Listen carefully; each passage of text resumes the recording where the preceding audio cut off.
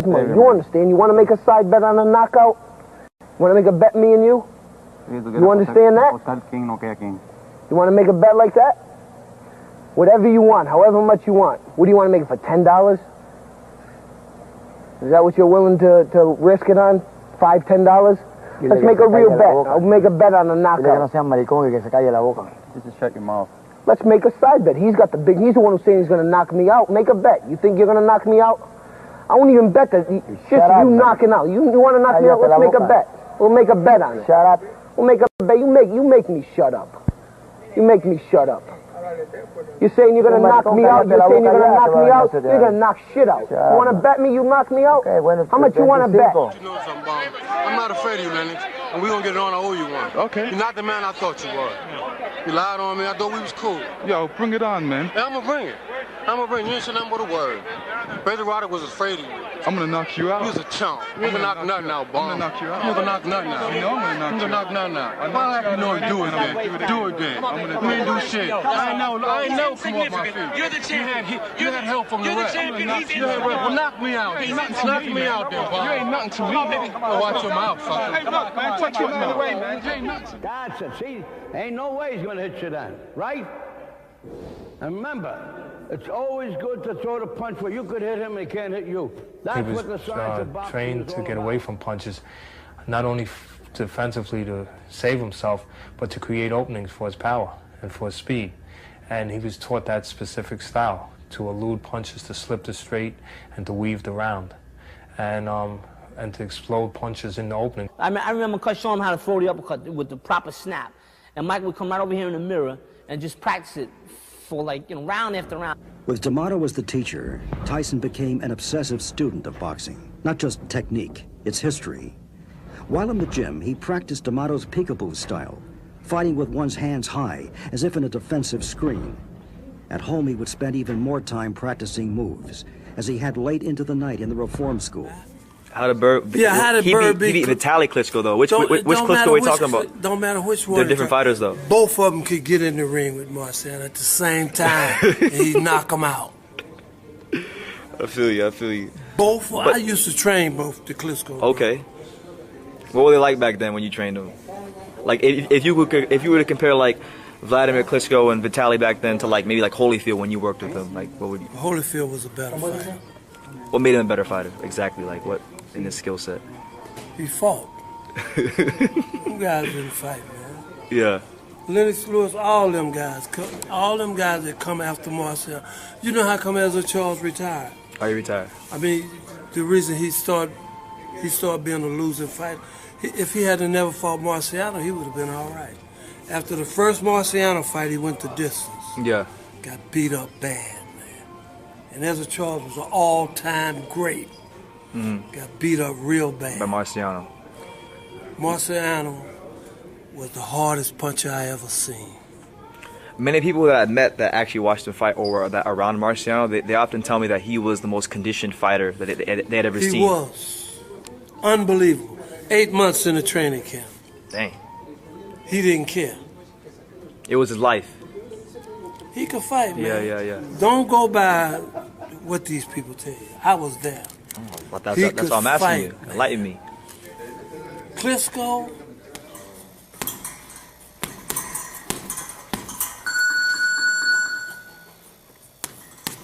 Where you going? Pick up. I got it. Bo. Yes, sir. It's starting. Hold on, wait. All right, Bo. What's the basics of boxing? Show us the basics of what we have to do when we're first stepping in the ring. Okay. What's the basics? First thing is a jab. Then you use your jab. Okay. Right hand. Bang.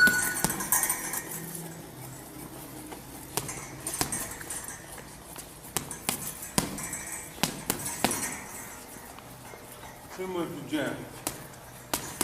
Right hand. How do you set the right hand up? Because a lot of guys like myself, with throwing the right hand, I tend to fall short throwing the right hand. Why is that? You saw me box before. You're not stepping in like you should. So I'm gonna hear you jab, jab. Okay. I'm at the same distance. I want to close that distance. I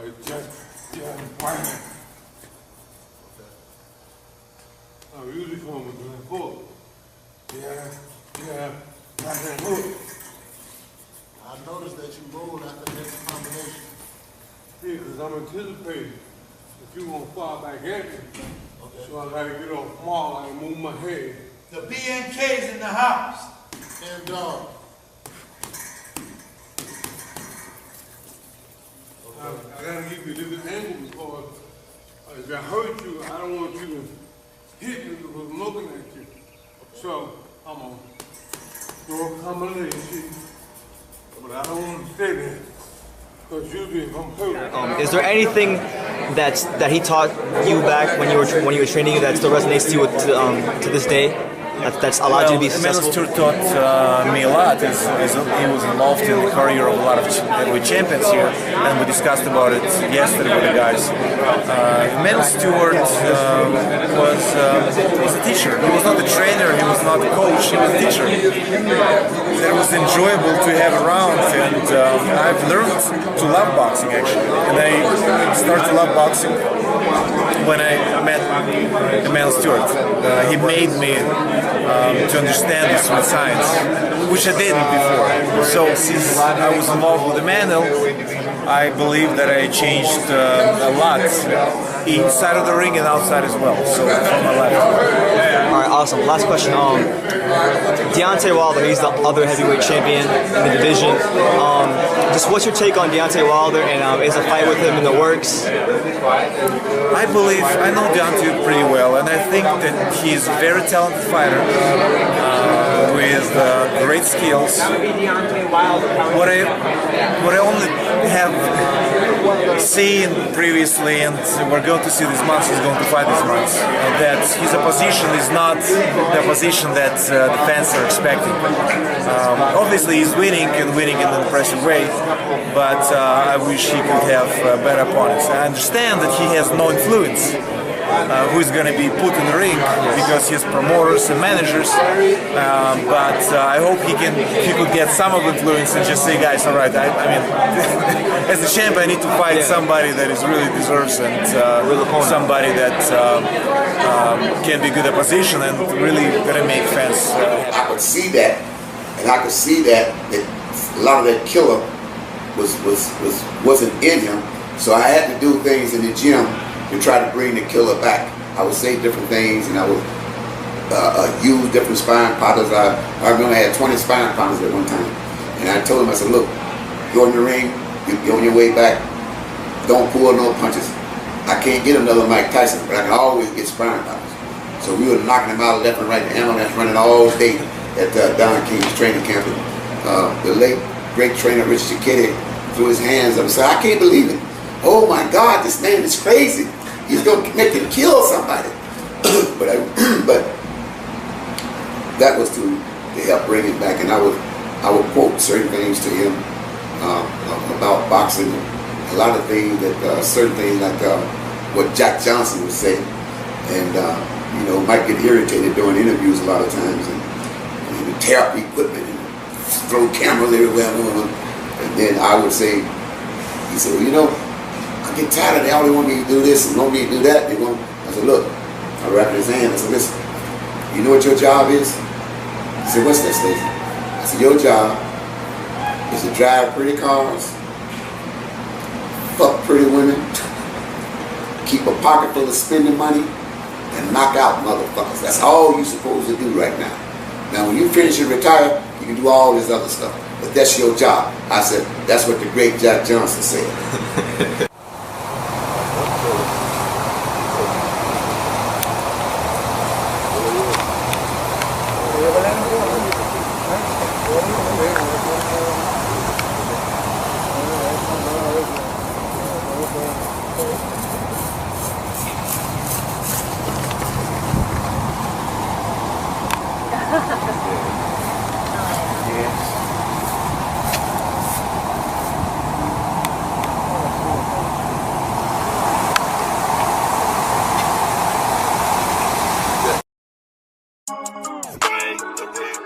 What did you think about the fight? I beat him. Everybody out there know I beat him. Everybody out there know I beat him. But let me talk something. Let me let y'all know. Y'all know I beat that boy. Y'all know I beat that boy. Y'all know I beat that boy. I beat him. Y'all know I beat that boy. Y'all know I beat that boy. Y'all know I beat that boy. Everybody out there know I beat him. I beat him. I beat him. I beat him. I beat him. I beat him. I beat him. I beat him. I beat him. I beat him. I beat him. I want to thank the whole hood who came out here. Y'all know I beat that boy. Y'all know I beat that boy. Y'all know I beat that boy. I beat him. Y'all know I beat that boy. Y'all know I beat that boy. Y'all know I beat that boy. Everybody out there know I beat him. He was missing. He was missing. He was missing. He was missing. He was missing. He was missing. I controlled the fight. I controlled the fight. I want to thank the whole hood who came out here. I did this for the hood. Yeah.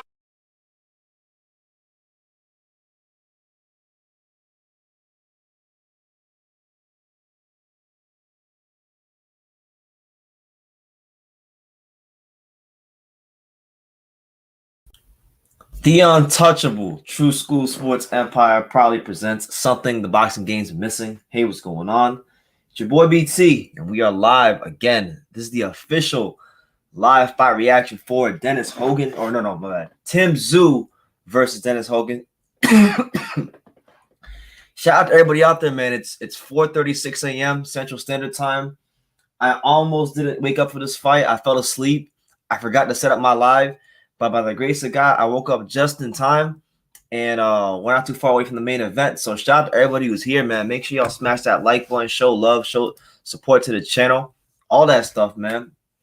Because again, like I said, this is like I'm putting overtime. I didn't even realize I was gonna be awake for this fight. I thought I was supposed to, but we made it. By the grace of God, we made it. So yeah, man.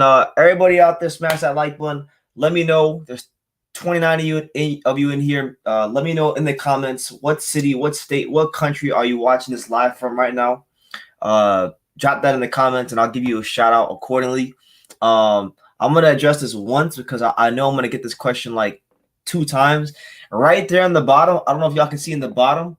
All right, I have it in all caps. All right, all caps. I can't am not showing the fight. I can't and I'm not showing the fight because I will get a copyright strike. So I'm not going to answer that more than one time. It'll be in the ticker right down below. I'm not going to answer no more. Right now, for those of you wondering, where the hell are we at in this card right now? Right now, the fight between Saki Obika and Sam Solomon. Thank God these two are fighting. Saki Obika and Sam Solomon just ended. I believe Bika just won. I didn't really get a chance to watch the fight because I was setting up the live. And the commentary that I could find is only in Russian. I couldn't find no English commentary, so I found it only in Russian on VIP League because it wasn't even on crack streams. This fight is so exclusive, it wasn't even on crack streams. It was on VIP League. So I'm glad these two fought because I know Sam Solomon's a tough journeyman. Been in there with like Dominic Wade and a bunch of other fighters. Knows how to survive, knows his way around the ring. So I knew I had some time. Same thing with Bika. Bika's old. He was gonna get Solomon out of there right away, so I had time. But that's what it is there. Now, we only have but like what 2 fights left until the main event, so we got some time. For you guys out there who want to talk some boxing, drop some comments down below. I'll get to them in a nice, timely manner. But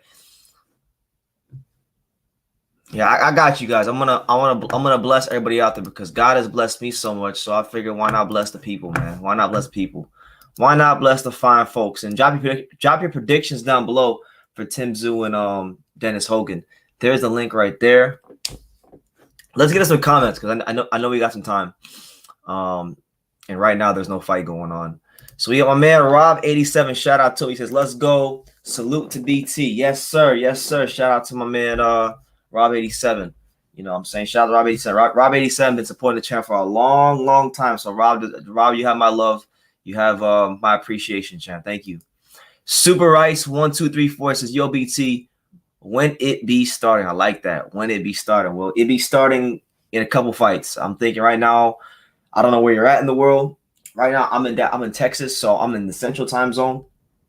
So I'm thinking right now it's 4:39. I'm thinking 6 a.m. somewhere around that time this fight should start. So yeah, I'll let you know. Shout out to Federal. Federal 6 says awesome. Shout out to Federal. You got my man Robert Gant. Rap Star Boxing. Now that's my guy right there out there in London. Shout out to him, man. He says, I haven't got the fight. So great to have you covering the fight, bro. Yeah, man. I'm putting in the overtime. I almost didn't wake up. I had a long day yesterday, so that's what it is.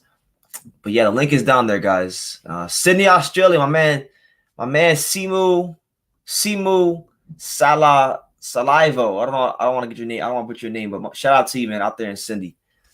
Demonic Force Australia. Oh my God, I better watch it. Boo. I better block and slip the demonic forces.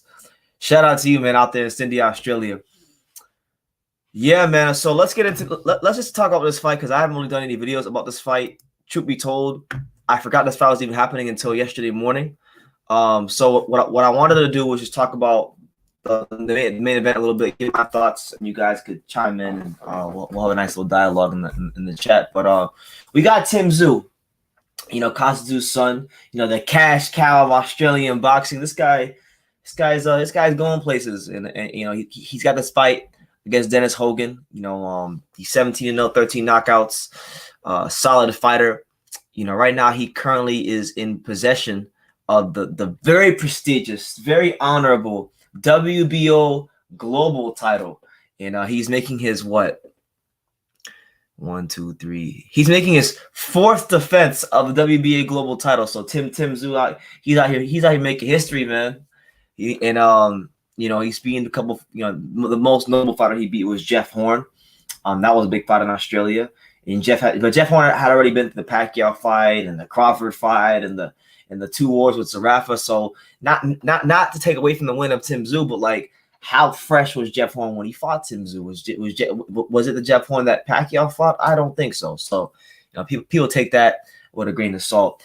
With Hogan, right? With Dennis Hogan, we haven't seen Dennis Hogan since December of 2019 when he decided to move all the way up to 160 and challenge Jamal Charlo. And Jamal Charlo in that particular fight, he looked like a gargoyle. He was huge in comparison to Dennis Hogan. And then Dennis Hogan got folded up. So now he's come back from 160 down to his natural weight class 154, and he comes in again. I mean, this guy Dennis Hogan, I give him all the credit in the world because this guy is always the underdog. This guy's always in an unfavorable position.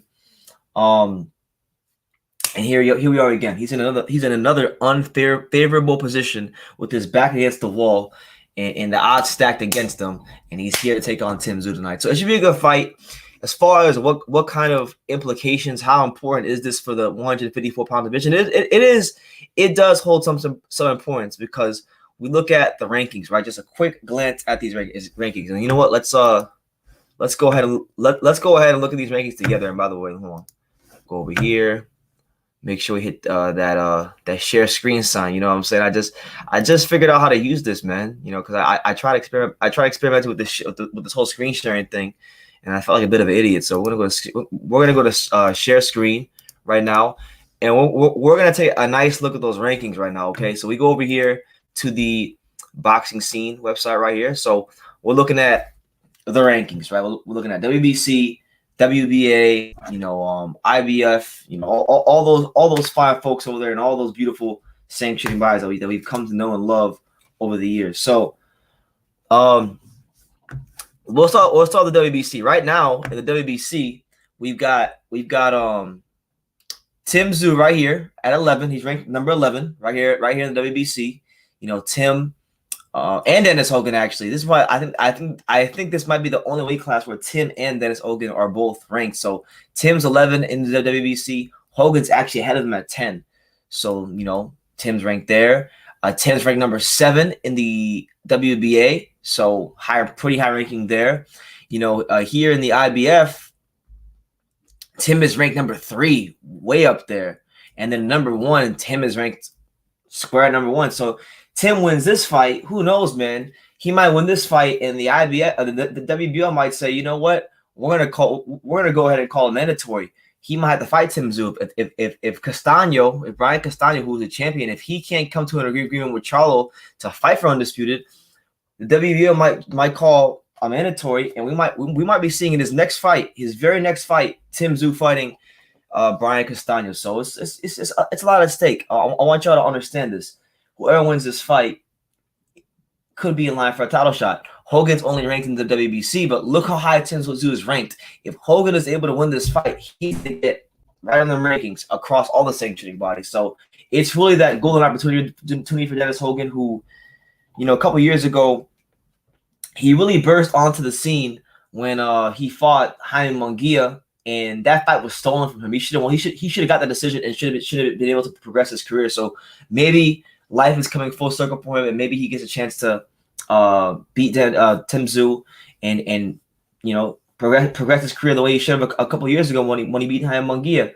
You know, he doesn't got to go up to 160 and fight a massive fighter like a Charlo. That was just insanity. But he dared to be great, and he came up short. But you can't disrespect or hate on him for that. But now he's back at a weight class that's his best weight class. You know what I'm saying?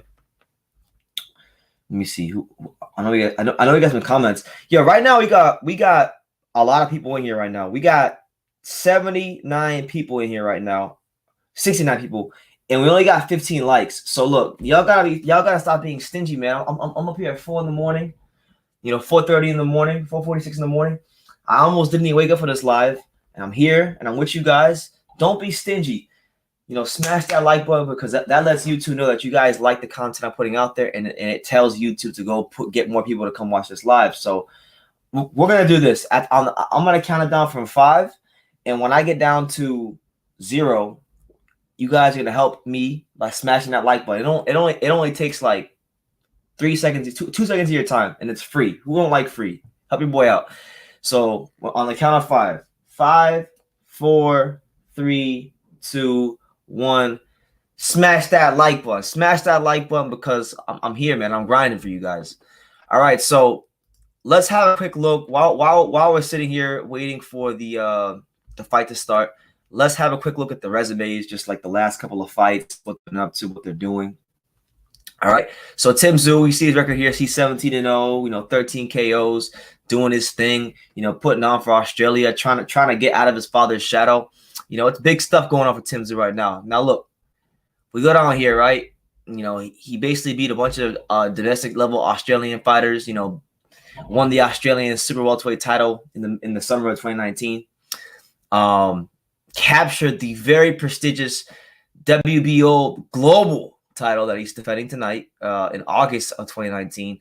And then he's had a couple fights since then, beat Boyne Morgan, and he beat Jeff Horn. Those are like the two names that stick out. I would say Hogan, though, is definitely, in my opinion, even though Hogan is coming down from 160, and even though Hogan is he's been inactive, I would say for me at this stage of Tszyu's career, Hogan's probably the best fighter he's fought. When you consider the weight, the time he's fighting on, you know, how fresh is he? I think the Hogan he'll fight tonight was a lot fresher and a lot more ready for a fight like this than a Jeff Horn. Jeff Horn had been through the ringer. He had been through war after war after war by the time Tszyu got to him. He got beat up by Pacquiao. That was a tough fight for him. Got beat up by Crawford. Had the wars with Zarafa. And that would do a lot to any man, let alone Jeff Horn. So, you know, this to me is like one of the first true tests for Tszyu. That's how I look at it. But you know, got some promise, got some potential, and he's a solid fighter. Now, going over to the underdog, you know, the guy that's always got his back up against the wall, you know, the noble warrior coming to you live and direct from Ireland, from Kildare. I don't know if I'm saying this right, but Kildare, Ireland, 28-3-1. Dennis Hogan, you know, 7 knockouts. Not really known for his punching power, but he's here once again. So believe it or not, and I can't even believe this. I can't even believe that this is just hitting me. Since the Munguia fight, so we see the Munguia fight here. He lost via majority decision, right? This is actually only the second time he's fought since the Munguia fight. So that's actually crazy for Dennis Hogan. Look at these 3 fights back to back to back: Munguia, Charlo, and Tszyu. This guy is a true warrior, willing to fight any and everybody, and always show the world that he's one of the best guys out there. Now, if you go back to 2015, he picked up a good win over journeyman Tyrone Brunson. Tyrone Brunson was once a promising prospect. He was knocking everybody out for like his first 18 fights. Then he stepped it up past the Philadelphia club level, and then he never really amounted to much in the pros. Also got a good win here in 2015 against Jack Cool K, who many of us may remember. Jack Cool K, I mean, let's go look at Jack Cool K. Good fighter, you know, Olympian, if I'm not mistaken. You know, Jack Cool K had a very close fight. I mean, he probably came the closest to beating the great Demetrius Andrade. You know, Demetrius Andrade went life and death with Jack Cool K. So good fighter. You know, lost to Suleski the fight right after that. And yeah, just better fighter than people realize. Cool K. So good win there. You know, Hogan is a savvy ring operator. He knows his way around the boxing ring, and you know, no matter what Tszyu comes to with him tonight, I don't think he's gonna be frustrated or anything like that. You know what I'm saying? But let's get some comments, because I know I'm missing some comments, and my desk is all messy. I got this boxing magazine, I got this George Foreman boxing magazine just lying around right here. I was just moving my mouse on this KO magazine from May of 1995. So I'm actually only 3 months older than this magazine, but gotta clear this area out here because, you know, gotta make sure things run smoothly. You know what I'm saying? Put that over there. But yeah, it's your boy BT, Brendan Taylor, the untouchable True School Sports. I'm here with you guys. Let's get some comments, because I know I got some comments. So we'll move that for a second. My man Demonic Force, Slow Teller says, did you just wake up? Yes, I did. So like right now, if I seem a bit disorganized or discombobulated, that's what it is, man. Like I literally, like, it was. I made that video about Terrence Crawford and Pacquiao. I put it out, you know, I shared it on Facebook and Twitter and all that good stuff. And then I went to go lay down for like 30 minutes. It was 11 something Eastern Standard Time. And then basically I woke up and I was like, oh shit, it's 4 o'clock. And I thought the fight had already happened. And luckily for me, you know, by the time I woke up, Sam Solomon and Saki Obika were just in the middle of their fight. And I know that both those guys, I know Sam Solomon's a crafty fighter. Nobody just stopped Sam Solomon right away. So I knew I had some time to set up, and thankfully I did. So I'm here and I'm talking to you guys. I got my ice cold water. You know, we're ready to go.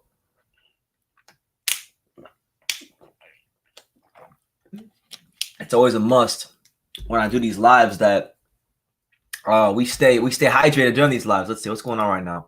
Right now, the fight that's going on now is, I'm not even sure what fight that is. What fight is that? This is I don't even know. We'll check that out in a second. But right now, we're interacting with the people. You know, we're getting into these comments. Let me see. LA12 asking the hard-hitting questions. He said, "Where is Pops? Pops is in Florida." If you didn't know, for those of you who don't know, I haven't been in Florida for like a good month, and I don't think I'm going to be in Florida for a good couple of more months. So I'm in Texas right now. I'm on an extended, prolonged business trip, just getting some things right for the channel and whatnot. And yeah, man, Pops is home in South Florida. I'm out here in Dallas, Texas, and that's what it is. But he's doing well. I talked to him, and he's always in good spirits. You know, Rob87, shout out to you, man. And yeah.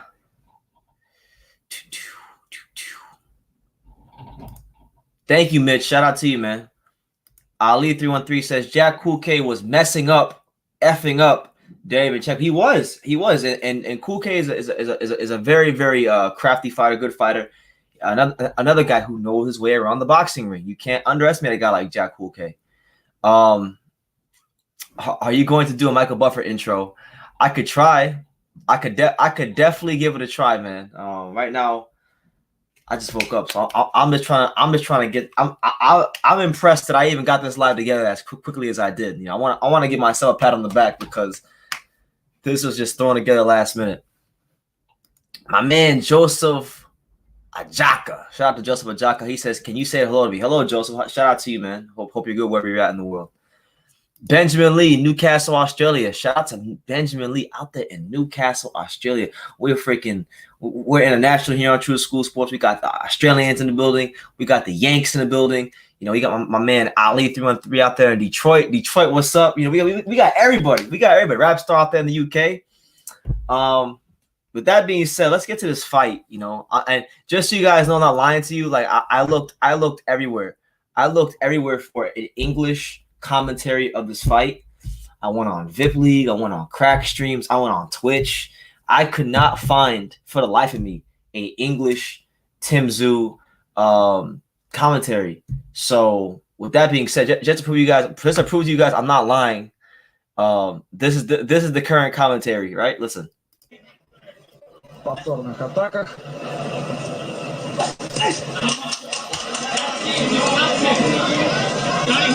Показывает Флеминг, что... Does that sound English to you guys? Ну да, то есть как-то так, мимо. That's not English, right? Но с другой стороны, попробуй идти They speaking that Sergey Kovalev. They speaking that Golovkin. Что если ты будешь бить в плечи, то вот так регулярно и жестко, то рано или поздно руки просто перестанут соперника. I'm gonna turn that shit down because I don't understand what the hell they're saying. But right now the fight. If you're wondering what fight is on right now, we got Paul Fleming 26-0-1 taking on Tyson Lantry. Let's take a quick little look at these guys. I don't know nothing about no Paul Fleming and no Tyson Lantry.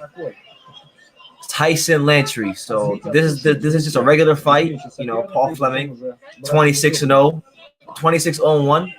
See, had a draw his last fight against Bruno Tarimo. That was stopped due to a cut in the third round. So, you know, guy just seems to be a solid Australian class fighter. You know, hasn't really progressed past that level.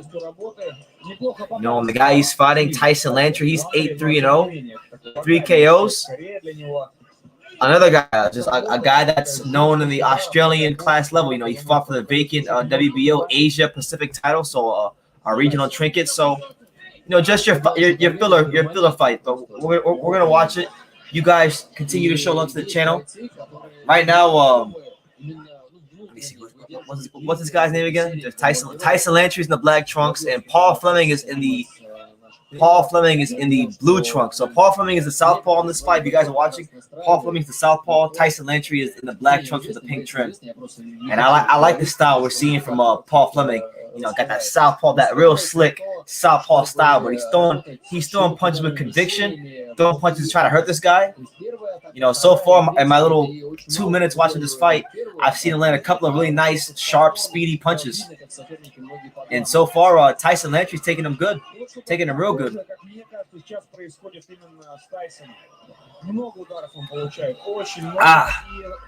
Good hook there from Paul Fleming. And Paul Fleming's teeing off for him. He's in his chest. He's barreling down on top of him. And there it is, the conclusion of the second round between Tyson Lantry and Paul Fleming there in Australia.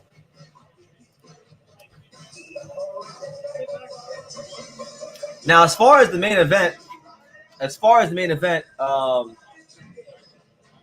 versus Dennis Hogan, you know, I want Dennis Hogan. Like, shout out to everybody at you know, in Australia. I like the Australians. I fuck with the Australians, but I've always been I've been a big Dennis Hogan fan since that Munguia fight when I first saw him, and you know, he's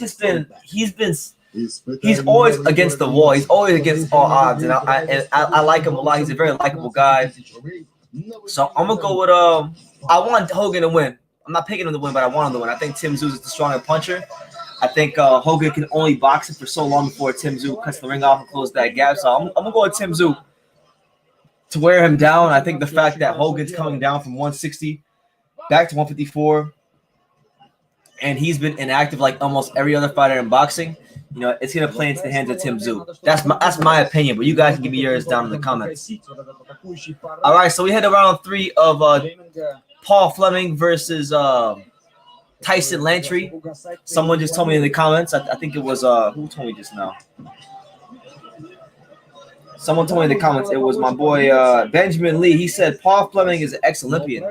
Yeah, and it shows. I mean, it shows with the way he throws his punches. You can tell with Paul Fleming, he has that real, just, he has good fundamentals. His punches come from point A to point B, and they get there real quickly. So Paul Fleming, you know, shout out to him, man. He's putting on for Australia. I like the combinations he throws. I think he's got to be very careful when he throws his jab. Sometimes he's bringing his jab down, and he's leaving that face exposed. You know, I box a bit myself recreationally, and I spar some decent fighters. You know, whenever I go to the gyms, and that's a problem I have sometimes as a southpaw. I'll throw a jab, and sometimes I'll bring my jab down, and you know when that happens, you give your opponent that opening, that clear-cut opening to hit you. So, you know, Paul Fleming's got to correct that, otherwise he'll get hit. But yeah, 1 minute and 38 seconds here. We have this fight, which is a 10-rounder, and then we have one more fight, and then we have the main event. So we're not too far along. We're not too far now away from the main event, you know. But there goes Paul Fleming trying to close that gap on Tom Lantry. Lantry seems to be a very tough and durable customer. You know, blocking the punches, but there you go. Really short, real sharp, compact punches by Paul Fleming.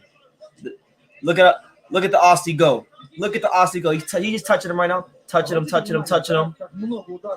There you go. Touch, bang. Touch, bang. That's what Paul Fleming's doing a lot of. He's mixing in the speed of those punches, and you know I think he's settling into a good rhythm here in round 3. That Paul Fleming. And, you know, shout out to Australia, man. Shout out to Australia and like New Zealand, because these are the first countries that had like boxing with like good crowds. So you love to see it. It's a beautiful thing to see going on there in the land down under. You know, I hope one day I can go to Australia for a big fight. It's actually a dream of mine.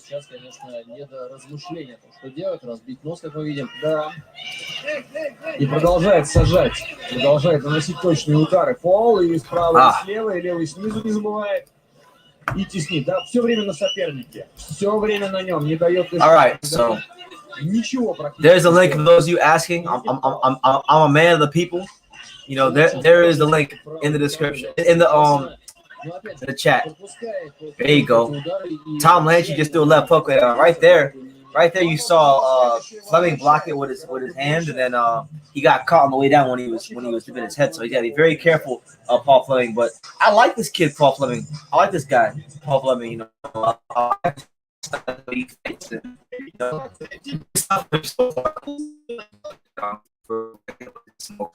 let's get the people, because we're here, man. We're here at 4 a.m. man. We're here at 4 a.m. Rain for 5 a.m. I should say 5 a.m. Rain, sleet, snow. It don't matter. The boxing grind does not stop for nobody. We're here, no excuses. Talking to the people. Okay, so we got my main man Slotello. All right, Slotello. Is Miami the greatest city in America? I like Miami. I think it's the greatest in some things, but I don't think there's a great. It depends on the greatest. It depends on what you're asking for. I like Miami because I'm biased. I'm from South Florida, so I'll say Miami is up there. But you know, for the women, I would say it's the best. For me, I think it's the best, and it's not even close. But it's up there. It's definitely in the top 3, top 5 best cities. My man. We got my man Ronald Finkley with the $3 super chat. He said, chop, True School Sports TV. There we are. Chop, we here. Thank you, Ronald, for the support, man. Good to see you in them comments. I can't believe I actually woke up for this. I wanted to definitely go live for this, and I almost fell asleep and did not do this. So I'm glad I woke up, and when I woke up, I'm glad I didn't slack off and sit there and be like, ooh. No, I got up and I set the live up immediately. No questions asked. So yeah, thank you for the super chat, Ronald. I appreciate you, and yeah, man. And yeah, for those of you asking if I'm showing the fight, all you gotta do is look at the bottom. Look at that thing scrolling in the bottom there, and you will get your answer. So, you know, hold on a second. Something happened with my stream here. Let me see. Let me hit refresh. Hit refresh because there's like no good streams to this fight, man. I can't believe for the life of me that we couldn't find one decent English stream. У Тайсона Ландри очень мало. Like, да, он продолжает сохранять бодрость духа, продолжает пытаться что-то предлагать в ответ. There you go. Good speedy punches again from Paul Fleming. Paul Fleming touching him upstairs with the left hand. The only thing about Paul Fleming I will say that I'm not really a big fan of is he keeps his head right there on that center line. You know, he's trying to move his head, but he doesn't really seem to have natural head movement. But you know, I guess if you keep practicing it, that'll all come with time and experience in the professional ranks. But I mean, his punches, he gets them off and they start flowing like water. Yeah, for those of you wondering, right now we're here in round 4 of Paul Fleming versus Tom Lantry. You know, 2 fighters at the Australian class level. Oh snap! Hold on. In 45 seconds, Keen, I got you. After this round is over, I got you. Good uppercut there from Paul Fleming. Paul Fleming. Right there, using that right hand to frame him. He's framing him right there. Got real smart feet, Paul Fleming. And I like these body shots. Coming, he'll touch, step back, dip to the left, body shot, and then come back to the right, spin off of him. He does some really good subtle things, Paul Fleming. You know, I never seen him fight. I don't really know a ton about him, if I'm being honest with you, but other than the fact that he has some leaky defense, he's a pretty good fighter from what I've seen. You know, decently skilled fighter, but this gets hit a little bit too much.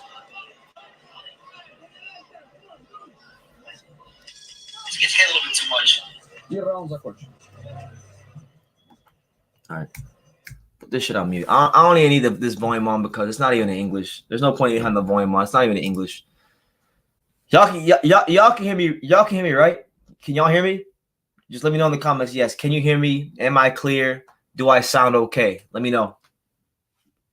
I know my picture is like a bit whatever because like the house I'm staying in, it's in the country, so sometimes the internet goes in and out. But as long as the audio is good and you guys can see me moving, that's all that matters right now. All right, so this I wanna dedicate it to my boy Keen Mitch. Keen Mitch, he said, shout out to the Untouchable. BT, what up? Shout out to you, Keen. What's up, man? Hope you're doing good. How you living? And listen, you know the deal. You know the deal. Keen really watches. Keen really watches this channel because he knows when I used to play this. So Keen, this is for you, champ. This is just for you. This live fight reaction, Tszyu versus Dennis Hogan. The live fight reaction has unofficially been sponsored by, and we'll let Dremella tell you who it's been sponsored by. Vienna sausage, cinnamon buns, Wonder Bread, Kool-Aid with no motherfucking sugar. Kool-Aid with no motherfucking sugar. Let's go, champ. If you didn't get that, here's the sponsor again. Here's the unofficial sponsor of True School Sports for Dennis Hogan versus Tszyu. Dremella, tell him who it is. Vienna sausage, cinnamon buns, Wonder Bread, Kool-Aid with no motherfucking sugar. There you have it, man. There you have it. That was for you, Keen. You got the daily dose of Dremella. You got the double dose of Dremella. You know what I'm saying? You got the double dose of Dremella today.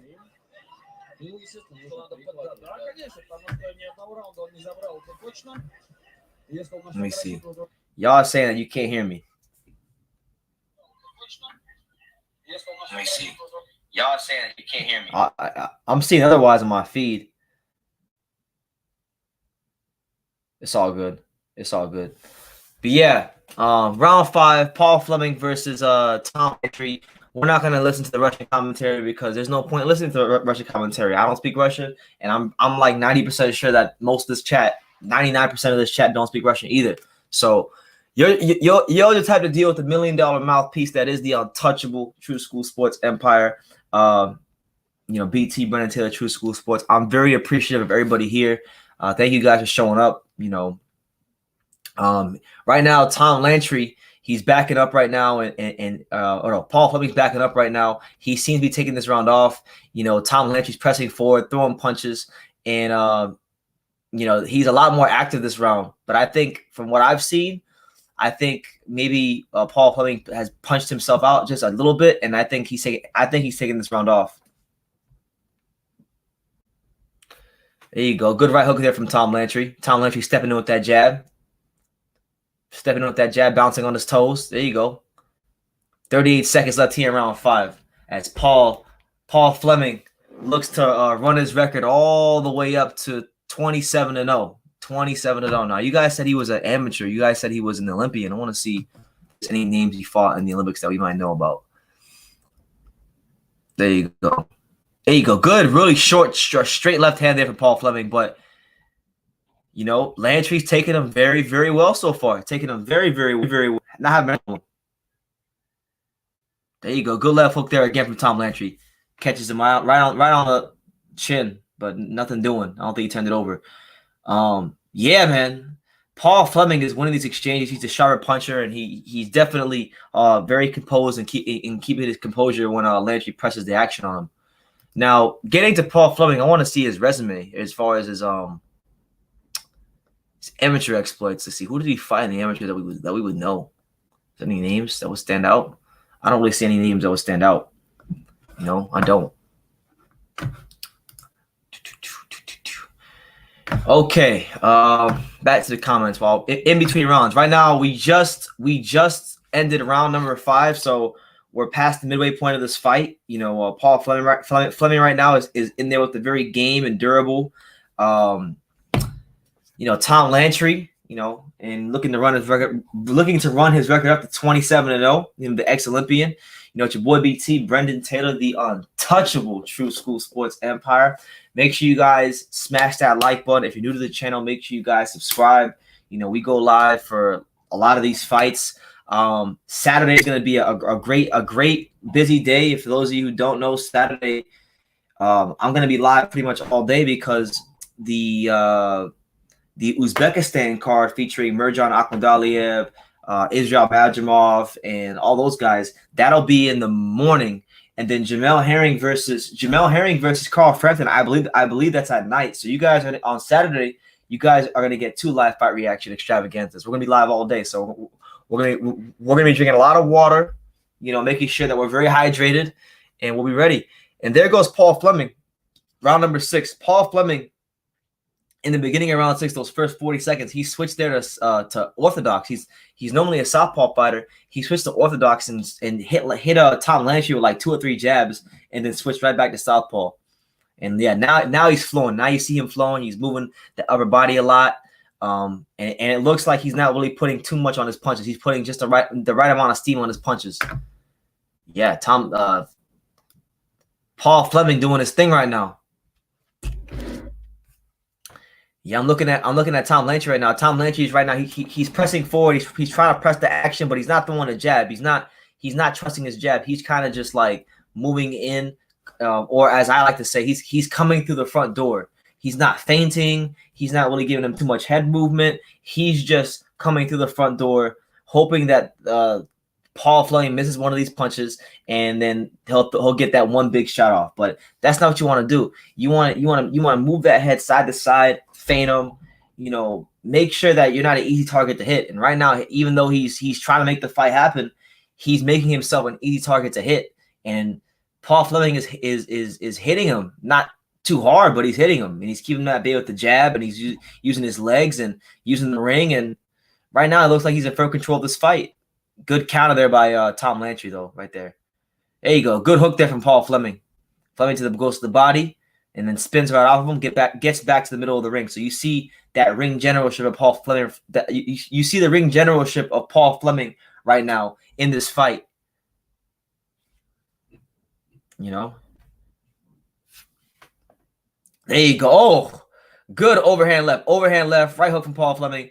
Fleming's just teeing off on him now. He looks like he's just, you know, at peace with the world. Like he knows what he's doing. He's assured of himself. These punches are coming out exactly how he wants them to. And now he's got his hands down. Now he's got his hands down on some Joe Calzaghe stuff. Like he just got his hands down, moving his head, you know, in total control of the fight.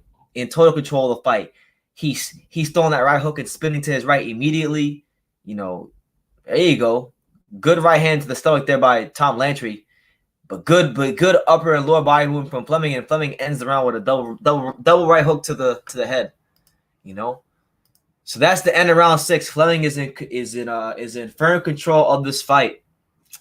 Firm control. All right, shout out to everybody here. Let's get to some comments. We got my man Jack Garrett. He says, "Has Tim's fight started? If not, no, it hasn't started. If you didn't just hear me, right now we're watching Paul Fleming versus Tom Lantry. That's one of the fights on the card. After that fight, You're gonna have Wade Ryan versus Cohen something. I can't even say that guy's last name, but Wade Ryan versus Cohen, some guy named Cohen. They're fighting for the WBA Oceania Super Welterweight title. So we have this fight, we have that fight, and then it's the main event. So you still got, I mean, a fight and a half to go. But I'm gonna be here. I'm gonna keep everybody up to date. I'm gonna keep everybody posted as to what's going on, when these guys are fighting. So you guys just watch along, smash that like button, and just chime in as you see fit. And I'll definitely be interacting with everybody. But I like this guy Fleming, man. I never heard of him. I'll be honest with you, I never heard of him. Oh snap! They just stopped the fight, or did he stop the fight? I didn't even see what happened. I don't know if the referee stopped the fight or if Paul Fleming just knocked him out, but Paul Fleming's on the ropes, and yeah, I think that's it. Paul Fleming has won via stoppage, so we're another fight closer. Paul Fleming gets the victory. He improves to 27-0, and a good showing. For me personally, as an American who's never heard of Paul Fleming, he was it was a good first impression of the Aussie for me. Good fighter, good feet, clever feet, good head movement. I like the fluidity he boxes with. I'm not really I'm not blown away by his power. I'm not blown away by his speed, but just the fluidity. A lot of times you watch these boxers and they're kind of stiff and their punches don't come out nice and sharp, but his punches come really smooth. They're as smooth as butter. And look, he's as smooth as butter. He's over there dancing right now. He's over there freaking dancing like he's at the family cookout, eating some barbecue. And yeah, I guess I missed the first part of the round, and Fleming, he gets landed a barrage of punches on this guy, and then Tom Lantry's team did the right thing, and they threw in the towel. So Paul Fleming gets the 7th round stoppage in a fight where he was pretty much in control from start to finish.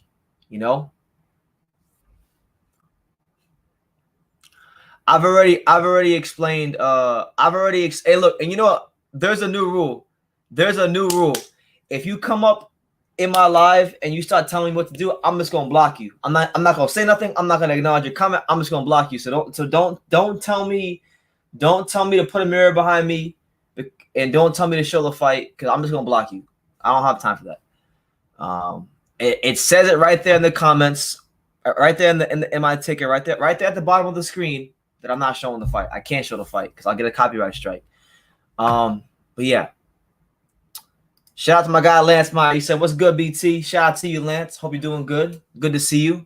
It's a nice picture you got there. I don't know who that pic is. That picture of you and your pops. It's a nice picture. I mean, yeah, I've already dropped the link like 10 times. I've dropped the link like 10 times. There's a link again. There is a link again. How do you pin a comment on here? I'll pin a comment if I can. Like, come on, man. Like, it's crazy too, because like, look, I've now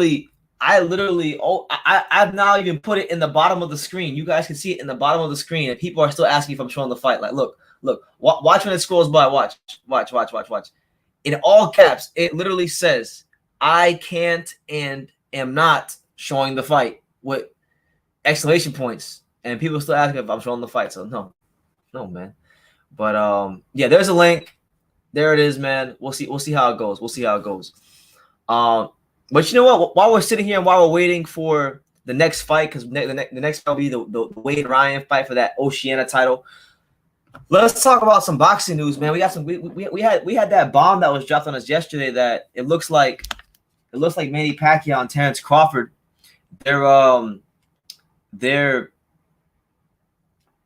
They're negotiating a fight for June 5th in the Middle East. So I hope that happens. I sincerely hope that we get that fight, because it's a fight that would be great for the welterweight division. It would be great for Terrence Crawford's career.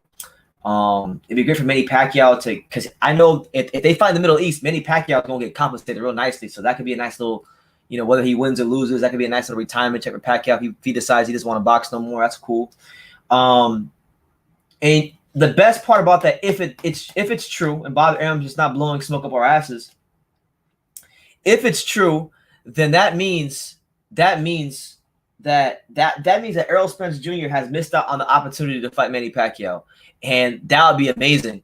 That would be like I said in my video. You can go check it out on the channel right now. You know, this would be the ultimate middle finger to PBC, Errol Spence, and all the welterweights over there. You know, these guys over there form their own little Girl Scouts club. They've been ducking Terrence Carr for all these years. You know, they don't want to fight him, and for him to get the fight before guys like Porter and Spence, that'd be great. That'd be amazing. You know, so hopefully it winds up happening. In other news, you know, they just confirmed that Jorge Linares and Devin Haney, their fight has been confirmed for May 29th. They're saying Las Vegas at the Mandalay Bay. You know, who knows? Maybe I might go to that fight too. We don't know. I might go to all these fights. What do you guys think? Do you guys in the comments? Do you guys think I should go to Las Vegas? And well, actually, no. Hold on. If Devin Haney fights May 29th and Teofimo Lopez fights May 29th in Miami, then I can't go to the Devin Haney fight. So never mind. But do you guys think that your boy BT, True School Sports, should I go to the Andy Ruiz Chris Arreola fight and do a vlog? What do you guys think? I'm thinking about going to that fight on May 1st. Andy Ruiz, Chris Arreola, you know, what was it LA? I think it's LA. Dignity Health Sports Park. You know, but it's really the StubHub Center.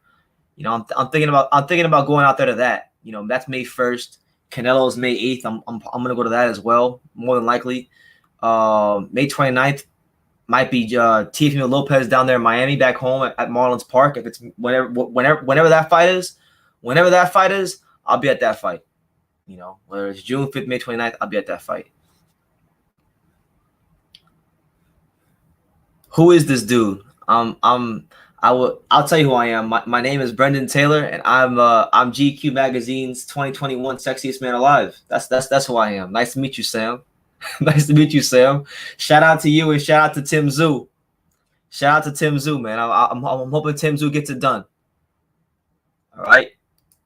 Shout out to Tim Tszyu. I'm hoping he can go out there and make the Aussies proud and become a real factor in 154. Because look, Dennis Hogan is a step-up fight tonight.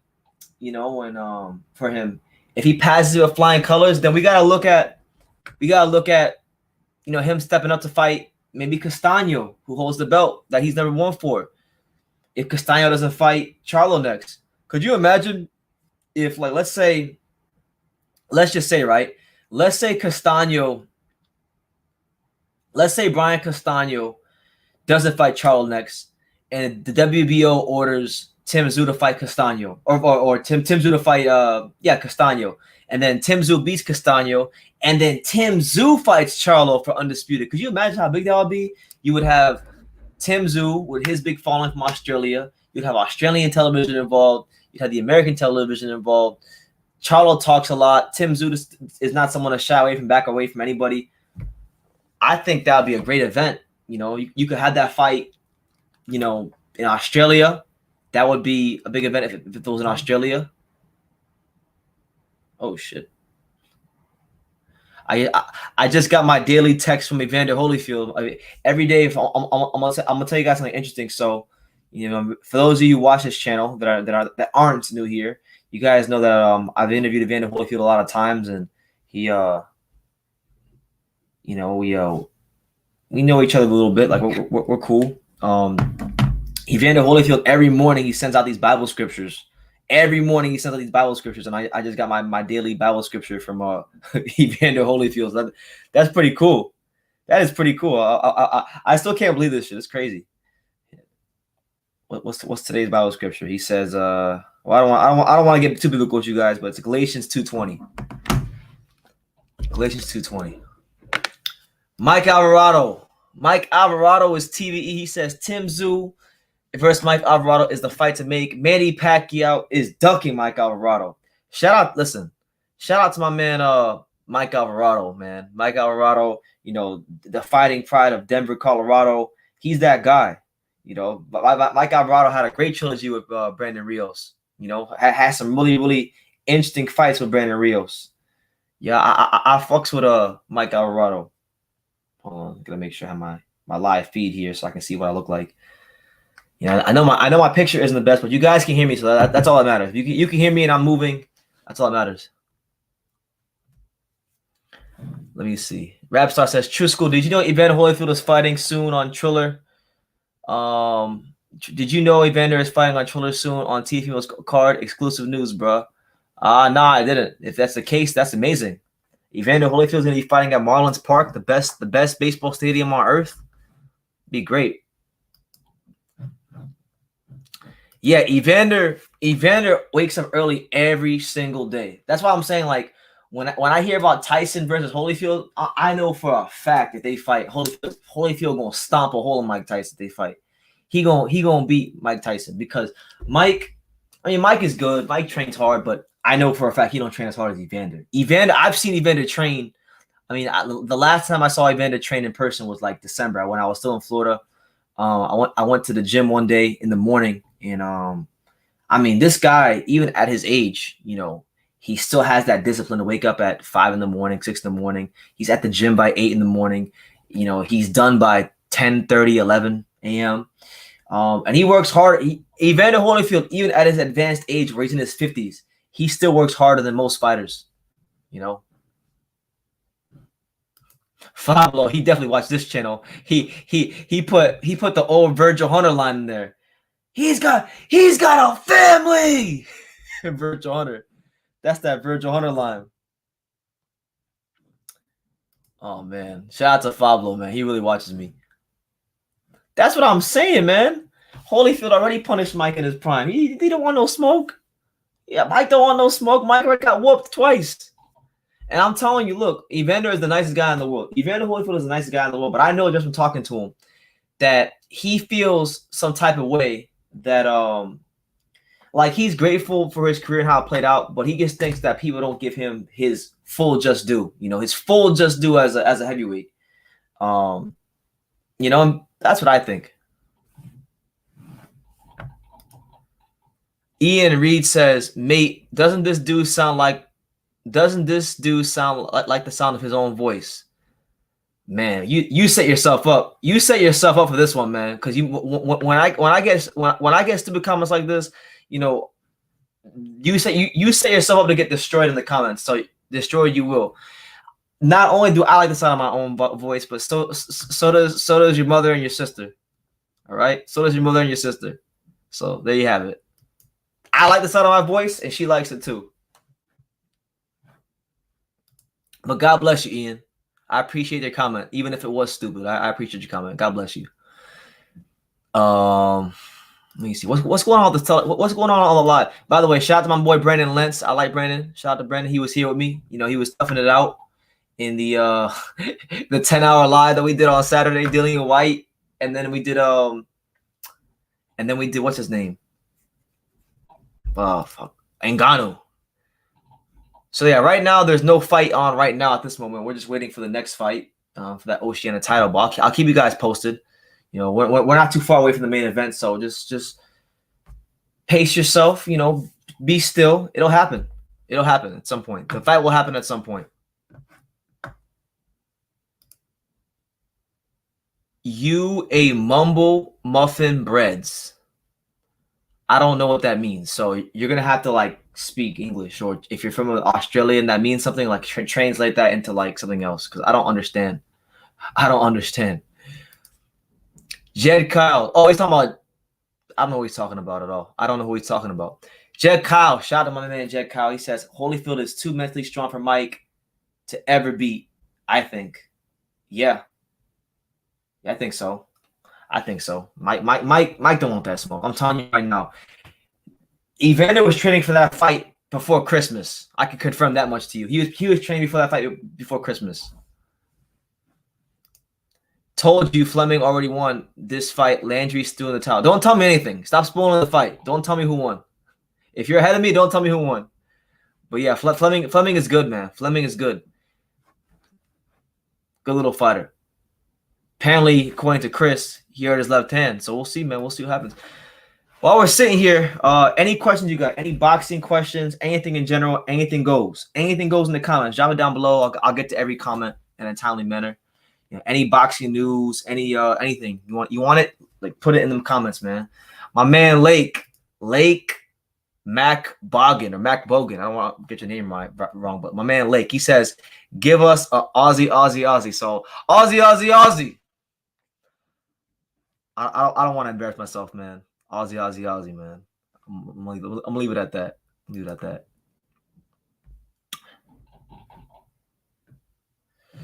So let's see what's going on now. Still nothing going on now. So yeah, man. It's your boy BT, Brendan Taylor, True School Sports, the untouchable. We here, man. We're here. We're just chilling. You know, they don't have any. When I tell you, look, before I went on here and started talking, I looked everywhere for a English Tszyu, Dennis Hogan live, and they don't have it. It don't exist. All right, they don't exist.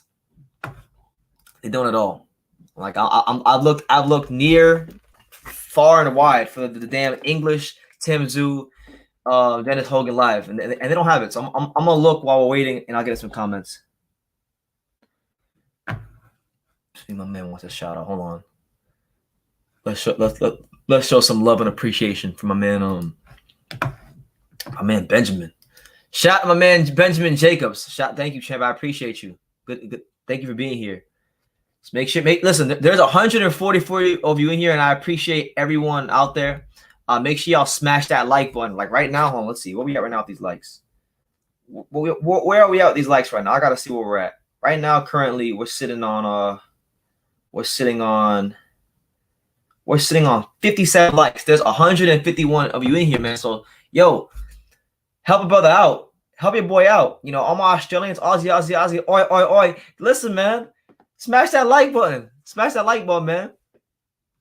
Fab Castro. Shout out to you, man.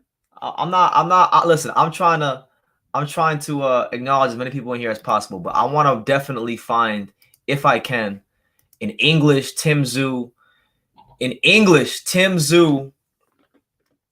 versus Dennis Hogan live. I would love to. I gotta find one. So Tszyu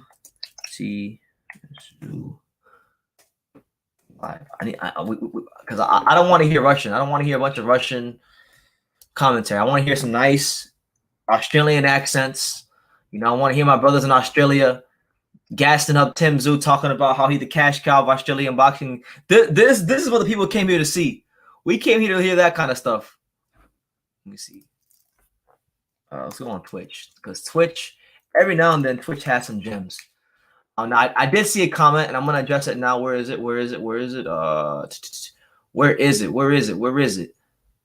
Somebody asked me. I don't know where it's at, but Billy Joe Saunders. Somebody asked me if I think Billy Joe Saunders can beat Canelo Alvarez. Now, I think in terms of beating him in legitimate fashion, yeah, I think he can beat him, because to beat Canelo Alvarez, you got to be able to not allow him to set his feet. What I mean when I say that is, like, when he's boxing, right? Like, yeah, I'm gonna get up and I'm gonna demonstrate it. So look. All right. So I'm not gonna crouch down, but look, if you're boxing, right? If you're boxing Canelo Alvarez, all right. Canelo Alvarez, he's a flat-footed counterpuncher. So Canelo Alvarez, he likes to load up on shots. He likes to sit down and hurt you with shots that are gonna make you stand still, so that you can't move, and so that he can work on the inside and control the pace of the fight. So what you gotta do is you gotta always be on your toes, be bouncing back and forth, side to side. You know, going back, make sure you're moving your head, fading him, keeping Canelo off rhythm, and you can't allow Canelo to set his feet to throw those punches to get you to stay still. And Billy Joe Saunders, he has the skills to do that. So if he can do that for the whole fight, he's got a chance to outbox Canelo. Whether or not he gets a decision or not, you know, I don't think he's going to. Personally, for me, I don't think that Billy Joe Saunders has a snowball's chance of hell of getting a decision in Texas against Canelo on Cinco de Mayo weekend. That's my opinion. But you know, I hope he can knock him out. I hope that he could definitely win. I'm gonna be supporting Billy Joe. I'm not really a big Canelo fan, so I'll like to see Canelo. I'll like to see Billy Joe pull off the upset if possible. All right, I'm gonna get to your comment, Aussie. Shout out to all the Aussies here. Shout out to all the Americans here. Shout out to all the Brits, the Canadians, everybody. Shout out to everybody. Shout out to my man, Mr. 504. Shout out to you out there in New Orleans, man. I'm gonna get to this comment. Where is it? Benjamin says, "Hey buddy, use your VPN and order KO Sports." I'll have to do that next time, man. Well, KO Sports. Let's try it. How do you do that? How do you order KO Sports? KO Sports VPN. Watch sports in live on demand. KO Sports. Let's try this. Let's try this shit out. New to KO, get a 14-day free trial. Fuck. I don't feel like doing this right now. I don't feel like doing this. I'm too tired for this shit right now. Okay.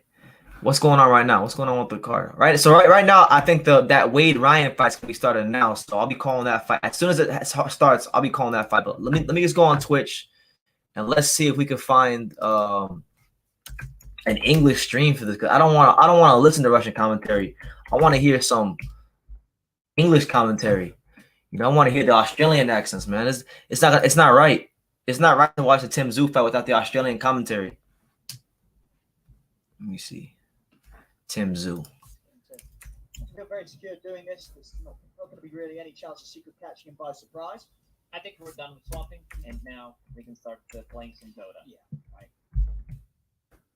Tim Tszyu.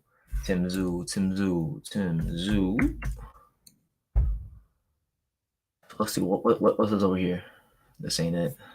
I think I win convincingly. That's just a that's just a press conference thing. What's this over here? This ain't nothing. This ain't nothing over here. Bruh. They had this airtight. So I guess I'm just gonna have to stick with what I got, you know, make do with what I have. I appreciate everybody who's here though.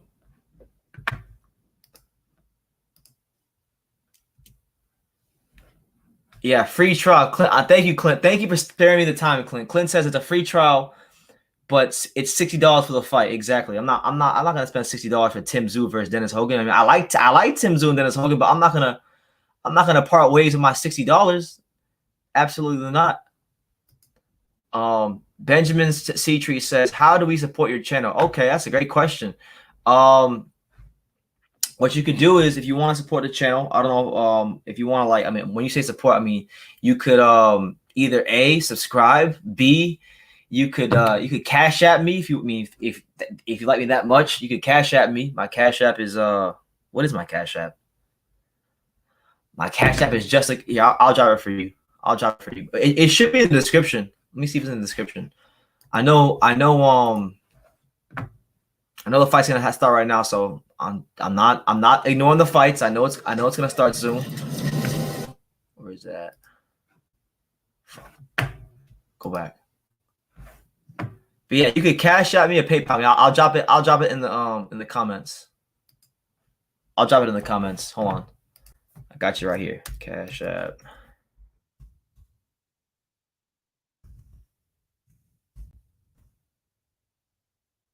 One second, guys. I'll come right back. I gotta go. I gotta take a break real quickly for like 2 minutes. Hold on.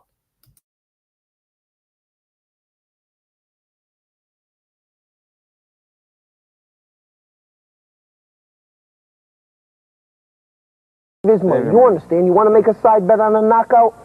You want to make a bet, me and you? You understand that? You want to make a bet like that? Whatever you want, however much you want. What do you want to make it for, $10? Is that what you're willing to risk it on? $5, $10? Let's make a real bet. I'll make a bet on a knockout. Just to shut your mouth. Let's make a side bet. He's the one who's saying he's going to knock me out. Make a bet. You think you're going to knock me out? I won't even bet that. Just you knocking out. You want to knock me out? Let's make a bet. We'll make a bet on it. Shut up. We'll make a bet. You make me shut up. You make me shut up. You're saying you're going to knock me out? You're saying you're going to knock me out? You're going to knock shit out. You want to bet me you knock me out? How much you want to bet? You know something, Bob? I'm not afraid of you, Lennox. And we're going to get it on. I owe you one. Okay. You're not the man I thought you were. You lied on me. I thought we was cool. Yo, bring it on, man. Yeah, I'm going to bring it. I'm gonna bring you into nothing but a word. Razor Rodder was afraid of you. I'm gonna knock you out. You was a chump. You gonna knock nothing out, bomb. I'm gonna knock you out. You gonna knock nothing out. You know I'm gonna knock nothing out. Why like you know you do it then? Do it then. You ain't do shit. I ain't never come off my feet. You're the champion. You had help from the ref. You had ref. Well, knock me out.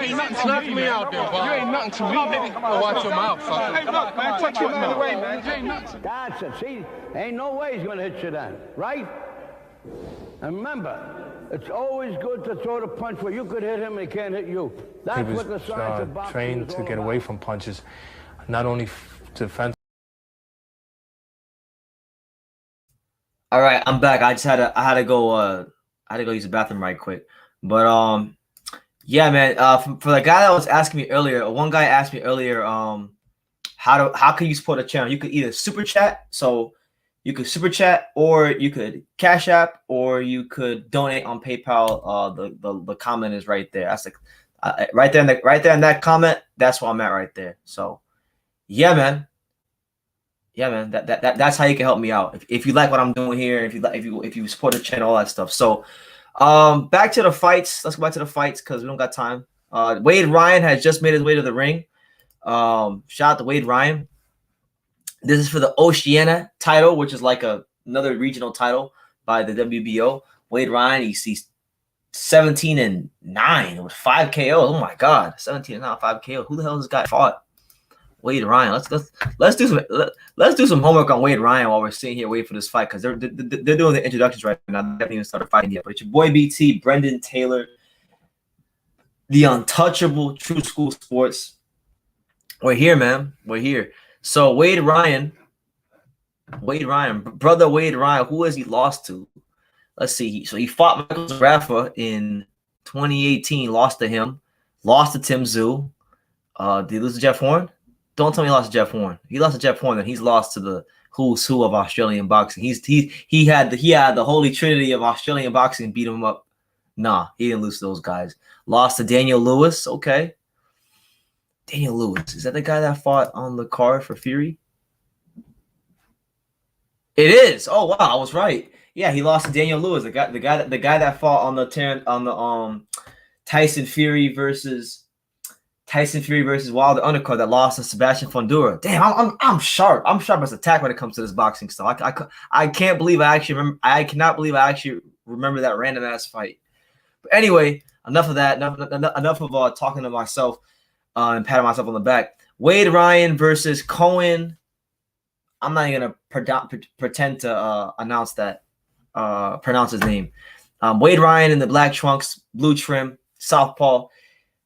He's trying to press this guy. He's trying to feel this guy out right now. This is a 10 rounder for the WBO Oceania title. You know, Wade Ryan trying to win himself a good little regional belt. There's also an IBO title on the line, and Wade Ryan actually has an IBO patch on his trunks, which is crazy because these fighters, they keep trying to legitimize the IBO, and the last thing we needed in boxing is a 5th title. We already have 4 titles. Could you imagine if the 5th title is legitimized as the next title in boxing? We'll have even more confusion. And listen, I like the IBO because the IBO is based in Miami, but like, come on, man. Good left hand there from Wade Ryan. Cohen's pressing forward. Wade Ryan throwing that jab to the stomach, trying to, find his range, pick his shots. 1 minute and 43 seconds left here in round number 10 between Wade Ryan and Cohen. I'm just gonna call him Cohen. I'm not gonna try to pronounce his last name. There you go. Wade Ryan just overshoots a left hand, an overhand left that misses. There you go. Good jab there from Cohen. Cohen ties him up. Got that arm of Wade Ryan nice and tied up. Referee separates them. Not really a whole lot of action so far. Oh, there you go. Cohen throws you a nice little 3-punch combination, shoe shine in there, and Cohen's picking it up. How the hell do you pronounce this guy's name? Somebody in the comments, let me know how you pronounce this guy's last name. There you go. Cohen switches from orthodox to southpaw. Now he's back to orthodox, and now look at Cohen. He's flowing, turning this guy, using his legs. Okay, look at the boxing skills. Look at the swag. Look at Cohen go. Wade Ryan better get it together. He better get it together. Yeah, good defense there from Wade Ryan, picking those shots off, picking them off. Good defense so far from Wade Ryan, but both these guys are throwing these looping punches. Nobody's really like, these guys are both throwing some leather, but like nobody's landing anything right now. A lot of looping punches, a lot of just like sloppy work, you know. Both these, I mean, Wade Ryan in particular, he's a bit squared up. He's a bit squared up as a target. You know, he's not really, his knees aren't that bent, so he's kind of a tall target. I mean, he's not taller than Cohen, but he's a tall target. He's there to hit. Good right hand from Cohen. There you go. Look at Wade. Oh my God. All right, so not the best fight so far, but there's round one. Round one is in the books. My boy right here, he says, "You are the only live commentary free in Australia." That's it. True School Sports takes over Australia. I'm the only commentary out here in Australia that's free. I appreciate that, man. I really appreciate that. But I'm doing my best to paint the picture for you guys because there really isn't. There's no English commentary for the fight. I mean, I'm grateful and I'm blessed that there is something going on. You know, something. Oh shit! I didn't even see it. Benjamin with the $3.99 super sticker. I appreciate you, champ. Thank you for the super chat. I really appreciate it. You know, shout out to my brethren Benjamin, my man. You an untouchable too, man. You part of the Untouchable True School Sports Empire too. Anybody who supports the channel is part of the Untouchable True School Sports Empire. You know. My man Mike Alvarado TBE says, "No shame losing to Jeff Horn. He beat Manny Pacquiao, and whenever Horn fights, there's no crime in Australia. He's like the Pac-Man of Australia." That's right. He is like the Pac-Man of Australia. He's a great person for the country. AKA Benjamin says, "Hi, mate from Perth." Shout out to you out there in Perth, man. I don't know where in Australia that is, but shout out to you over there. Aussie. Oi. Shout out to all the Aussies out there, man. You know, if I drank right now, if I was a serious drinker, I would have a nice can of Foster's right now, but I don't drink, so no Foster's for me. From our Australians out there in the comments. I don't drink, but is Foster's like a good Australian beer? Because that's like the stereotypical, like, I think, is Foster's Australian? I think Foster's is an Australian beer. I could be wrong, but I think it's Australian. Anyway, round two of Wade Ryan versus Cohen. I already missed like the first 30 seconds.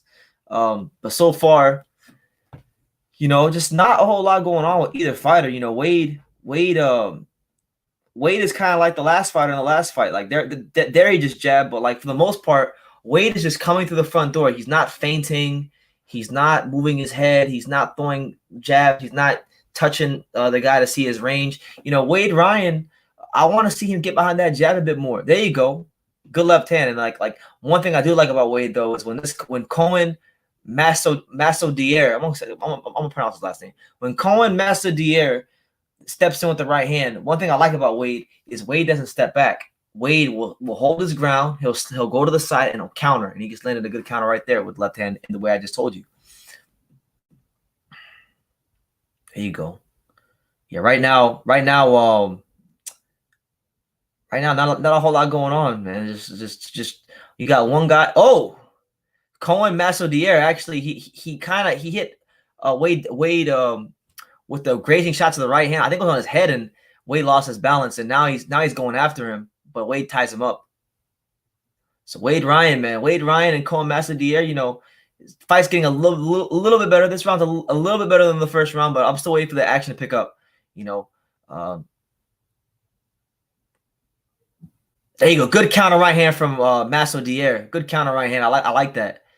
Yeah, both guys surprisingly, so far from what I've seen in this fight, both guys surprisingly do a good job of when the fighter gets close to them, they hold their ground on the inside and they counter. Sometimes in boxing, you get fighters that when a punch is still thrown at them, their instant reaction is to move backwards or get away from the punch. But these guys haven't really done that. They moved, they slipped, and they've tried to throw those counters. So credit to both of them so far.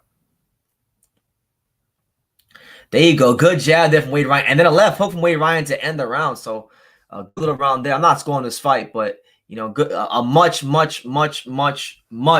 better second round than the first. Listen, John Adrian says, we appreciate the shout outs, but when's the fight?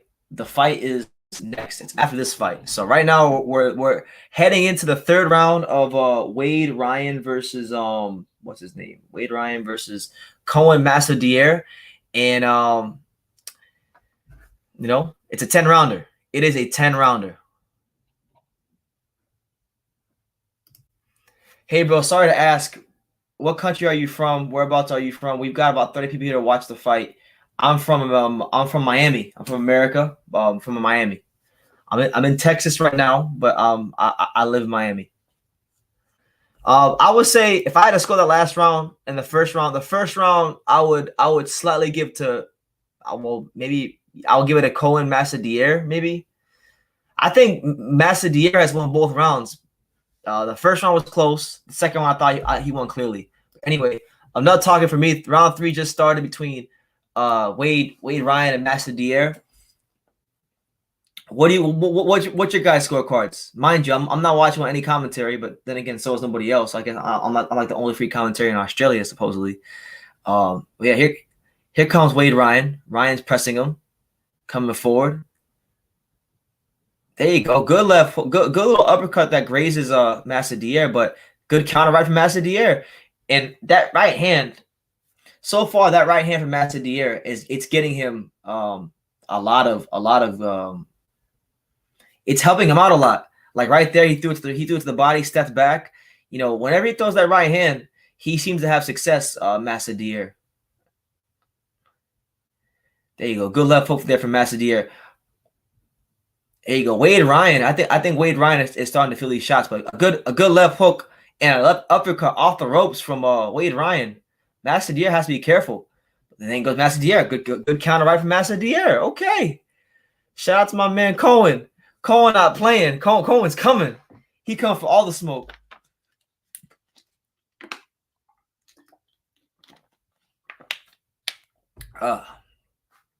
Yeah, one thing I can say about Wade, I don't remember his record right now, but from what I could see, he looks pretty durable. Looks like a durable fighter. Looks like he knows what he's doing in there as far as taking a punch. Like he's got a good chin on him, because Masvidal has landed some good right hands, and this guy is taking it pretty good. You know, I haven't seen him buckle. I haven't seen him buzz or anything like that. 1 minute and 6 seconds left here in round 3 between Wade Davis and Cohen Masvidal. Right now, both fighters are boxing at range. You know, early in the round they were fighting more in close quarters. They were kind of fighting close. Now they're boxing more at range. Masvidal throws a left hand that lands on the ear of, or Davis lands a punch on the ear of Masvidal. Masvidal complains, saying that he hit him on the back of the head. It's a good round. I think this round is I think this round is close. Good defense there by Davis, blocks it with the gloves, and then counters him with a jab. Okay. Oh, wait, not Davis. Ryan. Not Wade Davis. Wade Davis is a baseball player. Wade Ryan. Right? That's his name, right? It's Wade Ryan. Yeah, Wade Ryan. Calling him Wade Davis like he's a baseball pitcher. It's Wade Ryan. There you go. Good luck to the stomach there by Wade Ryan. There you go. And there you go. He's blocking his shots. He's doing a hell of a job blocking these shots with his gloves, Wade Ryan. You know, yeah, early in that round, Masvidal was finding a good home for that right hand. But I think Wade Ryan picked it up, and he showed good defense, and I think he outworked him that round. So I'm gonna give him that round. I think he just nicked that round. So I got it 2-1 for Masvidal. How are you watching it in the US? I'm on VIP League right now, man. And shout out to all things. Shout out to all 207 people here. Make sure y'all in the comments you guys leave let me know where you're watching from, and I'll give you a shout out for sure at some point. Who do I think will win tonight, honestly? Oh man, I haven't thought too much about this fight as to who I think would win between Tszyu and Hogan. Man, I'm leaning right now. I'm leaning more towards Tszyu. I think Tim will win. I think Devin, with the inactivity, the knockout loss his last fight, coming down in weight, I think everything just favors Tim, and I think Tim is at a good point in his career. So I'm gonna slightly favor him, but I wouldn't be surprised if Dennis Hogan pulled off the upset. You know, Dennis's game. Dennis has been in big fights. His back is against the wall. He knows for a fact that this is like he has a chance to really do some big things in boxing if he wins this fight. So it's a must. It's an absolute must that he wins this fight. He has to have it. There's a difference between wanting to win a fight and having to win a fight, and I think Dennis has to win this fight. So we're here in round 4 of Wade Ryan versus Cohen Masvidal. And there you go. Good defense there by Wade Ryan. There you go. Good left hand to the stomach there by Wade Ryan. And Masvidal falls, but that's a slip. Okay, that's a slip. No knockdown there for Wade Ryan. No joy there for him. No joy for the Aussie. There you go. Good jabs. That's not there from Wade Ryan. And then an overhand left. There you go. Good right hand there from Masvidal. Right.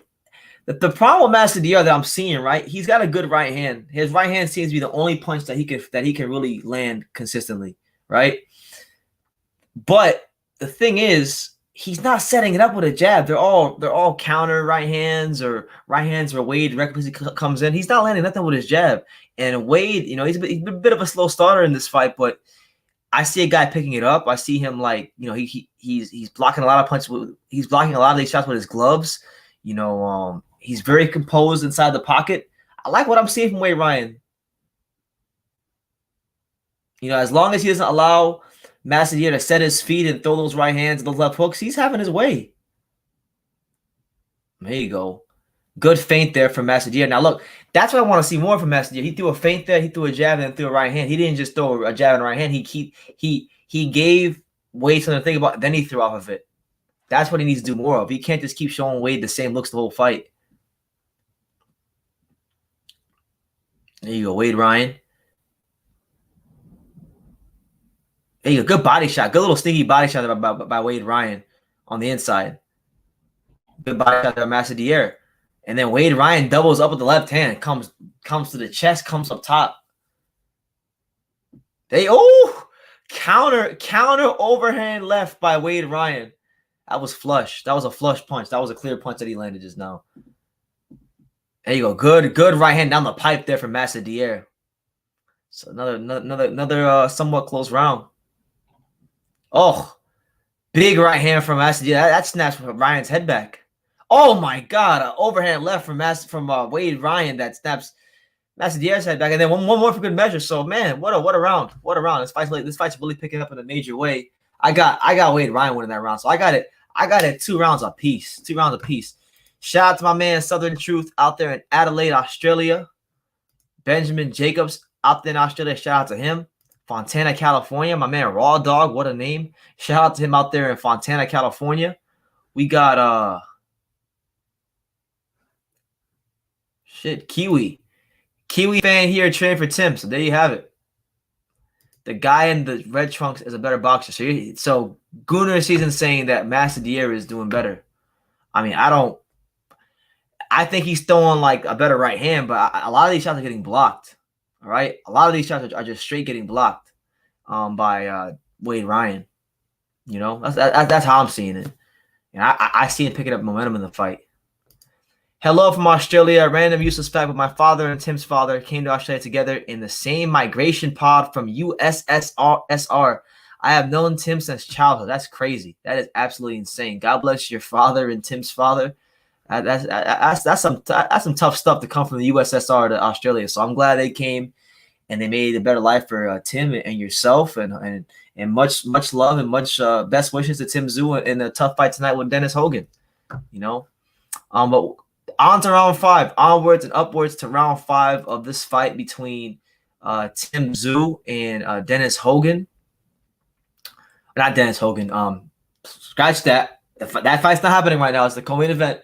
It's Cohen Masvidal versus Wade Ryan for the WBO Oceania title. That's the fight we're on right now. Good counter left hand there from Wade Ryan again. And I love what I'm seeing from Wade Ryan over in the blue trunks. He's settling into a good rhythm.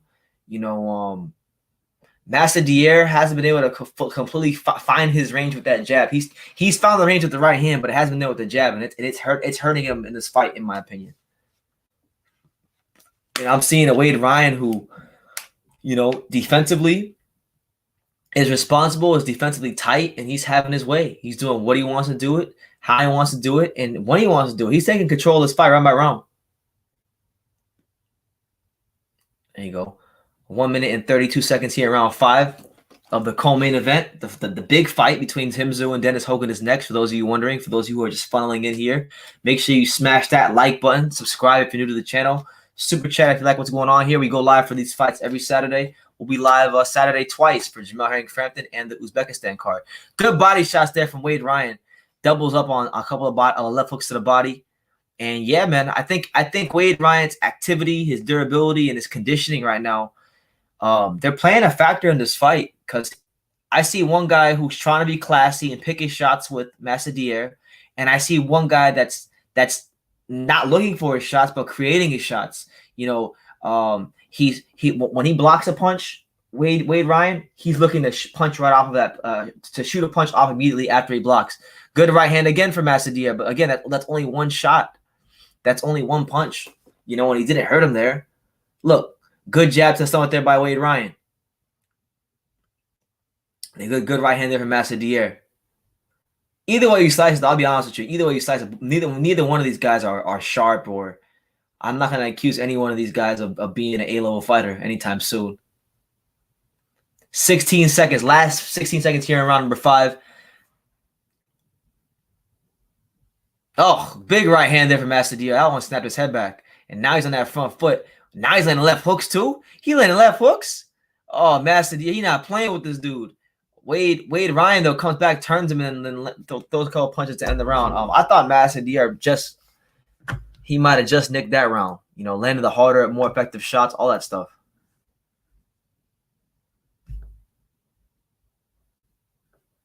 Oh, man. Imagine if Kambosos beats Lopez. Oh, that'd be insane, man. That would be absolutely insane. I'm actually gonna be at that fight, because that fight's in my hometown. That's in Miami. That fight's gonna be in Miami at my favorite stadium in all of sports, which is Marlins Park. And for my Aussies out there, Marlins Park is a baseball stadium. You know, home to the best baseball club on planet Earth, Miami Marlins. Tim wins by KO in the 3rd round. My man Lake. Yeah, he's got Lake. So Fab Castro wants to know what's the score. I got a 3-2 for Cohen Massadier, just slightly. You know, I could see 3-2. I could see 3-2 for Wade Ryan. You know, I think there's been enough swing rounds for it to be a 3-2 type of fight in either direction. But nobody's really separated themselves. You know, they're both fighters that neither one of them is punching with too much power. Neither one of them is really defensively the most responsible. You know, they're both hittable. They're both getting hit. They're both throwing punches, but nobody's hurt the other, and nobody's really separated themselves. Good overhand left there, though, by Wade Ryan to start off this round 6. Let's go, champ. Wade Ryan, baby. I like the style of Ryan more, though, because Massadier, he's trying to be classy and trying to pick his shots, but he just don't. He's not. From what I've seen, he's not compact of a puncher enough. From what I've seen so far, to fight the style he's trying to fight. You know, Wade Ryan, he seems like he knows more who he is, and he's fighting to his strengths. You know, good defense there from Massadier. And oh my God, Wade Ryan throws some ugly shots. Ugly shots. Cohen Massadier is now pressing down on top of him. He's got his forearms in his face. Wade Ryan better hit him with something soon to get his respect, because he's slapping with a lot of his punches. Even the punches he lands, I'm noticing he's slapping with them. He's telegraphing them. He's slapping them. And like if Massadier was a more precise puncher, he could really hit him with a good shot to get him out of there. But I don't think he's not a precise puncher. That much I can confirm from what I've seen fighting for 6 rounds. He is not a precise puncher. Here comes Cohen Massadier pressing forward, trying to make a statement here in our co-main event. There you go. Good left hook there on the inside. There you go. Placing these little body shots on the inside. Massadier. There you go. Good defense there from Wade Ryan, and Massadier ties him up. Yeah, another problem that I think could be another thing that I think could be a problem for Wade Ryan is like the way he defends. He defends in a high guard, so he blocks a lot of punches with his gloves. But Dier is throwing punches that are hard, and some of these punches are actually backing him up even when he blocks the punches. So you never know what the judges are seeing, and those punches in the judges' minds could be counting. So you gotta be very thoughtful and tactful and conscious of these things. If you're Wade Ryan, you can't be taking too much time on defense. There you go, good little body shot there by Wade Ryan. Oh, there you go, overhand left by Wade Ryan, and then an uppercut that grazes Dier. And a body shot from Wade Ryan. He might steal this round. He might steal this round right now. Okay. Man, Wade Ryan doing his thing right now in the last minute of this round. Dier, another thing too is like Dier, he's got his chin up in the air. Man, he's lucky he's not fighting a world level fighter. Oh, he's lucky he's fighting Wade Ryan and not like a world level fighter. Shit, man.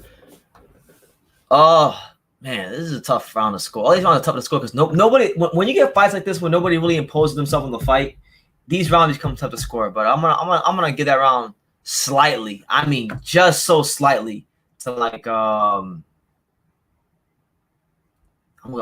give it a Ryan. I'll give it a Ryan. What's New Zealand boxing like at the moment, Dallas? Oh, he's on Dallas. The other guy named Dallas, not me. I'm in Dallas, but oh snap!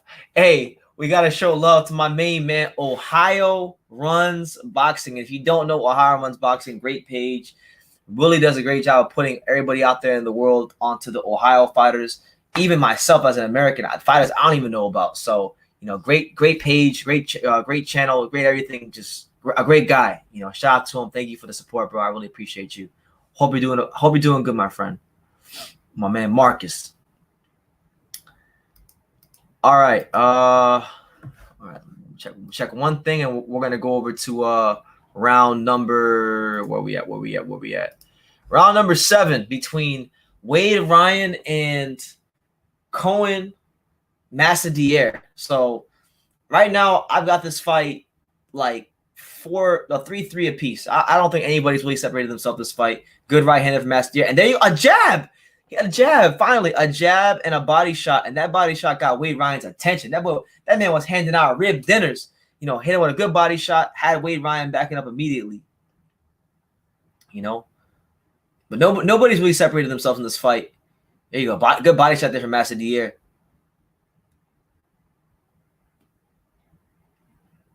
Dier circles to his right, throws a right hand and lands again. Right hand is money for him. That right hand is money. I'm telling you right now, if this guy had a good jab, if Dier had a good jab, here you go, good uppercut, left hook, uppercut. Oh, he's landing punches and bunches now. Dier's landing punches and bunches. Ryan's firing back, and Ryan landed. Oh man, he's landing punches and bunches. Jesus, right hand, left hook, right hand, left hook. Oh my God, this guy's like an Australian sex machine. He keeps going and going and going. Look at him. He's going crazy right now, Wade Ryan, throwing right hand, right hook, left hand to the body, right hook up top. Oh my God. Wade Ryan has stolen the momentum of this round. Oh my God.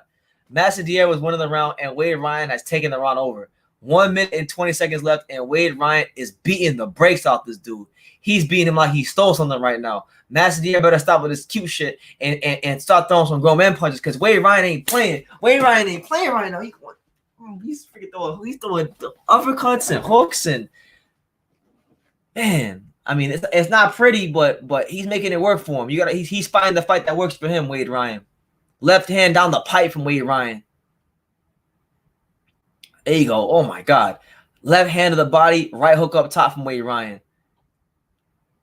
Oh, and he's got him cut. He's actually got Dier cut now.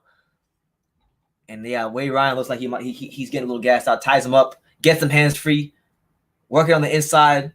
Dier falls short, throwing these right hands and jabs. Good body shot by Dier. But this round right now, Wade Ryan, he was getting dominated for about a good 10, 20 seconds, and he flipped the switch. And then now Dier is like throwing good right hands, and he's backing him up. Fuck, man. This fight is crazy. This fight is nuts. Yeah. The round has ended. I'm gonna tell y'all, barring a knockdown, Wade Ryan won this round. That was the best.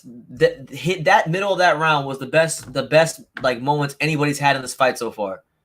It really was. It really was. But shout out to everybody in here, man. I mean, I know there's a lot of people. I mean, I see a lot of Aussies in the comments. Australians are out in full effect. You know, I got a lot of love for the Kiwis and the Aussies, man. Because every time I do one of these lives where where an Australian is fighting or a New Zealander is fighting, they always come and they're always out here supporting their fighters.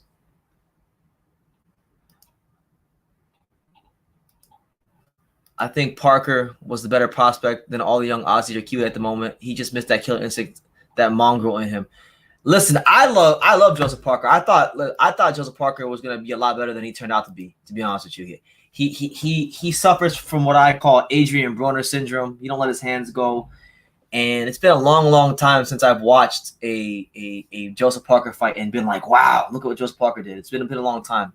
You know, so hopefully he gets it together now that he's with Andy Lee, and Andy Lee can instill, if it's even possible to instill a killer instinct, instill more of that Kronk style, that come forward, you know, hard-hitting style that he needs to have to be the best version of Joseph Parker. But here we go. Round 8.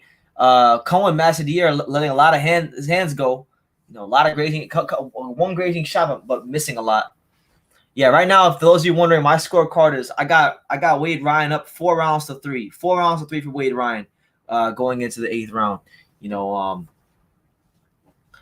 I could see 4-3 either way.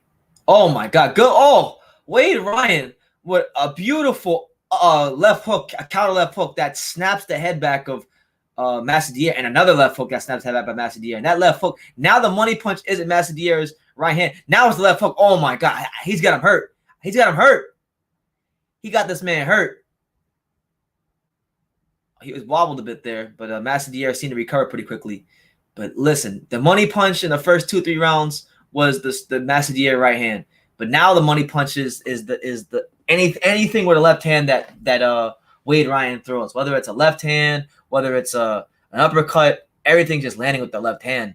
I mean, I don't know if I'm watching Wade Ryan or fucking Adonis Stevenson. He looks like the freaking the Aussie Adonis Stevenson right now. Look at him. Another left hand from Wade Ryan. He don't have the Adonis Stevenson power. Is he hurt? Oh, so the referee has just warned Wade Ryan for the head clash. So apparently he hit Massadier with his head, but he keeps firing. He keeps firing. And I think Massadier might have just hurt him with a body shot. He's hurt. Yo, Wade Ryan is hurt. Ryan was hurt there for a little bit. Body shot by Massadier. Yeah, Ryan, there's no gas in Wade Ryan's legs. He got her a body shot just now. And Massadier is coming for him. He gets those too many arm punches. He needs to get all of his weight behind his punches, Massadier. He's a decent little fighter, though, but there you go. Good left hand from Wade Ryan. Wade Ryan just fighting a really good fight. I think he's winning this round too. You know, there's still 25 seconds, but I think he's winning this round. There you go. Good right hand there from Massadier. Massadier goes backwards, gets caught with a right hand, but then lands a good right hook of his own. And Massadier starts complaining about a punch to the back of the head. He doesn't like the way that he doesn't like the roughhouse tactics of Wade Ryan. Ryan lands a good overhand left, and then a left hook around the guard, and then a right hook, and then he just misses the uppercut. Oh my God. Oh, yo. I don't know if he hit him with a low blow, if that was a head clash, but something has happened to Massadier to where he had a bit of a delayed reaction, and the referee goes over to talk to Wade Ryan about something. He's warning him about something. I think it was the head clash. Anyway, let's get some comments. And yeah, man, Ian, only 254 viewers, only 91 likes. Come on, man. I know the Aussies aren't stingy. I know the Aussies aren't stingy. I know people out there aren't that stingy. We're gonna do this, man. All right. I'm gonna count to 5, and when I count to 5, y'all need to just rape that like button, smash that like button. You know, punch it like it's your ex. Yeah, no, don't punch it like it's your ex. I'm just saying, Paul, hit that like button, man. Let's get to 100 likes. I'll like if you actually show it. Yeah, and I would like if Jessica Alba walked in here naked, but that's not, we can't get what we want in life, we head into round 9 of Cohen Masadier versus Wade Ryan. It's your boy BT, Brendan Taylor, the untouchable True School Sports Empire. Been a good fight so far. My scorecard going into round 9, I've got Wade Ryan winning 5 rounds to 3, but it's still anybody's fight. It really still is anybody's fight. A knockdown either way would really change the outcome of this fight and make it more definitive. I don't know what the judges are seeing. I don't know who's seeing what, but it's very important that one of these guys, these next 2 rounds, separate themselves. Good right hand to the stomach there by Masadier. Masadier is coming forward. He's pressing the action. There you go. Good defense there by Wade Ryan. By the way, for those of you who are wondering, for those of you who are just tuning in that are wondering, that are asking, when is Dennis Hogan fight? When are Dennis Hogan and this guy finally fight? Well, this is the co-main event, so the next fight is the main event. So whatever you got to do, take care of it now. Make sure y'all smash that like button if you haven't done so already. That really helps this live out, and it helps this get out to more people. And if you really know what's going on, make sure you hit that subscribe button. Subscribe, man. A lot of good stuff coming out here on True School Sports. All right, 1 minute and 41 seconds left here in round number 9 between I keep saying Dennis Hogan. Cohen Masadier and Wade Ryan fighting for the WBO Oceania title, whatever the hell that is. I know it's a regional title. No, I know it does something for your ranking position. Been a very sloppy round for both fighters this round. This round's been very sloppy in comparison to the last couple of rounds. And I think the referee has called both fighters, and he's now giving them both a warning. He's giving a stern talking to both fighters for something. He don't like how both fighters are behaving right now in the ring. So he's trying to calm them down and restore some order in this fight. Good left hook there by Masadier. And there you go. Another left hook by Masadier. And then again. Yeah, Wade Ryan's having a hard time right now getting some space to punch because Masadier is crowding him. But see, now Masadier makes the mistake of staying on the outside with this guy, and then he comes in, and then that's when Wade Ryan just starts teeing off on him. Look at them punches, man. Right hook, left hook. Masadier needs time up, and there you go. He ties him up. There's 45 seconds left here in round number 9. Been a good fight, been a really good fight so far. Started off a bit slow, but it's really heating up. Last 30 seconds. Both fighters just posing right now. Oh, good little left hand on there on the inside by Wade Ryan. And then a right hook from Wade Ryan. And Masadier starts complaining that this shot's in the back of the head. And then he gets hit with a shot down the pipe, a left hand down the pipe from Wade Ryan. Ryan blocks his shot.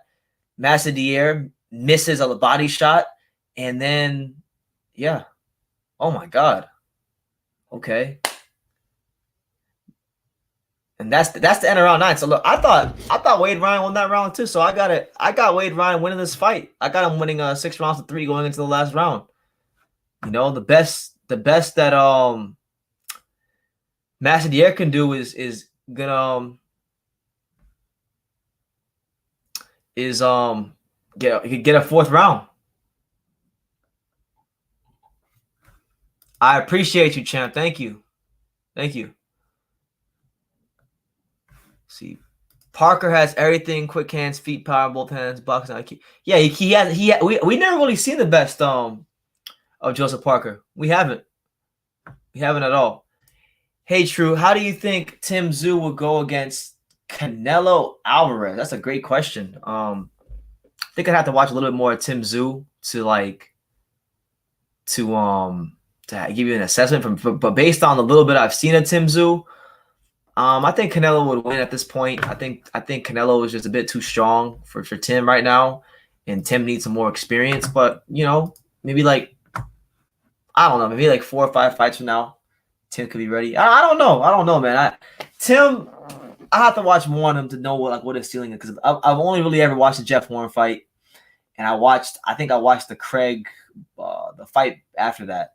I watched 2 of his fights. So I want to watch some more on Tim Tszyu before I could give you an accurate assessment. But I think Canelo will beat him. I think Tim is still too green. And Tim's at 154. You know, Canelo's all the way up at 168 now. So that fight is very unrealistic. But if they could ever make that fight happen, if Tim ever fought his way in the contention to make that fight happen, that'd be a massive event. All right, so round 10, you know, we're already a minute in, and right now Cohen Massadier, he's trying to really get this guy out of here. He's loading up on every shot. He's trying to throw grown man punches to hurt Wade Ryan, you know, and win that Oceania title, win that regional title. Wade Ryan, you know, slap him with his punches right now. Those both missed by Wade Ryan, and there you go. Massadier right in his chest, but he can't push back Wade Ryan for too long. Wade Ryan pushes him right back off the ropes, and then an uppercut right down. Oh, he went, shoom, right down the pipe. Wade Ryan, good fighter, man. Solid fighter, Wade Ryan. You know, knows his way around the ring, knows how to move and throw punches. There you go, good uppercut from Wade Ryan again. He's doing his thing right now, that Wade Ryan. Wade Ryan putting on for the Aussies right now. There you go. Uppercut downstairs by Wade Ryan. Good defense there by Massadier. He blocks his shot. Last minute of the last round. The last minute of the last round between Wade Ryan and Cohen Massadier. Massadier gets in his chest. Massadier's barreling down on top of him, trying to do what he can.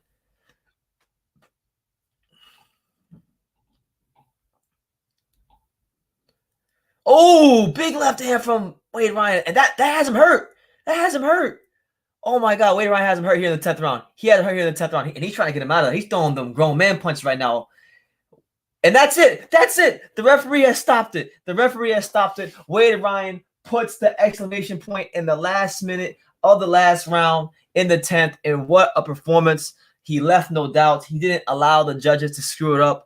Like we've seen so many times in boxing, and what a performance from Wade Ryan. He really deserved that one. You know, just great performance. The way he really sat down on his shots in the latter stages of that fight. He showed great stamina, great durability, and to be someone that isn't gonna fold when the fight matters the most. So just a really good fight. But yeah, shout out to everybody here, man. I appreciate everybody being here, man. Thank you for everybody who's making this live a lot of fun. You know, I didn't even think I was gonna be here on this live because of the fact that I woke up late. I was actually supposed to be I was supposed to be on live a little bit earlier, but I woke up just in time, set it up, and we made it happen.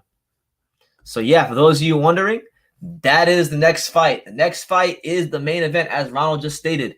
The main event, you got Tim Tszyu, you know, 17-0, 13 knockouts versus Dennis Hogan, the Irish Warrior. Dennis Hogan, 28, 3-1, 7 knockouts for the very prestigious WBO global title, you know.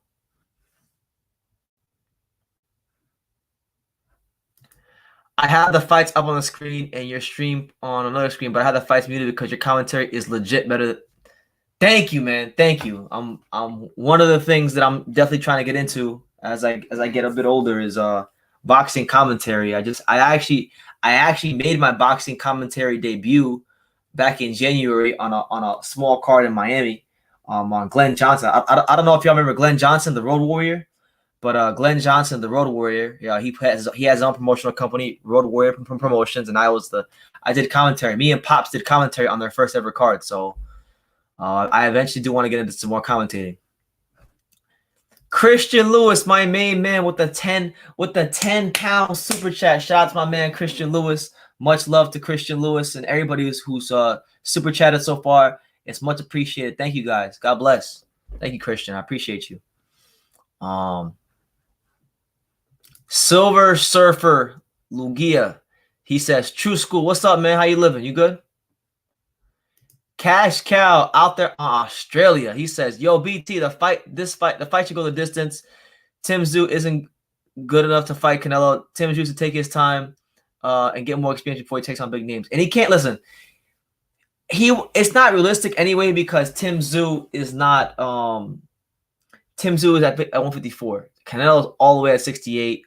And Canelo's not going to fight Tim Tszyu yet. Now, if Tim Tszyu goes to 160 and starts making a name for himself, that money's gonna be right. That money will be right, and that fight can happen. You know, that fight can definitely happen. But yeah, the next fight is the main event. The next fight is gonna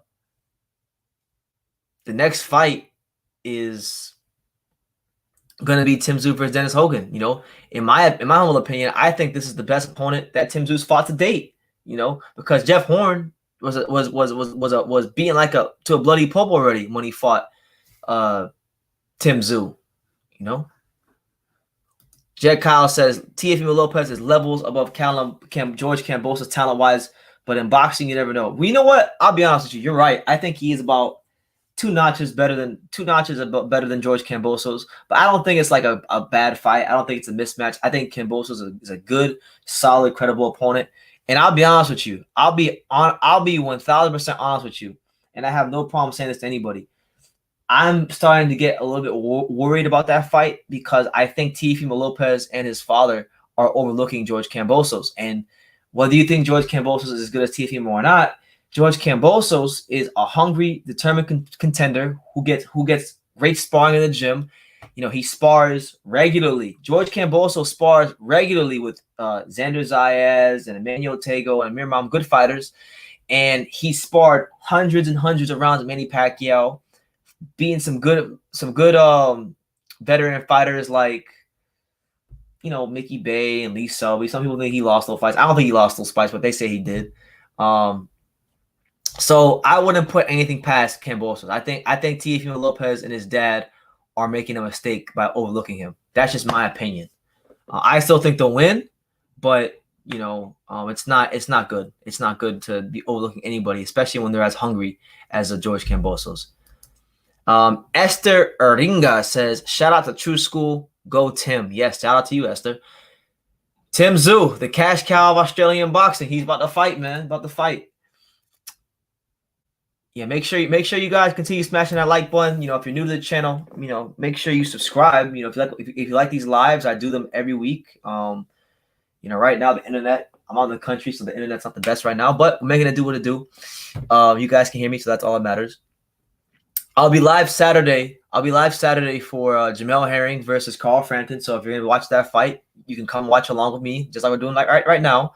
And then I'll also be live for the Uzbekistan card, which is going to feature Israel Madrimov, Merjan Akhmadaliev, all that stuff. So, yeah.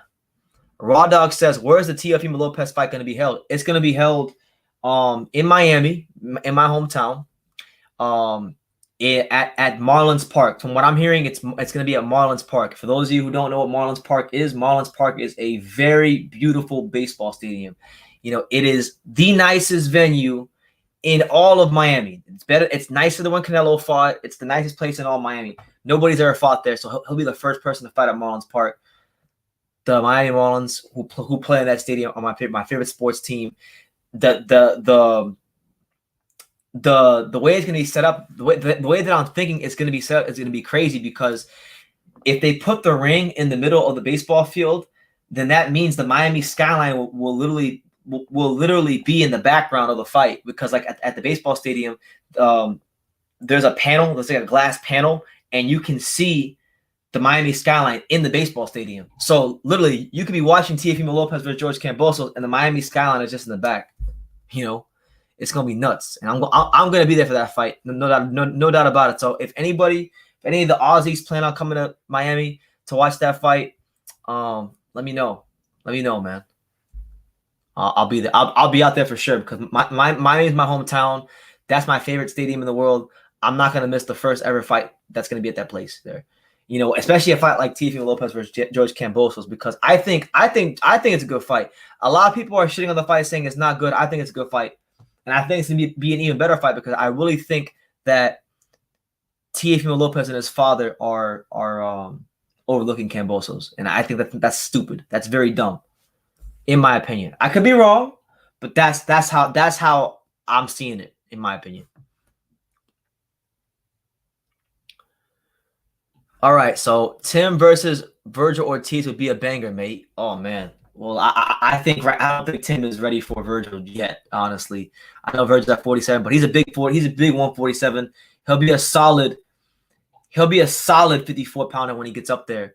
I think Virgil is a bit I think Virgil's a bit too much for Tim, in my opinion. I think he's too strong for Tim. Virgil Ortiz is the truth. You know, I think Virgil Ortiz right now, even though people say he's not ready for like a Terrence Crawford, I think he's good enough to at least deserve to be in the ring with those kind of guys. He's that good right now. But no need to rush. Take your time. You know, go out there and fight some good young fighters. Fight your Rashidi Ellis's. Fight your, whoever you got to fight, and continue to grow and learn in boxing. Raw Dog said, my kids train at the Robert Garcia Boxing Academy in Riverside. They don't realize how lucky they are. Oh my God. They are lucky. That's a great gym. That's a world-class gym they're at. Yeah, they better recognize. They better recognize. Let's see. Right now, for those of you wondering, there's nothing going on with the broadcast right now. Tszyu and Dennis Hogan have not even made the ring walks yet. So when they do, I'll let you guys know. But right now, we're going through some comments. You know, it's your boy BT, Brendan Taylor, the untouchable True School Sports Empire. We're here for the fight. Tszyu trying to make a statement tonight against Dennis Hogan. It's the next fight. We're moments away from them making them. We're moments away from them making their ring walks, and it's gonna be a momentous occasion. It's gonna be something to watch. Tszyu versus Terrence Crawford. Well, listen, man. If Tim keeps winning, you know, maybe in the future, if Tim keeps winning and doing this thing, and Terrence goes 54, and Tim's got a belt, why not? Why not? Terrence can go to Australia and fight in a big stadium fight. You know, that'd be massive. Get a good payday. You know, Tim's not a trash fighter like everybody said, like some people say he is. Make it happen, man. Make this shit happen. You know, but been a good card. I mean, I didn't watch the whole card. I mean, I saw the Paul Fleming fight and I saw the last one, and so far it's been a good one. It's been a good one. And to everybody saying I'm blurry, I'm very aware that I'm blurry. And then, I mean, it's all good. It's all good. I know I'm blurry. Gotta make it do what it do. I don't know why the internet's acting this way, but it's acting this way. So we'll make it do what it do for now. Normally it's not like this, but it's like 6 a.m. It's 6 a.m. It's 6:30 a.m. Central Time. I don't have the energy or the time to figure this out right now. So we're just gonna make it happen for all the Aussies out there in the world. And listen, we got a legend. We got a straight legend. You know it's real. And I like this guy a lot. Okay. I like this guy a lot. I respect his channel a lot. Shout out to my man Punch Drunk Boxing. You know, make sure you guys go subscribe to my main man 50 grand Punch Drunk Boxing. He's one of the best channels out there doing it. You know, and I can say that honestly because look, I've been on YouTube a long time. I've seen so many channels come and go, and this guy right here, man. There's not many channels I can say that I'm a fan of, but this guy right here I'm a fan of. Like I thoroughly enjoy his content. Like I actually make it a point to stop what I'm doing and watch his content. And there's not many channels I can say that for these days. So I respect that you respect the grind, Punch. Thank you. God bless, champ. Thank you for the super chat. Ricardo Bernil says, I'm from Australia and Nonito Donaire is my second cousin. Well, shout out to you, man. I like Donaire. Donaire's a hell of a fighter. I remember in 2019. When I woke up around this time to go live for Inoue versus Donaire, and that was worth it. So many comments, man. I appreciate everyone, man. I really do. I'm glad that I woke my ass up and got and went live for this. Yeah, make sure y'all let's see where we at with these likes, man. I want to see where we're at with these likes because I'm over here. It's 6:33 a.m. Central Standard Time. You know, your boy BT done woke up. You know, putting in that extra work for you guys. We're at 127 likes. All right, so listen, y'all need to stop being stingy. There's 375 of you in here. We need to get some likes. So listen, I'm gonna count from 5, and when I get from 5 on down, I want y'all to hit that like button. So we're gonna count down from 5. 5, 4, 3, 2, 1. Smash that like button. Smash that like button, man. Like it's your ex-girlfriend. No, I'm joking. Yeah, man. Rap Star Boxing, man, one of the best people on YouTube as far as his insights and when he comments. He says, 2 great channels, Punch Drug Boxing and True School Sports, the 2 best in the game. I think so. I think pound for pound, when it comes to the YouTube boxing, you know, I can't name too many channels better than Punch or any, really. I mean, obviously, I'm going to be biased. I think you have to believe in yourself and you have to always bet on yourself. So obviously, I think I'm the best. But aside from myself, because you're supposed to think you're the best, Punch, just like, to me, Punch is amazing. I love his channel.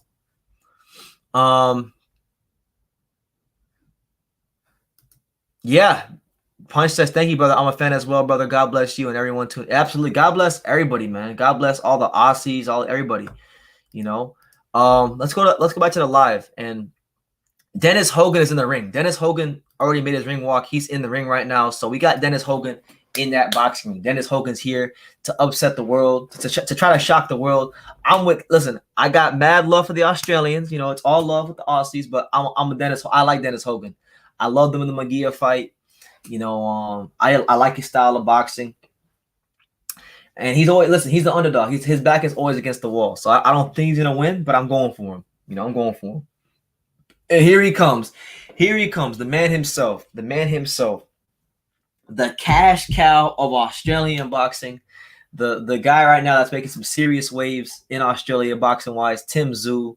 You know, the son of a great fighter, you know, Tszyu. Tszyu was a mother-loving problem back in the day. Tszyu, you know, he threw those grown man punches to get you out of there. And Tszyu was just phenomenal. And Tszyu is trying to not just live up to his dad's name, but create his own name, create his own legacy. And here he comes. Let's see if we can get any good audio for the Tszyu ring walk. Let me see. Take this junk off mute. На матч, и как раз сейчас Константин смотрит поединок Тима, и сразу же по окончании нашей трансляции вы можете посмотреть программу «Все на матч», где... The Russians are still talking. I don't want to listen to the Russians right now. I'm sorry. God bless the Russians, but I don't want to hear the Russians right now. You know, Tszyu's walking out to Big E Smalls, hypnotized. You know, so good for him. Good for him. Tszyu's here. You know, big step up for him. You know, for those of you who weren't here earlier when I ran through it, I'll run through it again real quick in case you didn't get it the first time. This is a very important fight, not just for Australia. This is bigger than an Australian fight, but this is a big fight for 154 because of the simple fact that, you know, you have Tszyu, who's ranked in the top 15 of all the governing bodies, number 1 in the WBO, 3 in the IBF. He's number 7 in the WBA, and he's number 11 in the WBC. So, you know, a win for Hogan will get him in the top 15 of all 4 sanctioning bodies. For Dennis Hogan, he's just ranked number 10 in the WBC. So he's looking that's from the political boxing standpoint, that's where we're at with this fight, you know. But I appreciate everybody here, man. Tszyu taking his sweet time going to the ring. Let's see what song's he playing now. I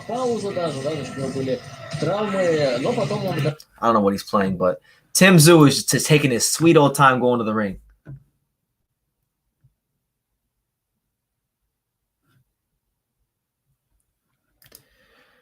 Tim went from pulling on his father's stat tail as a boy to pulling people's mouth guard out as a man. Russian blood, Australian spirit. Tim can't lose. Oh, that's a deadly combination. That's a deadly combination, man. Deadly combination. Hopefully it works out for him. Springbok says, tuning in from Australia. Appreciate the stream. Mad respect. Yo, mad respect to all 456 of you guys in here. Oh my God. I'm glad I woke up. I'm glad I woke up.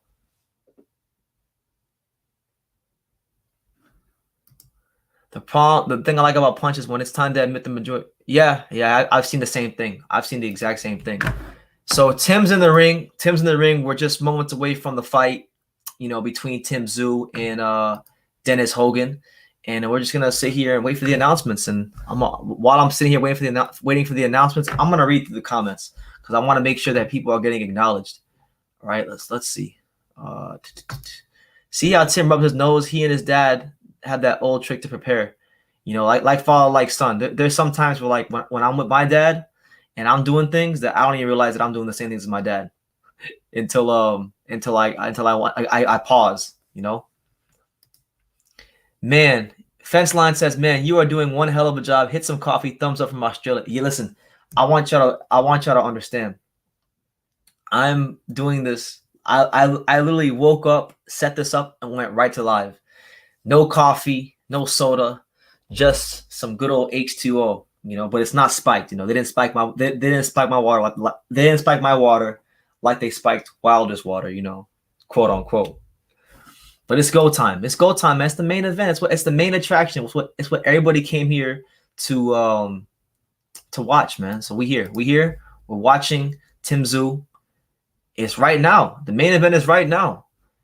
You know, main event is right now. And listen, I don't know. I'm here. I've been live for like what? How long have I been live? I've been live for 2 hours already. It doesn't even feel like 2 hours. And I got like 10% of Australia watching the live right now.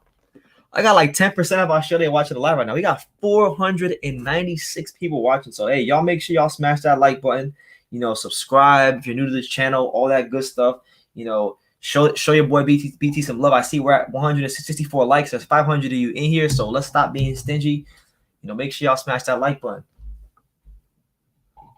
All right, so Tszyu, Dennis Hogan.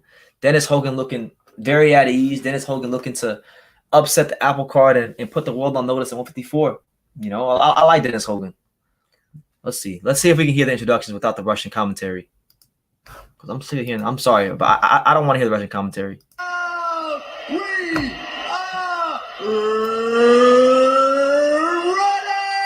are There you go. We are ready. Not let's get ready to rumble, but we are ready. Professional boxing for the WBO Global Super Welterweight Championship. Here we go. Introductions.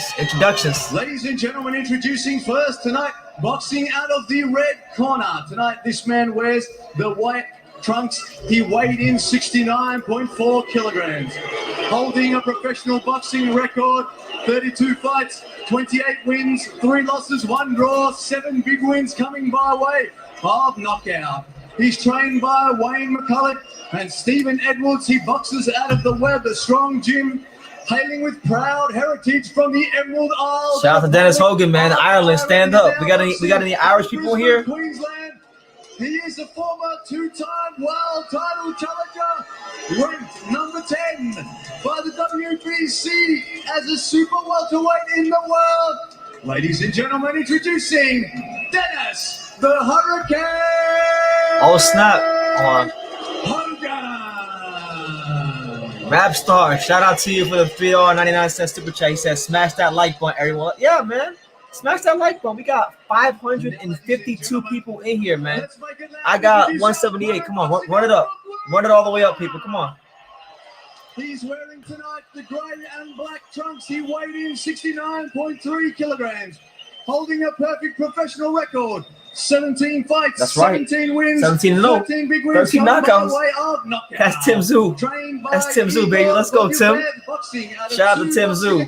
Australia's very own Tszyu. Sydney, New South Wales tonight, defending his WBO Global Superweight title. The 4th defense. Ladies and gentlemen, presenting the number 3 ranked IBF Super Welterweight and the number 1 ranked WBO Super Welterweight contender in the world. Tszyu. Presenting Tszyu.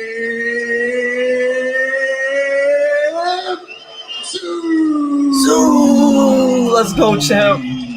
Let's go, champ. Oh my God. Ну что ж, все слова сказаны, все представлены почтенной публике. All right, so the talking is done.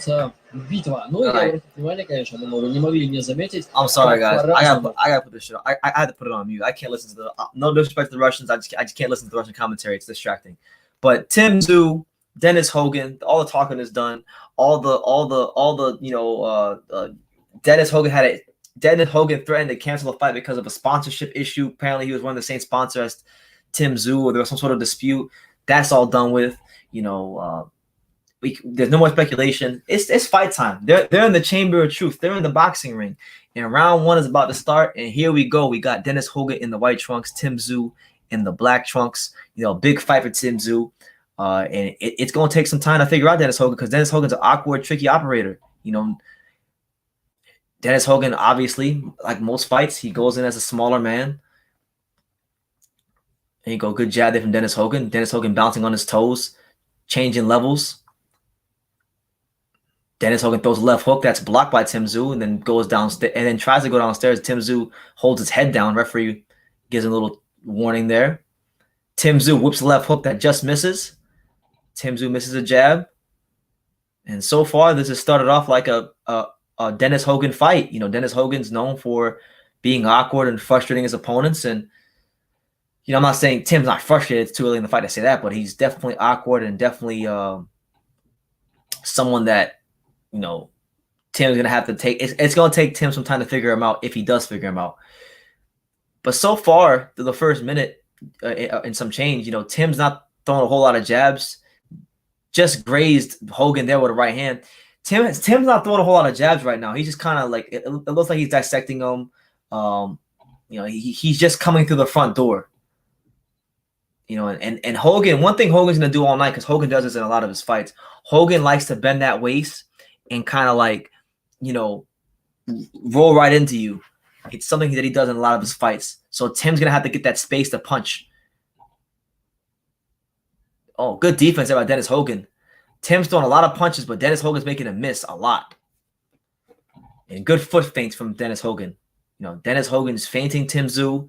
Tim Tszyu's pressing forward, but Dennis Hogan's doing a good job of offsetting what Tim wants to do by using a lot of feints, a lot of movement, you know, not letting Tim cut the ring off. Good jab from Dennis Hogan. And Tim misses with the left hook.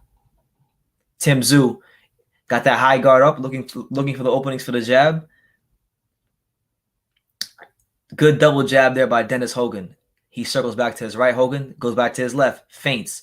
Tszyu shoots a jab to the stomach that just grazes him. 42 seconds left here in round one. It's your boy BT, Brendan Taylor, the untouchable True School Sports Empire. You know, we're live for Dennis Hogan versus Tim Tszyu. First round so far. Not a whole lot going on in terms of big punches landed, but a lot of good subtleties of boxing on display right now. Dennis Hogan, so far, in my opinion, he's frustrating Tim. He's having his way with Tim Tszyu in the first round by making this fight awkward, by making it. Okay, that's a slip. Their feet just got tied up. Referee calls a slip. No knockdown there on Dennis Hogan. Tim Tszyu pressing forward, feinting. Good feint there by Tim Tszyu. Hogan with a jab to the stomach, and then a left hook that just grazes Tim. I thought Dennis just nicked that first round. Just nicked it.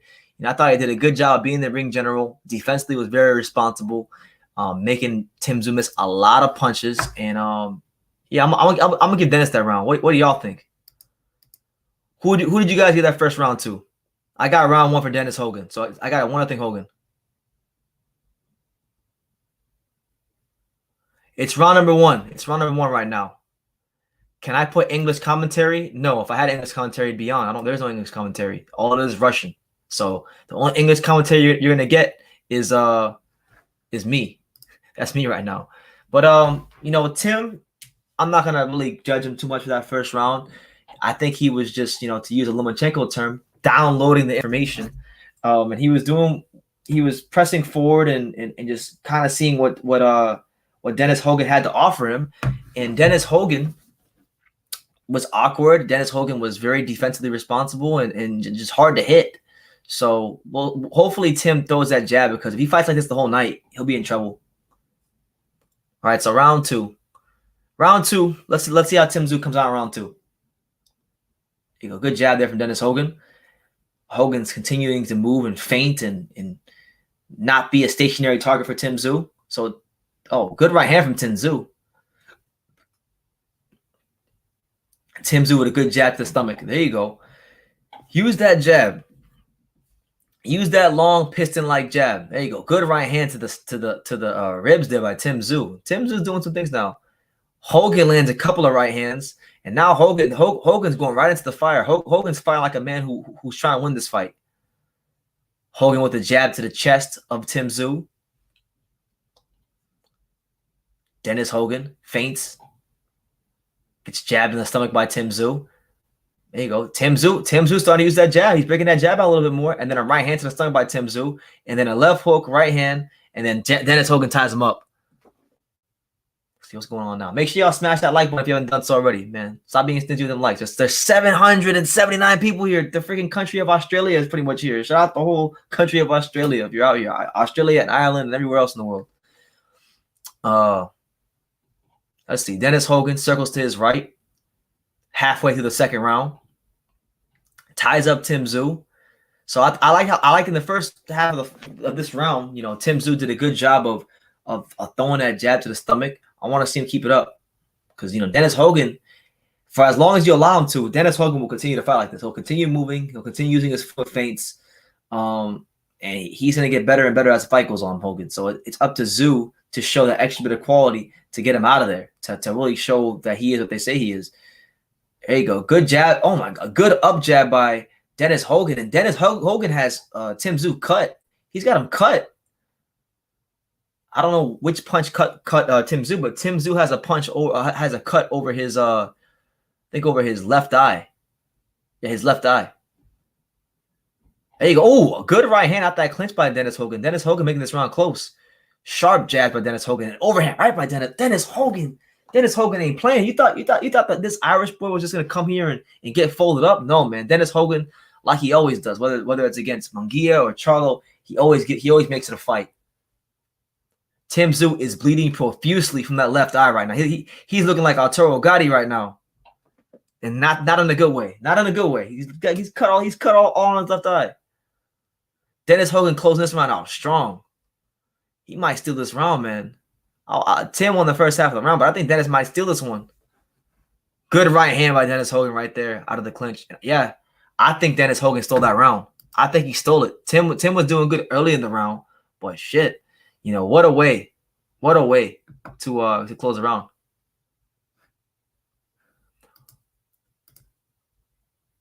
Yeah, man. Make sure y'all smash that like button. Right now we're heading into the third. We're heading into the third round of Tim Tszyu versus what's his name? Tim Tszyu versus Dennis Hogan. Dennis Hogan's fighting a great fight right now with the foot feints, with just everything that he's bringing to the table. He's fighting a hell of a fight right now. I think Tim has to really get on his P's and Q's and get better at using that jab, not just to the stomach but also to the head. Stop being so. He seems a bit tense. I'm looking at Tim's like shoulders, and he just looks a bit tense, like he's not fully loose yet. That there's still a bunch of nervous energy, so he has to get a hold of that. He has to get a really, really big hold of that as this fight progresses if he wants to win. But round 3, here comes Dennis Hogan. I got him up. I got Dennis Hogan up 2 rounds to nothing right now. I think he's boxing a very intelligent fight, and Tim Tszyu's in trouble. If Tim keeps fighting this way for all these rounds, as the fight progresses, he's in trouble. I mean, this is a 10-round fight. He don't got 12 rounds to play with. Good right hand from Dennis Hogan. And again, a counter right hand from Dennis Hogan, and then he slips the left hook. Oh, my God. Dennis Hogan right now, I don't want to say he's putting on a masterclass because it's too early for that, but he's trending his way upwards towards a masterclass right now. He's using a good up jab. There you go. Tim Tszyu landing some good left hooks. Left hook from Tim Tszyu. Man, I can't believe I sat here and I doubted my boy Dennis Hogan. I thought Tim Tszyu was going to come here and fight a little bit harder. Tim Tszyu hasn't come out with that intensity yet. I'm waiting for Tim Tszyu to come out with that intensity, like that he wants to win. Like, he's throwing these big shots, but he's not setting it up. The only time he throws a jab so far has been to the stomach. Throw a jab to the head. There you go. He threw a jab to the head and threw a right hand and finally landed it. Come on, Tim. Don't be stingy. Throw that jab to the head. Don't cheat yourself. Shout out to all 893 you guys. Hey, smash that like button, man. And if you're new around these parts, subscribe to the channel. So hit that subscribe button and definitely smash that like button. I only got like 225 likes. So, run those likes up. Right now, Dennis Hogan is having his way through the early parts of this fight with Tim Tszyu. But a good right hand from Tim Tszyu. That's countered again with a good right hand. And then 2 right hands from Dennis Hogan. So Dennis Hogan, man, he's having his way. But he's got to keep Tim Tszyu at bay. Good up jab again from Dennis Hogan. Tim Tszyu got no head movement. Oh, my God. No head movement from Tim Tszyu at all right now. No head movement. He's stationary. This is like the perfect fight for Dennis Hogan. If Tim Tszyu keeps fighting this way, he's fighting the perfect fight for Dennis Hogan. But good body shot from Dennis Hogan. And then Tim Tszyu lands a right hand, and then he gets countered with a left hook. The thing with Tim Tszyu too is like, it's almost like I'm watching him. He's just like, he's not thinking. I'm watching. He's not really doing too much thinking. He's just throwing punches. Dennis Hogan's in there thinking. He's throwing right hands to the body. He's tying him up strategically when he wants to, when he needs to. He's throwing the up jab. He's countering certain shots. Dennis Hogan is fighting a really good fight. There you go. Good body shot from Tim Tszyu. Another body shot from Tim Tszyu. Oh, another body shot. Oh, I heard him. Hogan is hurt. Hogan is hurt. Tim Tszyu has Dennis Hogan hurt with a body shot. Good liver shot from Tim Tszyu. But he didn't knock him down. All right. So really good round from both fighters. You know, I think Tim Tszyu might have actually stole that one. I think he might have stole that one because, you know, Dennis the Menace, Dennis Hogan, he got hurt. What do you guys think? What do you guys think about this round? I think Tim Tszyu might have just stole that round. I think because he almost hurt him. So I got Tim Tszyu. I mean, I got Dennis Hogan up 2-1, but I could see Dennis Hogan up 3-0 if you want to get in the last round. But I mean, how do you get around to somebody where he got hurt? He got hurt badly. I mean, he got hurt with Tim placed about 2 or 3 really good body shots. 2 to the ribs, then 1 to the liver, and you could clearly see Hogan got hurt, and he started retreating immediately. So, you know, good round, but Dennis Hogan got to regroup. We're gonna see the boxing smarts and composure that Dennis Hogan tested now because it looks like Tim Tszyu's warmed up. So round 4 between Dennis Hogan and Tim Tszyu. Your boy BT, the untouchable True School Sports Empire. Dennis Hogan landed a good jab. Tim Tszyu finally starting to break out that jab. It's taken him 4 rounds, but he got that jab going now. Oh, yo, Dennis Hogan turned his back, and Tim Tszyu almost put him out with the left hook. Thank God Dennis Hogan blocked it. You never turn your back to any fighter in boxing. That's like a rule. I think that the strength, the physical strength and power of Tim Tszyu is having an effect on Dennis Hogan. Good left hook again from Dennis Hogan. On body shots from Tim Tszyu. Tim Tszyu is breaking down Dennis Hogan. He is surgically breaking down Dennis Hogan right now. Oh my God. Shout out to all 1,000 of you guys in here. Yo, Australia stand up. Ireland stand up. Make sure y'all smash that like button. It's been a while since I got 1,000 on live fight reaction at one time. You know, crazy. There you go. Good right hand there from Tim Tszyu. Man, Tim Tszyu's getting better. I mean, Dennis has to get his respect. And Dennis is not a power puncher. He's only got 7 knockouts in his career. He's got to hit him with something or do something to get his respect because Tim don't respect him. Tim's just literally walking in straight lines. He's walking in straight lines, mowing this guy down at every opportunity. Good left hook again from Tim Tszyu. And he's hurt. And Hogan is hurt again. Hogan is hurt again. Dennis Hogan is hurt again. Man, Dennis Hogan, I don't know. He's not been able to stand up to the power of Tim Tszyu. But he's still fighting, though. I'll give him credit. He's still fighting. He's throwing hard punches. He's still in the fight. Like, he hasn't been beaten out of the fight or anything like that. He's still very much in this fight. There you go. Good body shot again from Tim Tszyu. Dennis Hogan ties him up. There you go. Yeah, man. Dennis Hogan, man. He's doing his thing. Good body shot again from Dennis Hogan. 35 seconds left here in round 4. And Dennis Hogan's defense isn't what it was those first 2 rounds. Tim Tszyu seemed to have figured him out. And it looks like Higgins did a nice little shift there. He shifted to his left. Nice throwing those hooks to the body. And they're landing perfectly. And he's landing good, hard, flush, grown man punches all over Dennis Hogan. He's putting hands and feet all over Dennis Hogan right now. You know, you thought Dennis Hogan was just going to come in here and disrespect the cash cow of Australian boxing? Nah, man, it's Tim Tszyu we speaking about. And Dennis Hogan is hurt again. Oh, my God. Tim Tszyu is landing some seriously hard shots on Dennis Hogan. And that's the end of round 4. So Tim Tszyu has won that round clearly.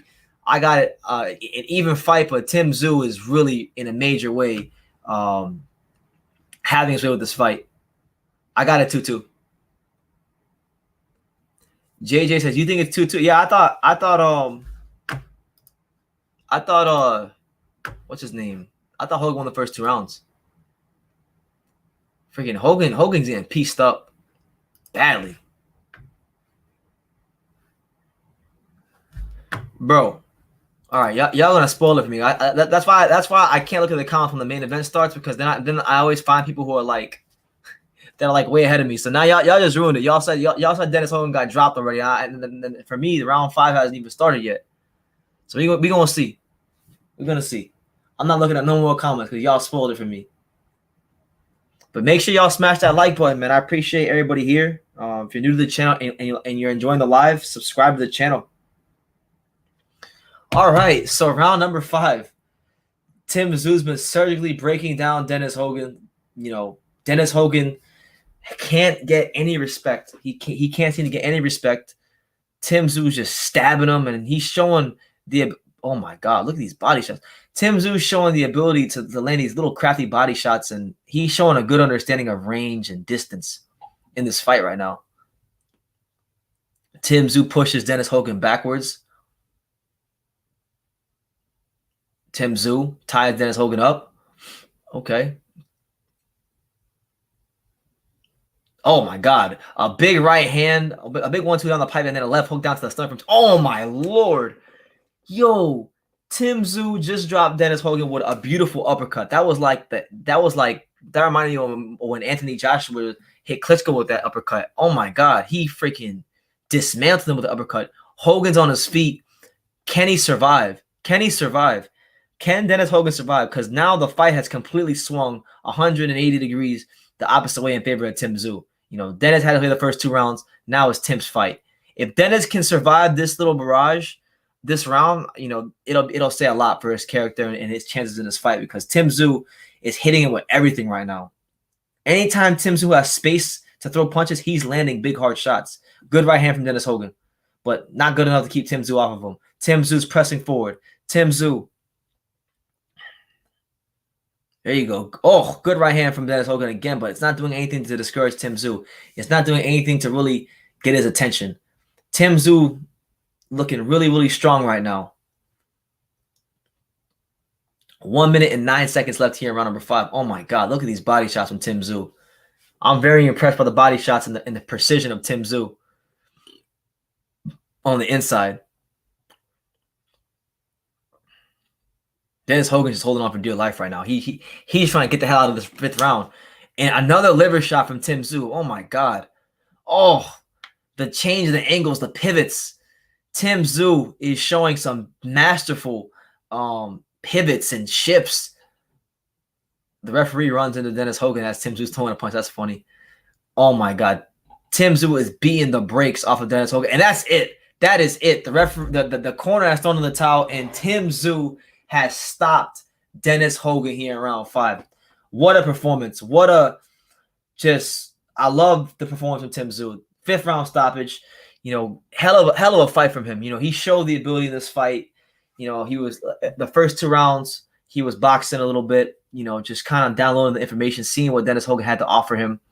And then once he kind of saw what he needed to see, round by round, he's put more pressure. He started showing his jab a bit more. Then he started shifting and pivoting to the right like he's Mike Tyson or something. And, yeah, just started stabbing him to the ribs and the liver.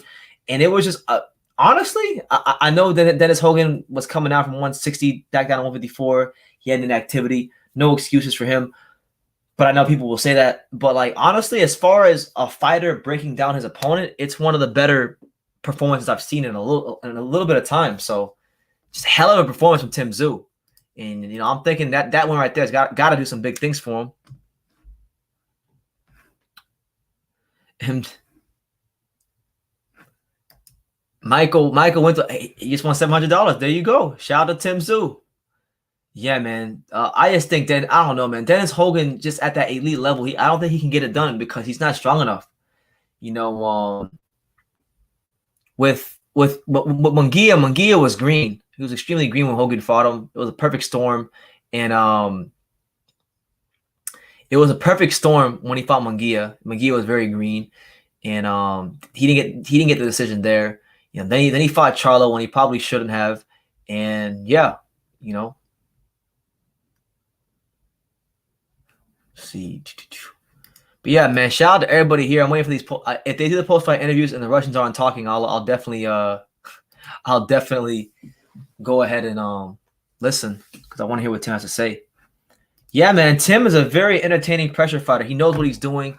You know, I don't think he's got the greatest jab I've ever seen, but you know, he's a damn good pressure fighter, and like he knows how to pivot. He knows his range. He knows when to put his hands up. He's good. He's good. You're doing a good job, dude. I got the fight on, and your analysis was great. New subscriber here. I appreciate it, Chalky. Thank you, man, for subscribing. And listen, for all 800 plus of you here, man, if you're new to the channel and you're enjoying this live, feel free to subscribe. We do these for almost every major fight. You know, these fights will be live for Jamal Herring versus Carl Frampton on Saturday. We'll be live for the Uzbekistan card featuring Israel Majmov and Akhmadaliev. I'll be live April the 10th for Jaron Ennis and Joe Smith Jr. So we do this here on True School Sports, you know. And I got lots of good interviews coming out too. So yeah, man.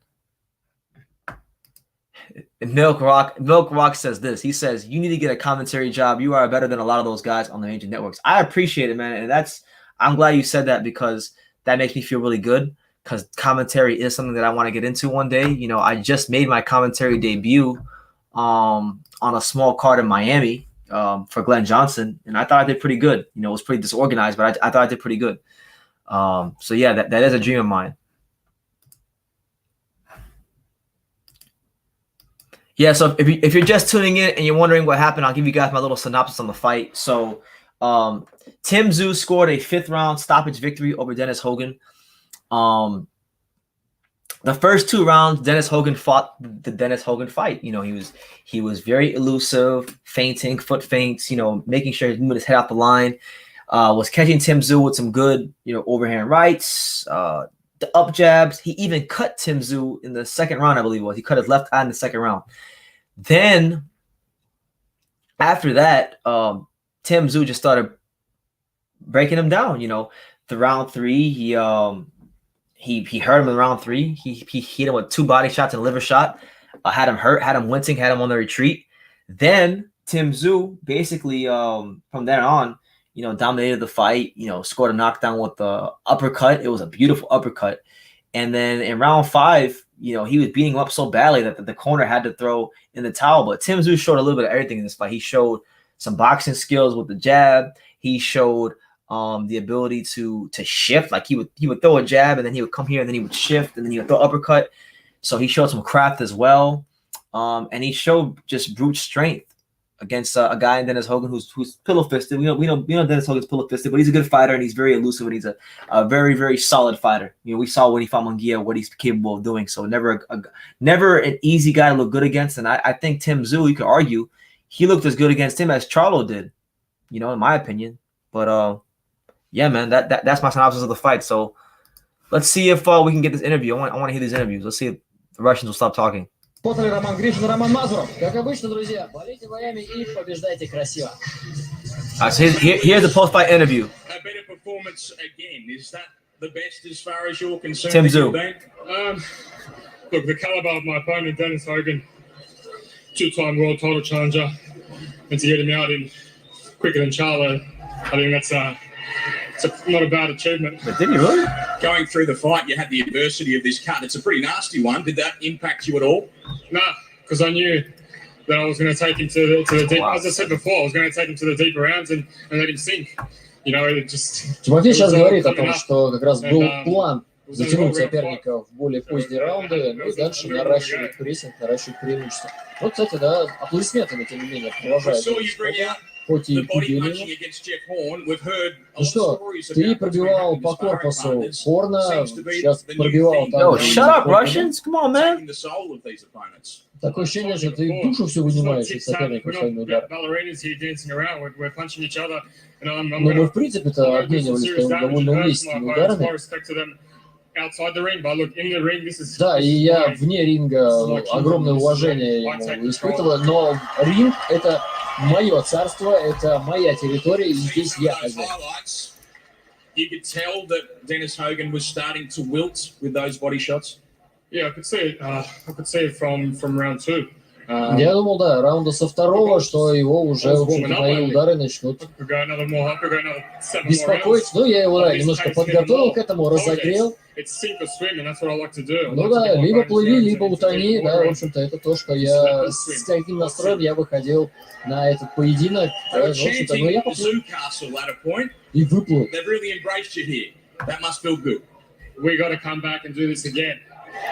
Woo! Let's go. I've fought all around Australia, and this is by far the best place I've been to.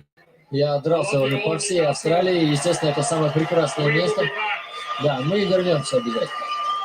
Мне кажется, таким уже интересным трендом становится от Тимофея Тszyu вот такие яркие фразы возле своих боев. But you know, we want the real straps, and we want them here in Australia. So whatever happens. Что бы ни случилось, Да, мы хотим настоящий полновесный титул. Those who said that you weren't ready for this tonight, those that said that you weren't ready for Jeff Horn. What can I say? I'm going to keep proving you guys wrong. I just want to say a special thank you to my sponsors. Ну и также Тимофей сказал, нет, Тимофей сказал, что я, в общем-то, всем своим критикам скажу, ребята, что буду по-прежнему доказывать, что вы ошибаетесь. Sounds all right, huh? Let's do it.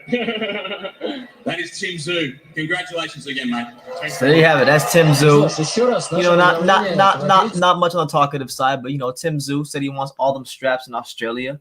Hell of a performance, man. Hell of a performance from Tszyu. It's your boy BT, Brendan Taylor, the untouchable True School Sports Empire. And well, we were just live for Tszyu versus Dennis Hogan. If you're just tuning in and you're wondering what the hell happened, who won? Tszyu stopped Dennis Hogan in 5 rounds, got him the hell out of there. It was an easy fight for him. He made it look easy, you know. And I didn't even realize this till he said it, but literally, I didn't even realize that he actually stopped Dennis Hogan quicker than Jamal Charlo. I mean, Jamal Charlo got him out of there in 7 rounds, and mind you, Jamal Charlo fought him at 160, which is not Dennis Hogan's best weight. Hogan had to eat himself up to 154 to 160. He's really better at 154. And Hogan said that himself. He fought him here at his best weight, and got him out of there in 5. And not only did he get him out of there in 5, but from round 3 on, he just completely demolished Dennis Hogan like nobody's ever demolished him before. So I'm very impressed by the precision punching on the inside from Tszyu, the way he placed these shots. It was just good stuff from Tszyu. You know what? Let's do this. I know y'all don't want to talk. I know you guys just don't want to hear me the whole time. So look, we're gonna do this. If anybody's interested, I'm not gonna have like a ton of people on the panel, but anybody who's interested on coming in, on chiming in about Tszyu, I would love to hear your thoughts. Click that link, and you can come on, and we can definitely I'll just listen. I just want to hear what everybody else has to say, because I've been talking for almost 3 hours. So let me know what you guys think. Jed Kyle wants to see Tszyu in there with Tony Harrison. That'd be a great fight. You know, that would really test how good of a fighter, ring craft wise, Tszyu is, because Tony Harrison, in terms of pure skills, is one of the most skilled fighters 154. You know, but you're right. He can never put together a full 12 rounds. Ever. The only time he did was he won a world title. You know, but when he fought Hurd, he was beating Hurd. When he fought Charlo the second time, you know, same thing. Why don't the Yanks come to Australia for once? I don't know, man. You have to take that up with boxing, in the boxing business. I mean, most of the money seems to be in America, from what I'm told. So I don't know, but I'm sure there's plenty of money in Australia due to the fact that you guys are one of the only countries that's allowing, might be the only country period that's allowing, you know, stadiums to full capacity. You know, there's no nonsense. Charlotte Mumford said, "You're the best commentator I've heard. Legend." Thank you, man. Thank you, man. I appreciate you, Charlotte. And I'm gonna keep doing these lives. I'm gonna keep sharpening up on my commentating skills. I'm gonna keep working on my speech, because, you know, sometimes. Oh, you know what? We got Jed Kyle. So Jed Kyle's here. Jed Kyle is going to he's here, man. What's up, Jed? What's going on, my bro? How are you, brother? Good. I'm exceptional, man. Yourself? Yeah, not bad. What did you think? Yeah, well, I think that was a decent performance by Tim. I think he adjusted the bounce. Yeah. But I think he needs to step up now. It's time to have a better opponent. I mean, after Jeff Horn fight, I think he should have stepped up to world level then, and now especially he needs to step up to world level right now and get a big fight. I think he needs to get a top 5 to 10 junior middleweight in the ring in his next fight. I think it's time now. Yeah, I think so too, man. I mean, if you look at like, let's say the WBO rankings where he's ranked number 1, you know, a couple of guys that are right near him are like Liam Smith. You got Jared Hurd. You got Patrick Teixeira, Bakram Muratziev. I can't say his name, but that guy, Jack Koke. Yeah. So hopefully he gets in there with one of them, man. Because Tim looked sharp tonight. Yeah, I think he could definitely beat like Teixeira, Liam Smith. I think he could definitely handle them caliber of fighters. But I'd love to see him against some of the American fighters like Jared Hurd, Tony Harrison. That they would be real good tests, you know, before he eventually gets to the real top of the division, even a J-Rock, something like that, to see how I think those are all good fights. I think the Jared Hurd fight would probably be the best one, only because of the fact that Jared is such a big 154 pounder, and he would his ability to break a fighter down would be tested in that fight. 100%. Yeah, Hurd might be too big and strong for him. That would be a real test. That's actually a great fight. Yeah, and I mean, when was the last time Hurd even fought? I can't even remember the last time I saw Hurd. Since J-Rock, I can't remember J-Rock. I don't know. I think he fought since J-Rock. He might have had a fight since then. I don't even remember, to be honest with you, because it's been a while. I don't think I saw him in 2020. Yeah, I can't remember. Check, because the last time I remember seeing him was against J-Rock.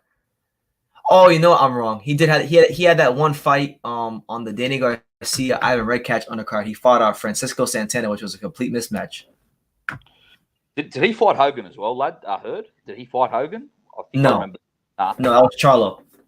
Charlo, yeah, Hogan fought Charlo, eh? And he had a close fight with Munguia, didn't he, as well? Hogan. I thought he beat Munguia. Yeah, so it's not a bad win for Tim, but you know, it's nothing that special though. It's a good, decent win. I think that's about it. We're not going to make any statues of Tim Tszyu because he beat Dennis Hogan. Fuck no, bro. No, not yet. Not yet. He's got a long way before he's in the level of you know, his father or other fighters like that. But one thing I love seeing from him and his father, this was a flaw of his father. Costa never went to the body enough. Costa Tszyu was a great body puncher, but he would never utilize it enough. So I love to see that Tim Tszyu doesn't neglect the body and he really uses that as a part of his arsenal, working the body. You know, he doesn't headhunt like his father did at times. Nah, man, and also another thing he does great is like the way he shifts to the side and creates those extra angles to throw like those big uppercuts. I love that tonight from him. Yeah, and he controls. He's really good with the head control, like his father did, and probes with the lead hands. He is similar to his father in a lot of ways. He is a skilled fighter. Like, you know, he's an exciting prospect for sure at 54, and he's good for the sport of boxing here in Australia. You know, he's definitely built a following. Yeah, man, he's like the cat. From what I hear, I mean, I don't know. I've heard he's like the cash cow of Australian boxing. Like, he's doing a good thing. Yeah, he's definitely the most popular current fighter at the moment. You know. Yeah, because like, I forgot. I don't remember what the numbers were, but I heard like his fight against Jeff Horn did a lot, like really good over there. Yeah, it did. Yeah, but yeah, see, and that was because, you know, Horn was fairly well known coming off the Pacquiao fight, so that fight, yeah. And yeah, he's definitely building a following here for sure. Absolutely, man. It'd be crazy if like he could have one of these big fights in like a stadium over there. Like if he fights Jared Hurd, maybe they can bring Jared Hurd over there if they pay him enough money. Yeah, stadium fight. They might need a little bit bigger name, but yeah, who knows? Maybe, you know, maybe a Charlo if they could build that up. But I don't know if Charlo would come out here. I don't know if that would happen. I don't think Charlo would go out there. I mean, I can't say that either, really. Because like the people that the most like I mean I love the American fighters, but like most of the American fighters aren't gonna like go to Australia unless the money, like they're gonna have to give him like whatever they think, whatever they normally get paid, they're gonna need 3 times more than that. Yeah, the days of Ali Ray Robertson traveling around the world beating motherfuckers up, they're gone for the American fighter, I think, you know. Yeah, and honestly, man, like look, I love the American fighters, but sometimes they piss me off, man. Piss me off. So is the divas. Yeah, well, I think a lot of boxers are like that worldwide, to be honest. There's a lot of divas, you know, it's just a different game at the moment, you know. it's turned into too much of a business. You know, sometimes like when I think about boxing or when I look at the news, sometimes I forget that it's actually a sport and people actually get punched in the face. I know, bro. It seems like wrestling at times or something. Eh? It's like the new age WWE or something at times. Yeah, because all you hear about is purse splits and site fees and mandatories, and I'm like, I don't want to hear about this stuff. Just fight. Yeah, I know. You bunch of all these new fans are fucking accountants. They want to talk about how much money someone's got, or you know, Purse splits, brand recognition, all that BS, man.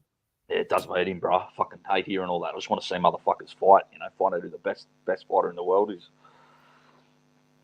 Yeah, man. I mean, that's the whole reason. I mean, I don't know why most people like on YouTube follow boxing, but I follow boxing just because I want to know who the best fighter is. So like, get to it. That's all I care about. You know, that's why that fight we saw the other week, Chocolito at Australia. Oh, God, I was there. That should have been watched by hundreds of millions around the world. That should be That should be the most important fight in boxing. You know, it really should. And to me, it is the most important fight in boxing. Was for me this year. Like for me, I went to that fight. I was there in the arena that night. It was the best fight I've ever seen in person. And there was, I think the paid attendance was like, there was 4,000 people in the arena or 5,000. I think the paid attendance was only like 2,000 something from what I was reading. It's just crazy to think about. It's crazy to think about, like, those guys are the best fighter, two of the best fighters in the world, and you only got like 2,000 people plus to pay for the tickets to go watch them fight. Yeah, it's sad, bro. It's unfortunate, you know. People just they don't seem to understand what they're missing out on with a fight like that. To me, it was like Morales Barrera, this generation. Morales Barrera. That's how good a fight it was. It was a true legacy fight. Like, it was crazy too, because like when I went to the arena, like, you could, when I go to fight sometimes, like in America, like I'm like, okay, yeah, it's whatever fight. But like when I got out of the car and walked towards the arena, you could just sense something was in the air. Like, it was gonna be a special fight, and it was. It lived up to it every round. Yeah, it definitely did, bro. It was insane. They're fighting a third time, I heard. Is that true? The franchise, Estrada got up to franchise? Yeah, Estrada got the franchise. So once they made him the franchise champion, they're doing a 4-man tournament now. Rungvisai's gonna fight Cuadras in the intermediate time, and then Chocolatito's gonna fight Gaio Estrada again. Yeah, fuck, I can't wait for that third fight, bro. That's gonna be a super fight. Yeah, me neither. I'm going to that one.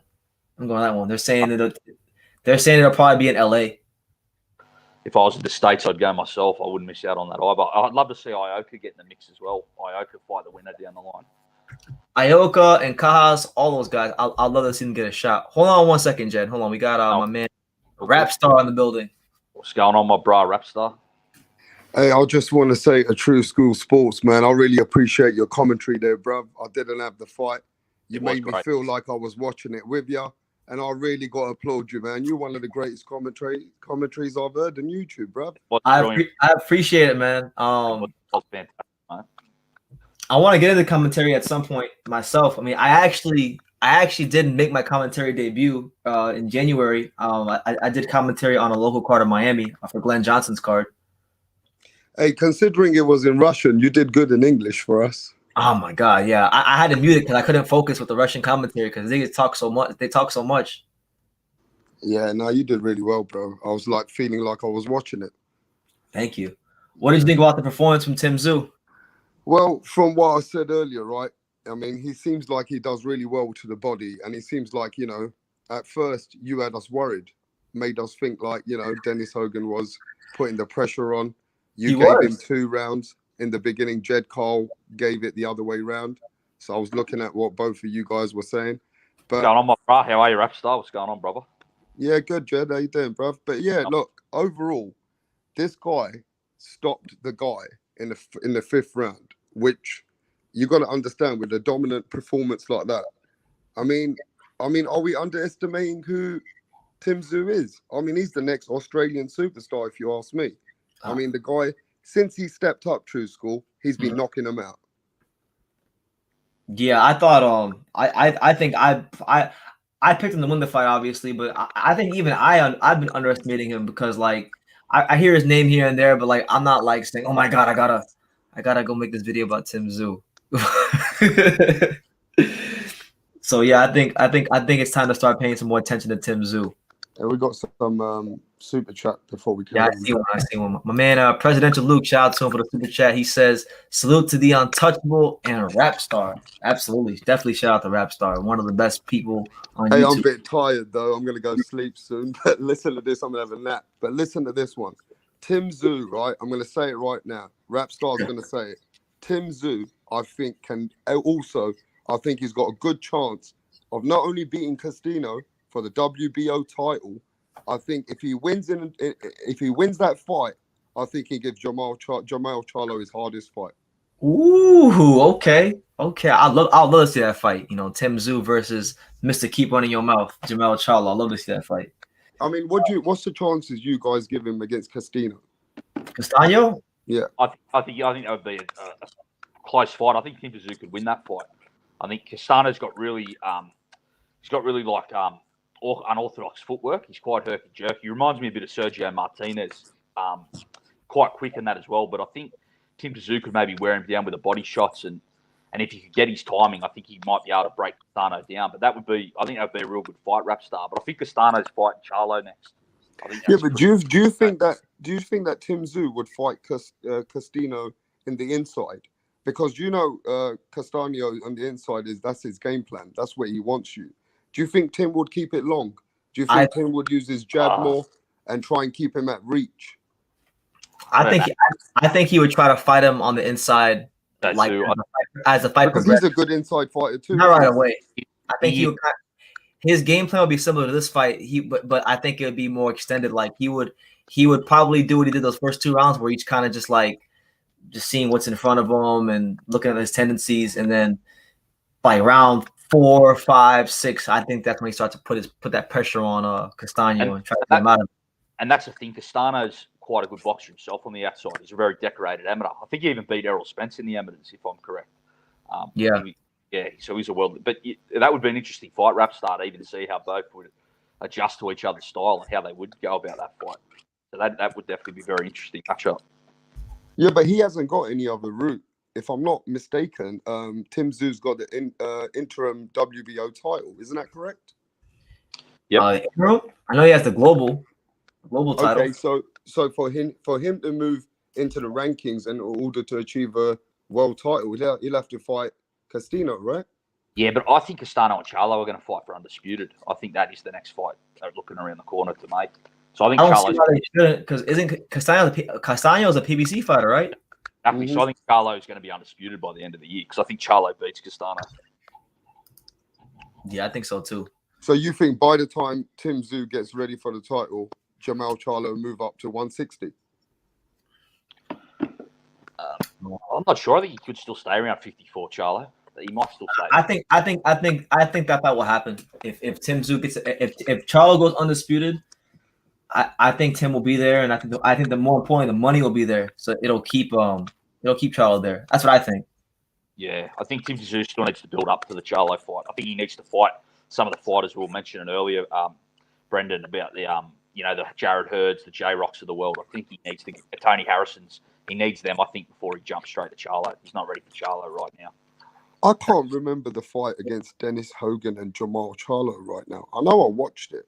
Yeah, I can't remember. I can't even remember. I mean, a true school. Which performance was a bit more dominant? Was it Tim Tszyu? This was one. It Jamal Charlo? No, this one. This one, because the Jamal Charlo fight went 7 rounds. Tim Tszyu won 7 rounds with Jamal Charlo. This ended in 5. And the minute Tim Tszyu decided to start using his jab, walking him down, the fight was over. Yeah, but Hogan was coming down in weight and coming off the loss, so yeah. That's why I thought Tim was gonna win.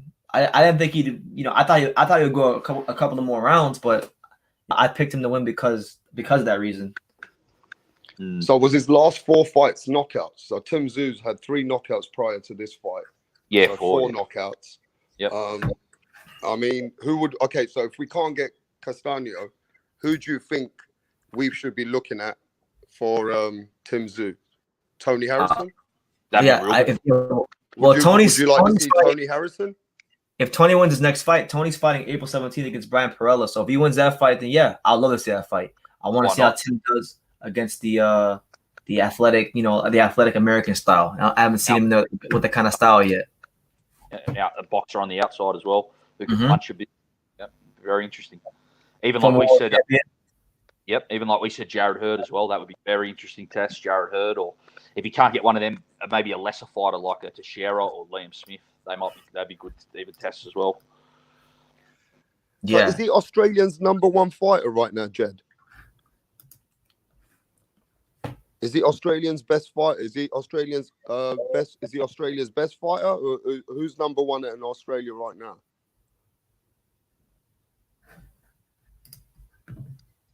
Did you there? I've lost him. Hey, True. Who's #1 in Australia right now? Well, right now, honestly, after that performance, I like Tim Tszyu right now. I mean, I know people might say Kambosos, but like I don't know, Kambosos. I thought he won against Lee Selby, but it wasn't impressive. Like he's winning fights and he's grinding these fights out. He's getting wins, but he's not looking like impressive. Tim Tszyu is looking impressive. He's looking sensational. But we'll see, man. If Kambosos beats Teofimo Lopez or takes him somewhere we haven't seen Teofimo go before, then maybe I'll change my opinion. But right now, I like Tim. Yeah, I can't see Kambosos beating Lopez though. I mean, if you look at the chat think that Kambosos is #1 Australia's #1 fighter right now. But I don't know. I've got to look at the stats. And also, who's Australia's world champion right now? The world champion? I don't think they got any world champions, do they? Yeah, that's what I'm thinking. I don't think they do. No. No, And they don't. I can't see Kambosos beating Lopez. I mean, anything can happen in boxing, but I think Lopez's level's above Kambosos. You know, I think he is too, but I'm not even gonna lie to you. I love Teofimo, but like I'm a bit worried only because I think him and his dad are overlooking George Kambosos. Just like watching the interviews, I think they're overlooking him.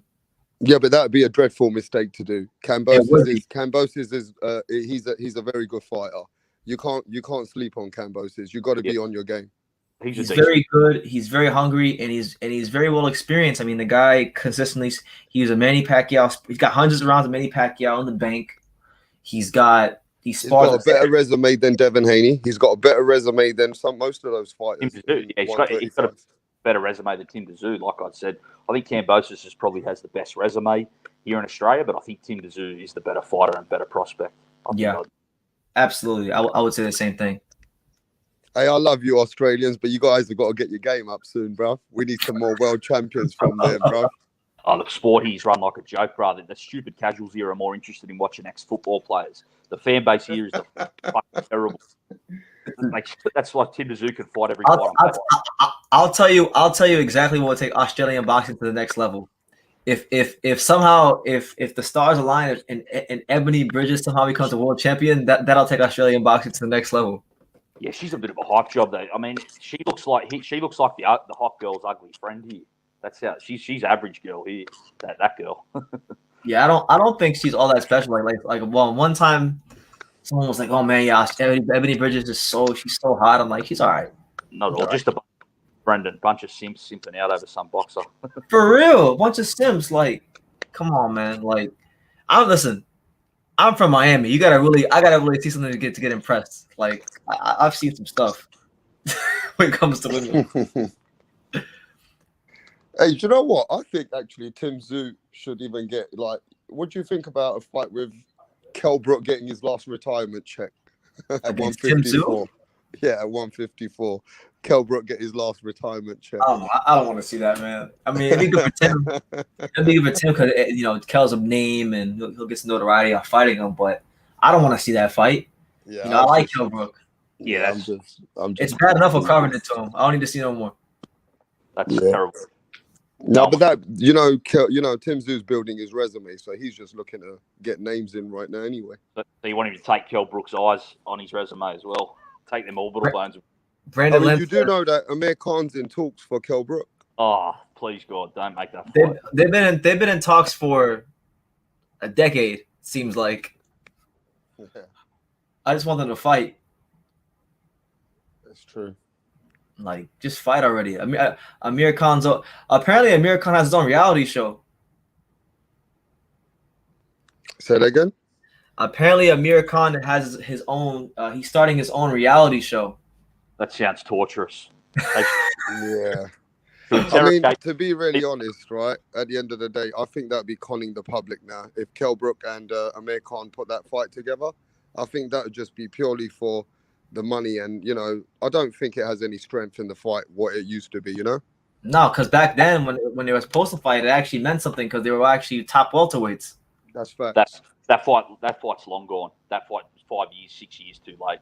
They messed around too long making that fight. That's finished now. I got to Brandon Lentz says Ebony Bridges looks like an aging waitress at Hooters. That's she does look like that.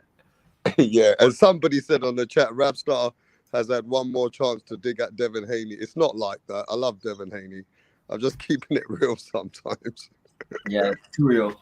You know, whenever you keep it real, sometimes people think you hate, but you don't hate. You know what I mean? It's just, you just got to say it as it is. Yeah, you got to keep it 100 at all times. So what do you guys think about this Triller? Same Manny Pacquiao and Terence Crawford.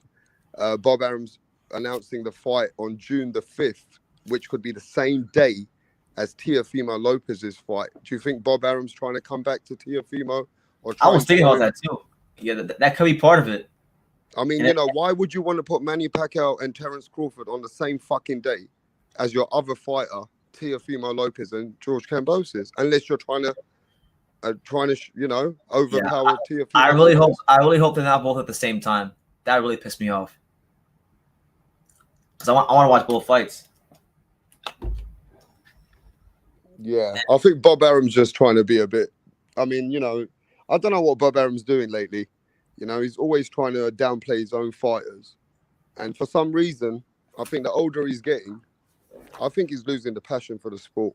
He's just interested in the money.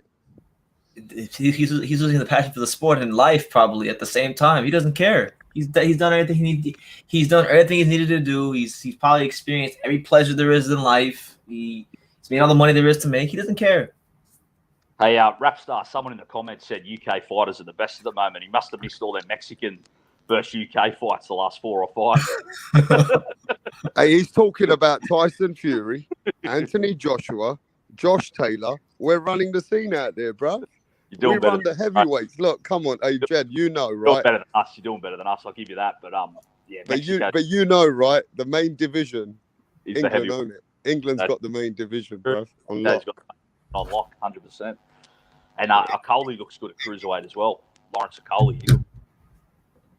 Yeah, Lawrence Okoli just won his cruiserweight title. He knocked the hell out of Kavaki. I saw that. It was a great punch. Great right hand. I also think True School, you know, Kid Galahad. I think he's fighting for Josh Warrington's old title now.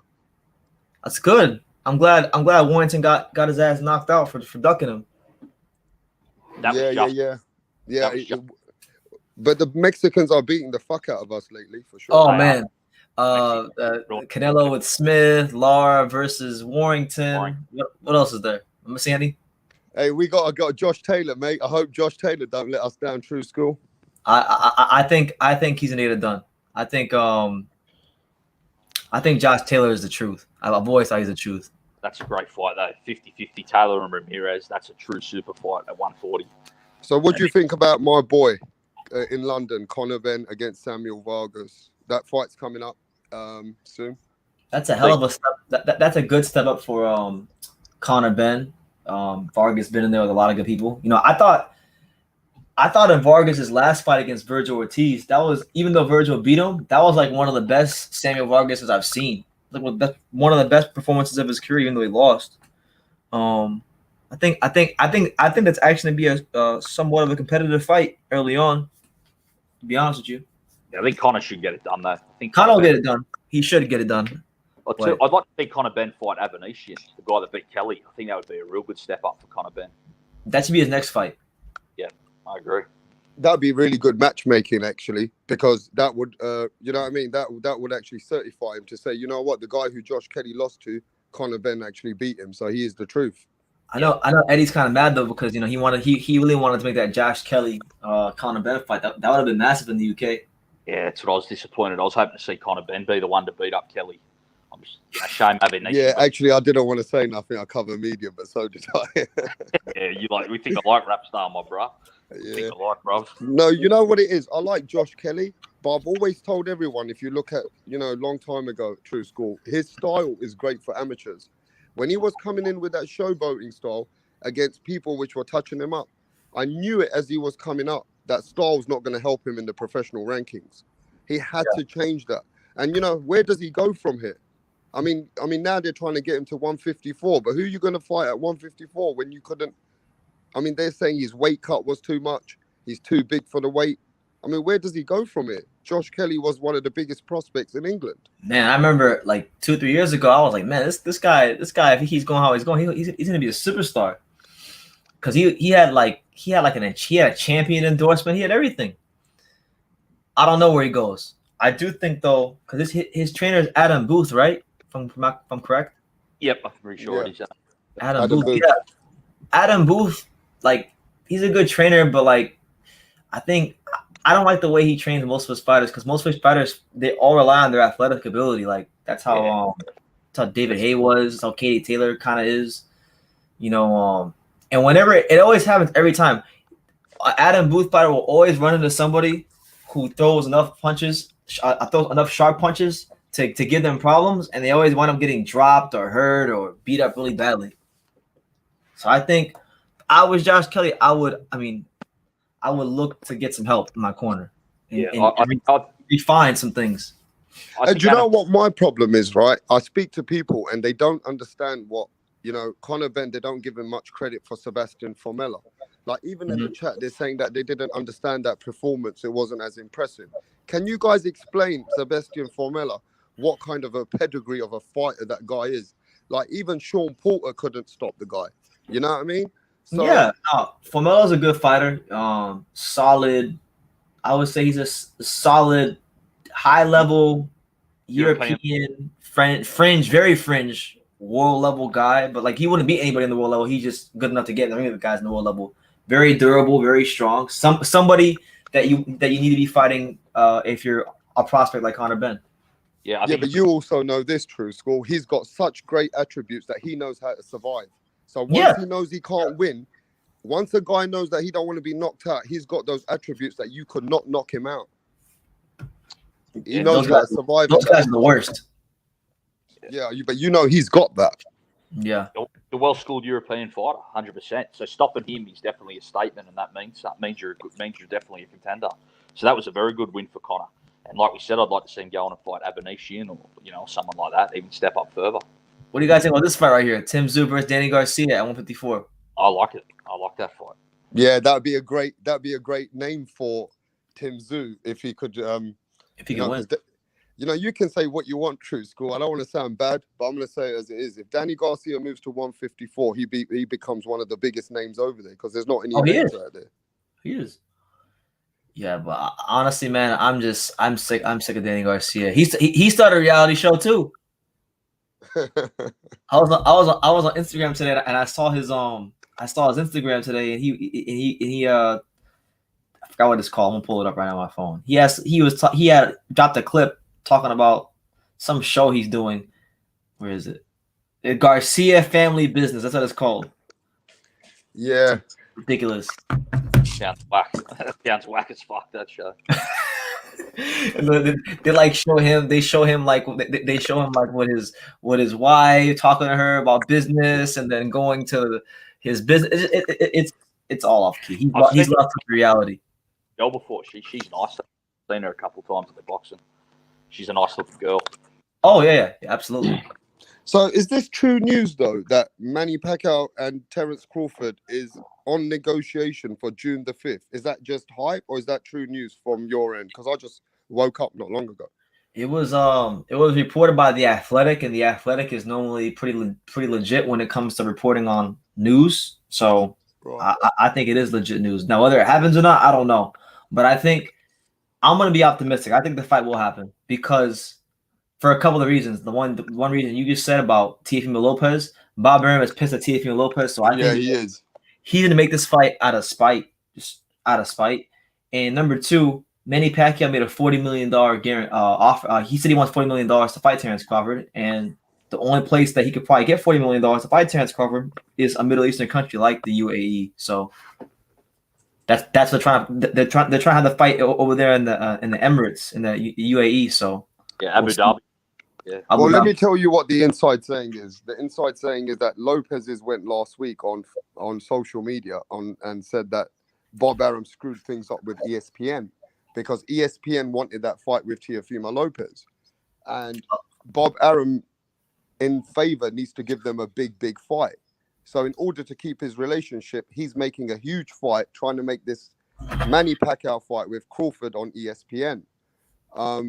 Because they lost the fight with Teofimo Lopez. So again, right, even if it's in Saudi Arabia, the times will be different, True School. They'll probably be, I don't know, 8-7 hours apart from each other, but it'll be 2 different pay-per-views, wouldn't it? On the same night. That'd be insane. Yeah. I really hope, just for my own sanity, that both fights are at different times.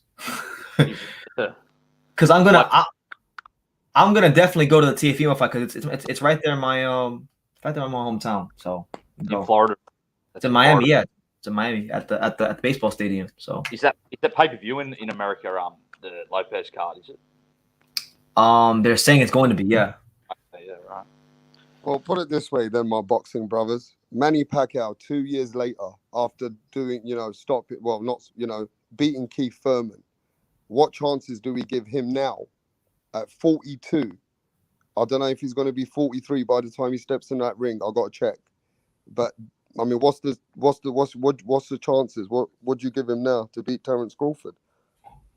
I give him I'll say I give him a 40% chance. I mean, you can never count him out. I'm not counting him out at all. He's very dangerous. Very dangerous. Truthfully, as much as I love Crawford, like, this is the first A-level fight he's ever fought. But I'd go even lower than you. I'd give him maybe a third of a chance, 33%. I think. Yeah, but nobody thought he was going to beat Keith Thurman. True. That's why I said you can never. I did. But did you? I picked him. Yeah.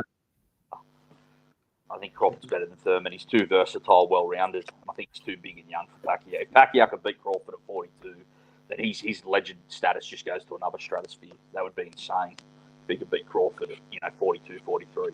Because Crawford's one of the best fighters in the game at the moment. Yeah. There's a good point here by Brandon. He says, with one fight being in Saudi Arabia, the times have to be different. You're right. So I'm glad because I can't be at one fight worrying about another one. unless Bob has the fight at a different time to allocate to the US market. Maybe he would do that. He would definitely do that.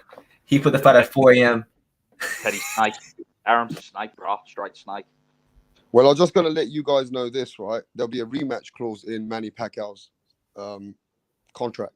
So if that fight is a controversy and that fight's closer than what, you know how Manny Pacquiao is. He's a different, species.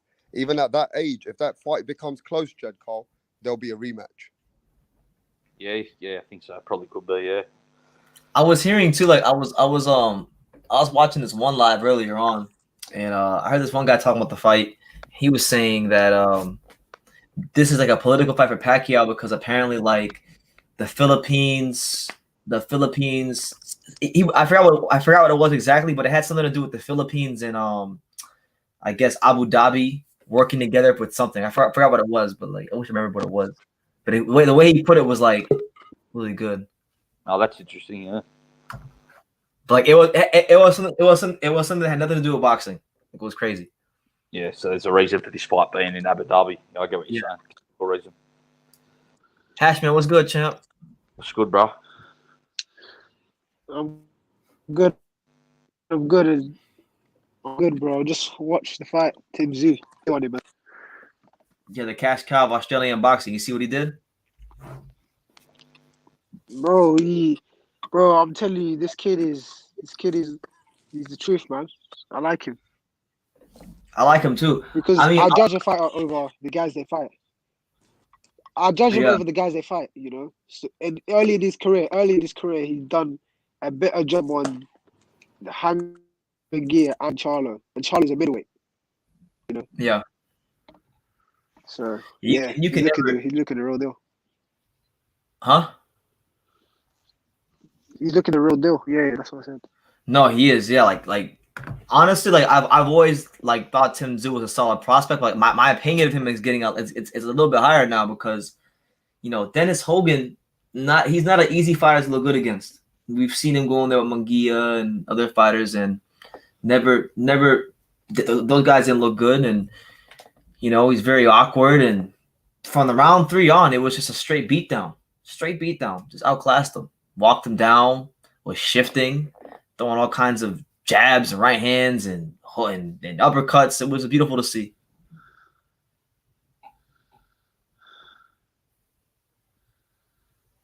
Yeah, Hello? man. Oh, okay. Yeah, he's looking good, man. I want to see him fight the winner of Liam Smith and Carbano. Liam Smith and who? Next. Liam Smith is fighting a Russian called Karbanov. Undefeated fighter. I didn't realize I didn't realize he was even fighting. To be honest with you. Yeah. When they fighting that? Russia. They're fighting Russia. The winner. I think the winner should fight. If I'm Tim Tszyu, I would fight Zarafa. Another payday in Australia. He should do. He should do that. Because then if he beats Rafa, he'll be the solidified cash cow of Australian boxing. Not that means like a ton. No disrespect to Jed, but like yeah. If he wanted to, he can make a. I know he won't fight Modine. Yo, hey, nah, it's funny, man. It's funny. But yeah, man, there's no rush, man. There's no rush for him. He should keep progressing. He's doing well. Absolutely, yeah. And I was really encouraged with his performance tonight. So like, who do you want to see him fight next, Hashman? There's a lot of good names at 154 for him to fight. Liam Smith. You want to see him fight Liam Smith? Yeah. Oh, that wouldn't be a bad fight. And Liam Smith is durable. I don't think he's only been stopped by Canelo. And he gave Ogia a tough fight. He gives guys tough fights, you know. He does. He's strong, durable guy. Gives them tough fights. I'm not mad at it. I wouldn't be mad if he fought Liam Smith next, but I want to see him fight like Tony Harrison and Jarrett Hurd. Those are the two fighters I want to see him fight badly. Not yet. I want to see how he does with that style. See how he does the Americans. You know, if he fights Liam Smith, is a great test because he's a former world champion and he's durable. So if somehow he does a job on him or stops him or looks very impressive, then you should chuck him in with the guys at the very top, you know. Yeah. Because so far, no one's had resistance. No one has fought back against Tim Tszyu. You know, Dennis Hogan, he tried but didn't have power, didn't have the style to cope with the body shots. Jeff Wood was finished.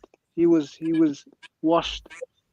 And yeah, but I want to see him. I just want to see him steadily take up. So if he fights Zarafa in the summer, or he fights Liam Smith in the summer, and then he fights someone like Rosario, you know, one of these guys.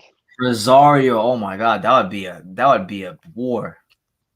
Hey man, I just want to say this: True School Sports. Thanks for having Rapstar Boxing Knowledge on your panel. Like Thanks for coming on. Much love to you, and yes.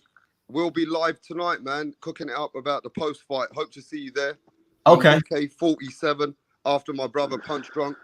We'll probably go live later on tonight. Okay, yes. I'll be looking out for it. All right, man. And Hashman, you take it easy. But I just got one thing to say to all my Australian brothers and sisters. Tim Tszyu is a superstar in the making. And I think 100%. If Tim Tszyu is that guy, not only has he got legendary blood, but he is that guy. I think he is that guy. And I think you guys have got to get ready. Australia got to stand behind Tim Tszyu, man. He's the man. There you have it. Rapstar. Thank you, man. I'm out, brothers. Peace. All right.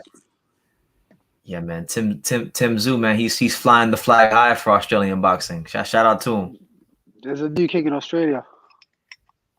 Huh? There's a new king in Australia. He's a new king. There is a new king in Australia. That's right. That's right, man. And you know what's surprising? You don't really see. Obviously, he's still early in his career, so we don't know his full potential. But you don't when you see a legendary fighter, as Costa Tszyu was one of the best fighters in 140 in history at 140. Yeah, like you don't really see their sons living up to the name. You know, it almost never happens in any sport. Exactly, and he's doing. Don't get me wrong. I don't know if he'll be as good, but you never know, man. He's on a right trajectory, you know. But he's in a harder division. He's in a hard division, very hard division. Well, that's good. I mean, you can't become a legend without fighting in a hard division. Most That's cases. what I'm saying. I mean, you have your exceptions, but yeah, like he's gonna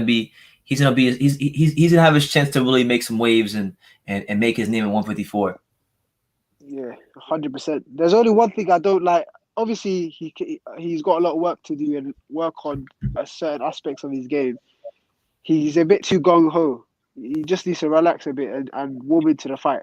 As soon as he settled down in the third round, he picked his shots well. The hooks. He's a very good body puncher. He's a very slick body puncher. He's sneaky with his shots, you know, and he doesn't let guys grab him up. He don't get tied up. No, he doesn't.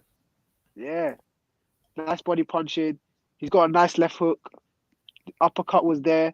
He started throwing uppercut in round 4, round 5, and then he found it. Good timing.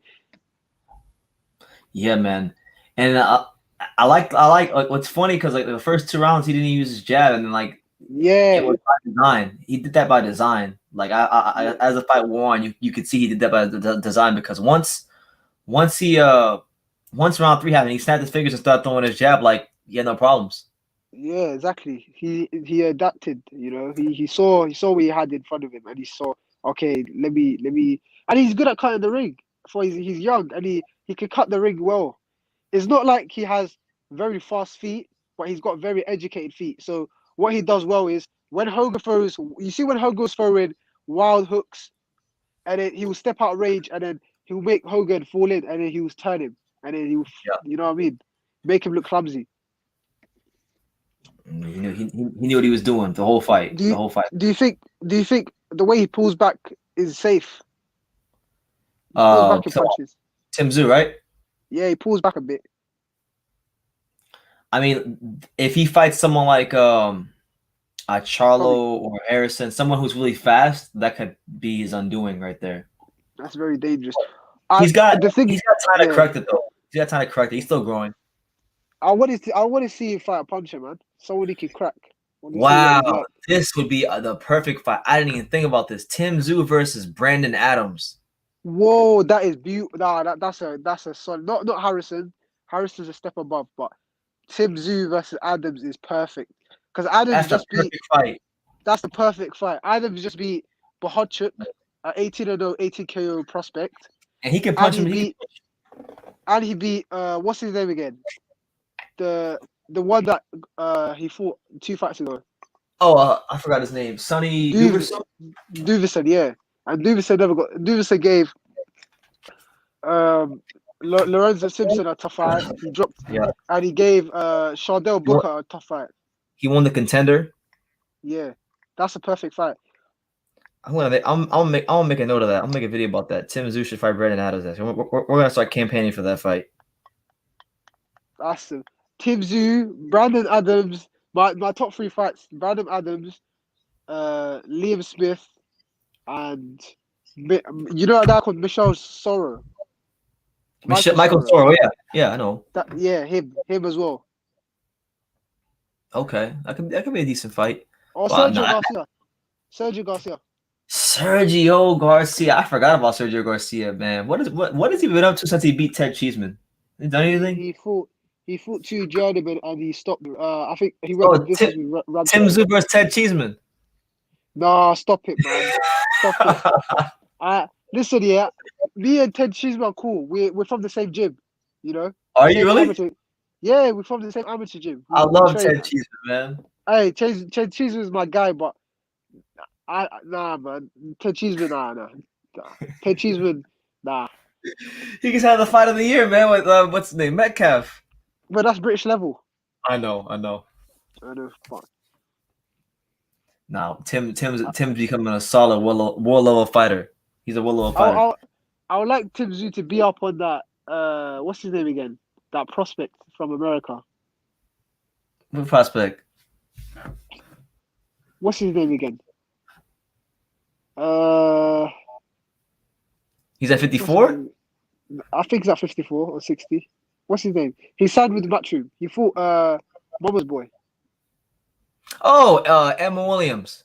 Yeah, I would like Tszyu to beat up on Amber Williams. I don't like that guy. Why don't you like Emma Williams? The arrogance and also what he does in sparring, man. Yeah. That sparring thing he did was ridiculous when he beat up that kid.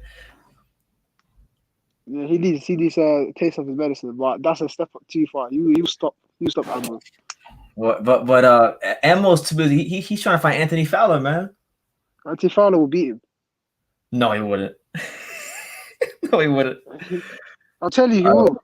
I don't think so. I'm telling you now, he will. He will stop him. I hope they make it, man. I don't think he'd beat Emma Williams. You know, hey, I've seen some footage of Amber Williams. He got hurt. He got buzzed by a welterweight in sparring. That's fine. He was getting his ass kicked. Listen, I'm telling you. Things happen in sparring all the time. It's okay to get your ass kicked in sparring. I know, but he was wobbling all over the place. He looked like he was going to get stopped. He's gonna fall off the ring? Nah, he was like his legs were gone. Like the guy took it easy on him. He said, the guy's like, you know what? Let me take it off. Maybe take the punches off him. But I'm saying Fowler beat him because think about this, yeah. Fowler, don't get me wrong, Fowler's not the best fighter, but Fowler is very experienced where he's fought in the Olympics. He has a very good amateur background. He punches very hard, and he's got good conditioning. But Amber Williams is still a prospect. Yeah, I mean, but he just beat Dennis Douglas, so is he a prospect? Dennis Douglas is a good fighter to beat in your eighth fight. Yeah, Dennis Douglas was a good fight, but I don't know, man. I think the southpaw style of Douglas, it was a bit of fencing going on. Like it wasn't much going on in that fight. But I'm telling you, Fowler was bad. If Amber goes past 4 rounds, he was tired. Yeah, he was breathing pretty hard. Douglas. And think about this: Fowler punches way harder than Douglas. Fowler's got 11 knockouts. Fowler's got like 11 knockouts in 13 fights or 14 fights. You know, I've seen a lot of Fowler. Like he hasn't really fought. Like you know the IBF #1 contender, Murtazaliev. Yeah, I know about him. He went the distance with Hogan for Tszyu, and he's a big puncher. And Fowler just knocked out the same guy he fought in 2 rounds. He's never been stopped before. Yeah, I've seen that. Yeah, with a jab. Did you see how he dropped it with a jab? Nah, I didn't see the fight. I just know about it. I didn't watch the fight. Watch that fight back. He dropped the guy with a jab. He flew across the ring with a jab and he knocked him out with right hand. Fowler's got power, man. I'm telling you. But I'm telling you, he'll beat Amber. We'll see, man. I'll make the fight. I'm not really sold on Fowler like that. I'm not even really that sold on Emma. I don't believe in Fowler so much that I think Emma will beat him. You know what Emma reminds me of? Who does he remind you of? A warm-up version of Spence. Oh, what?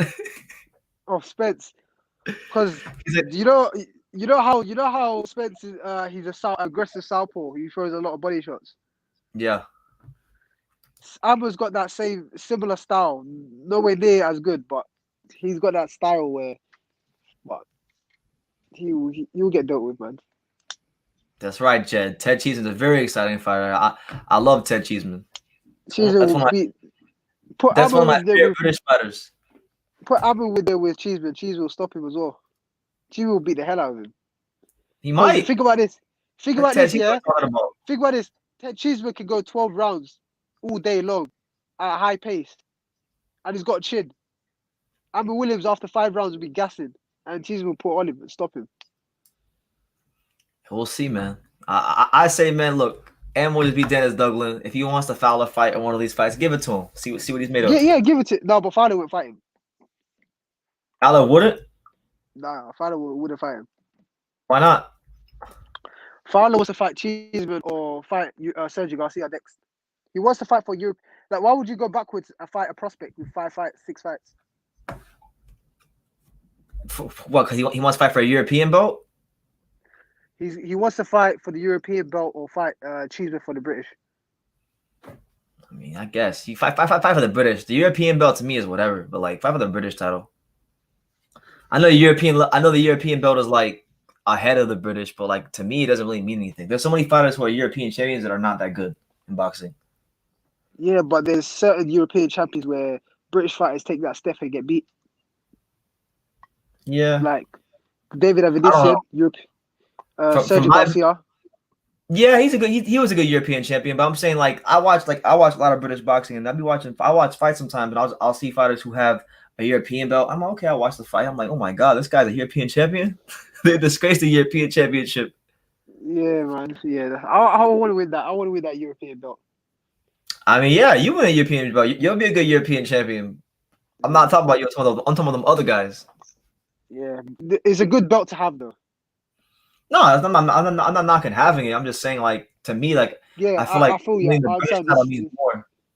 Yeah, the British title is less in terms of British, European than world honors, but in terms of competition, because in the UK there's way more competition than guys in Italy and Spain and France. You know. Yeah. No, and people like every British fighter when they turn pro, they want to win that belt. Like if I was a British fighter, I don't want to win that belt. It looks cool. First of all, it looks cool. Second But of all, it's it has hard a lot of to. history. It's the guys ain't patient enough to win the belt Yeah. because you got to defend the belt three. You got to defend the belt 3 times to have the belt. They can't. You just don't win it once and then you can have it forever. Like a world title, you can win a world title. You can have the belt. Wait, you have to win the belt and defend it 3 times to keep it? Yeah. Oh, I never even knew that. So like That's why it's hard. That's why it's hard for guys to once they win British title, they have to fight 3 times, and they don't want to stick around domestic too much. You know. I don't blame them. I mean, if I won a British title, what the hell am I gonna fight to defend it 3 times for? So you can get sanctioning fees three times? I think Denzel said he wants to defend it 3 times, but I don't think he will. I'm not sure. Who? Denzel Bentley. Oh, Bentley. Yeah, Bentley. Yeah. Felix Cash. He's fighting Felix Cash. I know that's a good fight. I'm looking forward to that fight. I'm not sure who I favor yet because I haven't thought too much about it, but it's a good fight. Yeah. I know who you're picking. Of course, man. I gotta go with my team. Gotta go with my Denzel Bentley. Yeah, man. All day.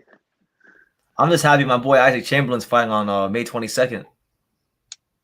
I don't know who he's fighting.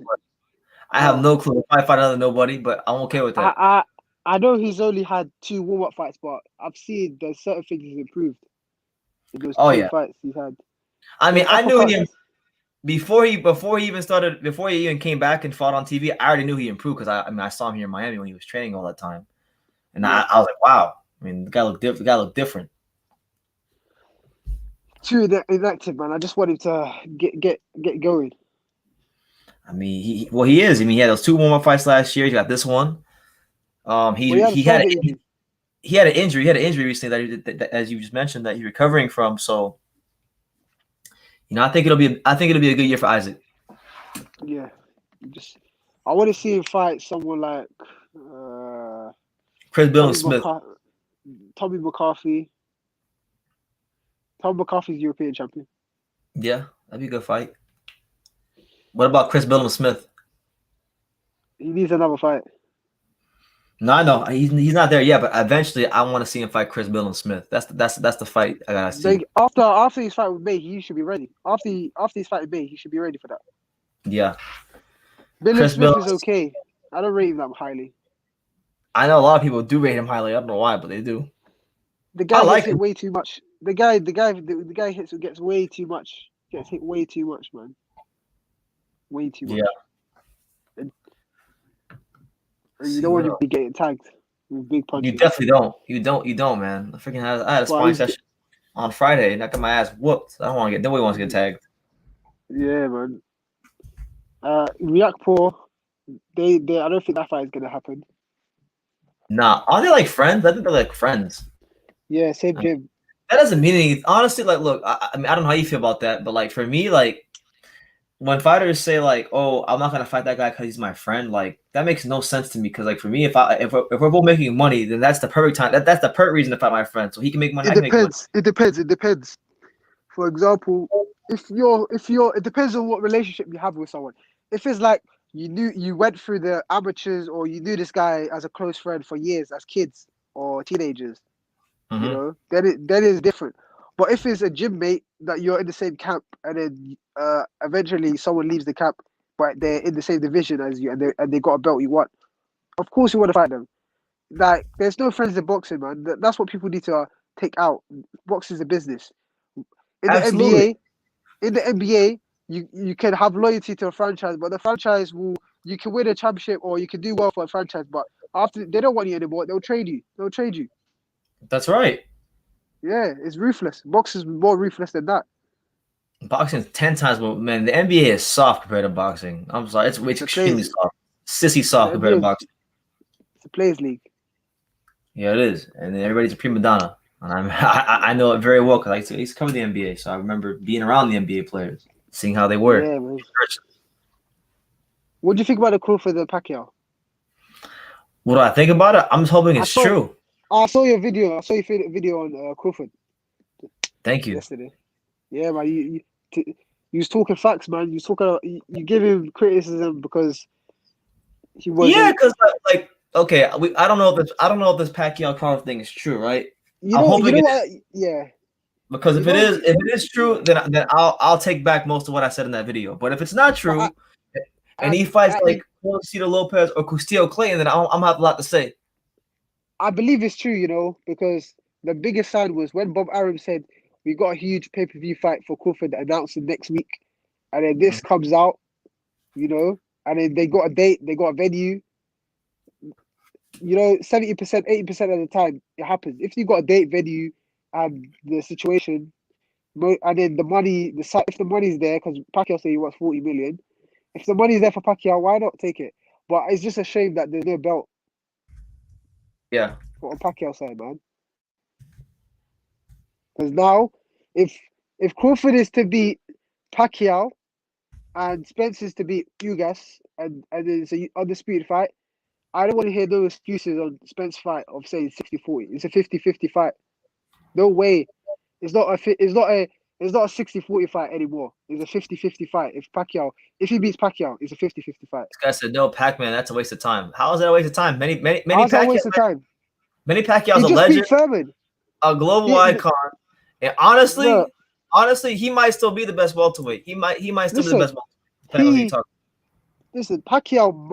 I'm not saying, of course, I got Crawford as a heavy favorite, but Pacquiao's dangerous, man. It's not like it's a foregone conclusion where Crawford beats him, Yeah. Because Crawford gets reckless at times, and Pacquiao, and also Crawford's a very slow starter, so Pacquiao might catch him with some big shots in the first couple of rounds, Yeah.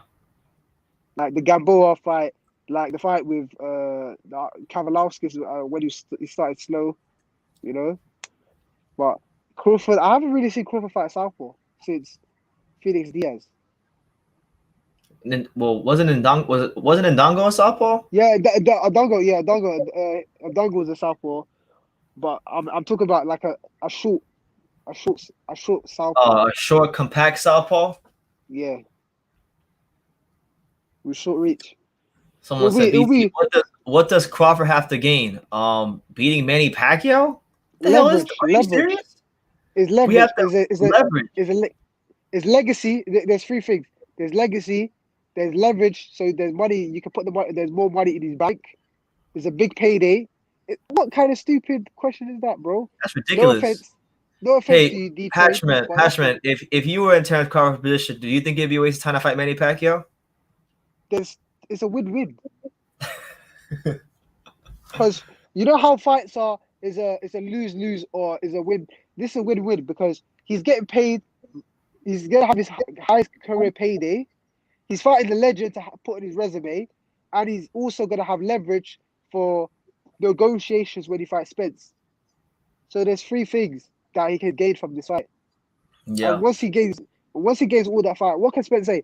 No, 60-40. Then what? The fans are gonna turn on Spence and say, "How is it 60-40 now?"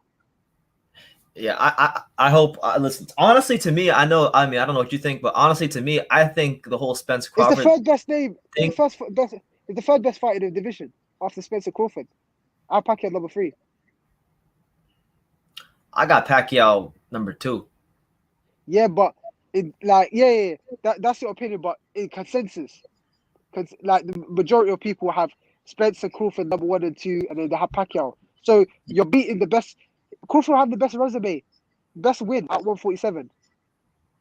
He will. Pacquiao's better than Thurman. I remember a fan said, Danny Garcia is a better. Are you stupid? Pacquiao washed Danny Garcia. He will beat his ass. Wait, what happened with Danny Garcia? He will beat the hell out of Danny Garcia. Man, Danny Garcia, I'm so sick of here. I'm so sick about Danny Garcia. My best friend back home in Florida. He's a huge, like, he's the biggest Danny Garcia fan. I can't stand Danny Garcia. So overrated. So overrated. But he's a good fighter. But he's a good fighter. He's a good fighter, and he's overachieved. I'm happy for what he's accomplished in boxing. But I'm so sick of everybody talking about him like he's an elite welterweight. He's never been an elite welterweight ever. Yeah. He's been an elite, super lightweight, 140. He's been the main man, the best in the division at the time. But 147 is he's going up to 54. Oh damn! Please don't do that. He can fight Tim Tszyu at 154. Tim Tszyu called him out yesterday. He said he would fight him or Brook. He will stop Kell Brook, man. Please, I want to see Kell Brook. Look at this guy. He said. So if I fight Roy Jones now and I win, I can say I beat a legend. That's different because Roy Jones was coming off knockout defeats. Manny Pacquiao hasn't been knocked out since Marquez, and Manny Pacquiao is a world champion. And Manny Pacquiao just beat Furman in his last fight. So that's what I'm saying. Manny Thank Pacquiao, you. How the hell Thank is you Manny? to Jambo Brown. I'm telling you now, this is exactly the same thing that's gonna happen to Crawford. When Crawford beats Manny Pacquiao, they will say Manny Pacquiao's old. Manny Pacquiao was not the same fighter he used to be. I'm not saying that. No, I'm not saying that, but that's what these idiots are gonna say. These Spence fanboys are gonna say that. Because think about this. Do you remember when BT? If Spence beat Pacquiao, they wouldn't say that. I guarantee you that. BT. Do you remember when Crawford beat Amir Khan and Kell Brook was ringside? And you saw these channels saying, fight Kell Brook. He don't really want to fight Kell Brook. Kell Brook is a real UK. Remember when they said Kell Brook is a real UK welterweight, not Amir Khan? And then they said to him, "Oh, you don't really want to fight Kell Brook." And then after there was a time where in the media where Bomac said, why do we want to fight Kell Brook? We don't want to fight Kell Brook. And then everyone said, "Oh, he's ducking Kell Brook." And then he stops Kell Brook in 4 rounds. Oh, Kell Brook is washed. They say he's washed. He's trash. He ain't nothing. He's garbage. But one thing about Kell Brook, don't get me wrong, he's not the same fighter he used to be. But it wasn't like Kell Brook was washed that fight. He was looking good. The first 3 rounds. He was good until Crawford switched stances, and then it was over. Yeah. You know. And let's not forget. Spence fought Kell Brook from an eye injury. He fought Kell Brook from a win. What's his name again? Who did he beat again? Who, Kell Brook? Kell Brook stopped someone. Mark DeLuca. He stopped Mark DeLuca. He looked good in that fight. He did. I think he stopped him with a jab too. Yeah, that's the same jab. That's the same jab that Crawford did to him. Hold on, Hashman. Hold on. We got my man Mark on Rival Boxing Talking News. What's up, man? How you doing, BT, man? Long time no see. Your notifications haven't been popping up for me at all, man. So I have to catch up with the likes and stuff. Yeah, I don't know why. You two always hating on me, but good to see you, man. What's up? What's up, fellas, man? Tim Tszyu, man, passed a little bit of a little test there. First couple of rounds, pretty interesting. His body punching really good, man. I'm impressed. Impressed with the young man. I like his body punching, yeah, he's gone from strength to strength. I was impressed with how he was shifting to and creating those angles for those big uppercuts and hooks that he was throwing. He looked really good tonight. I gotta really pay more attention to Tim Tszyu. He put me on game tonight. I like what I saw from him. He didn't really get touched. I liked it too, man. I'm looking. I don't know how they're gonna step him up exactly because at 154, the difference from world level is jumping from like number 30 straight into the deep end. Like everybody's good in that top 15. Yeah. They're all good fighters. Like I'd say Jack Coquet maybe a nice step up from him. That might be the next one. Then after Jack, that's when you have to start looking at the Sorrows of the world, Michel Sorrows and everything, and the Teixeiras. Well, somebody mentioned earlier before you came on, they mentioned Brandon Adams. I think that'd be a good fight. Ooh, that's a nice fight. I like that. That's a nice fight for him, but Brandon Adams could be a risk. Yeah. Dangerous fighter. Dangerous. So I'm thinking of guys who may not have that type of hooking power that Brandon Adams has. Yeah. You know who I said unrivaled? I said the winner of the winner of Liam Smith and Korbanov. That's a good one. That's a good one. The winner of that is a good one. I personally just think it'd be good to step him up just gradually. I think like Coquet might be the best one because Coquet he's not chinny at all. He's very smart, but he doesn't have a lot of power. Yeah, You very know what I durable mean? guy. Very durable, very clever, intelligent, creative, can take rounds off of you, will make you have to do things, has stamina for the full 12. I mean, that's a good guy. That's a good guy for him. If he can look impressive against Jack Culkay, you have to start looking at him as a genuine contender. Yeah, I think he needs to be Because scheduled for 12. that's the gatekeeper for me at 154 is Culkay. He's the gatekeeper to that world level. You can't get past Jack, you're not good enough. You can get past Jack, there we go. Now we can start talking. Yeah, we know. Yeah, Jack's a good one. I like Jack. I remember when Jack had that one fight with Boo Boo Andre and damn near beat him. He looked good against Derevchenko as well. He gave a good fight. Good counter. That was a good fight. Oh, Pel Grosso right here. This guy said Kerman Laraga. I forgot about. No, he will stop him. He will stop him in a few rounds, but nah. I forgot about Kerman Laraga. Wow. Yeah, man. Well, if you want to take it, like Kerman moved up from 147 after getting stopped twice by Abomination. You know, he looked good at 147 for a little bit, but if you want to put him in, if you really want to put him in with a Spaniard at 154, put him in there with Sergio Garcia. I think Garcia will jab his head off, though. I think he'll jab his head off. Yeah, I think Sergio will be a really difficult fight for him, and yeah, Tim. I don't know if he's a good fight for him. I think he could be a bad fight for him. I think he could be the. I mean, could be a competitive fight. It'd be a competitive fight where he could lose. Because I really rate Sergio. I've always rated Sergio. I think Sergio is the most slept on fighter at 154. I think he's ready for world level right now. Like I'd pick him to beat Michel Sorrow tomorrow morning if they were to fight. So, I've only seen I've only seen Sergio fight like twice. I mean, one of them the one I remember the most obviously was the Ted Cheeseman fight. Like, what would you say are like his most special qualities, Sergio Garcia? Because I haven't seen him as much as you have. He's ridiculous. Output and stamina, man. It's ridiculous. This dude will throw like 80 jabs. If he misses a jab, like per round. If he misses a jab, the next one's smacking you in the face. He'll catch you with right hook. He's like a Spanish Calzaghe, a little bit. Oh wow, okay, I can see that. Without the power. When he fought Cheeseman, he was just throwing these flurries, and it was his punches were just flowing like water, like it was easy for him. Absolutely. He's a very good fighter, to be honest with you, BT. Very good fighter. So I wouldn't be putting him in there, but man mentioned Kerman Laraga. That's easy. You want to put him in there with a real Spaniard, put him in there with Garcia. That's the real one. There you go. Someone mentioned Tony Harrison, but I don't think he's ready for that. No way. Well, in time. I like to see that fight. Maybe not right now, but in time. Tony Harrison? I don't know about that just yet. What about J-Rock? To your experience? I'd like for him to have those little testers up. Like, I don't want him going into J-Rock or Tony Harrison without having a Jack Culkay. Like, that's a good one. But isn't Gallimor's chin gone now?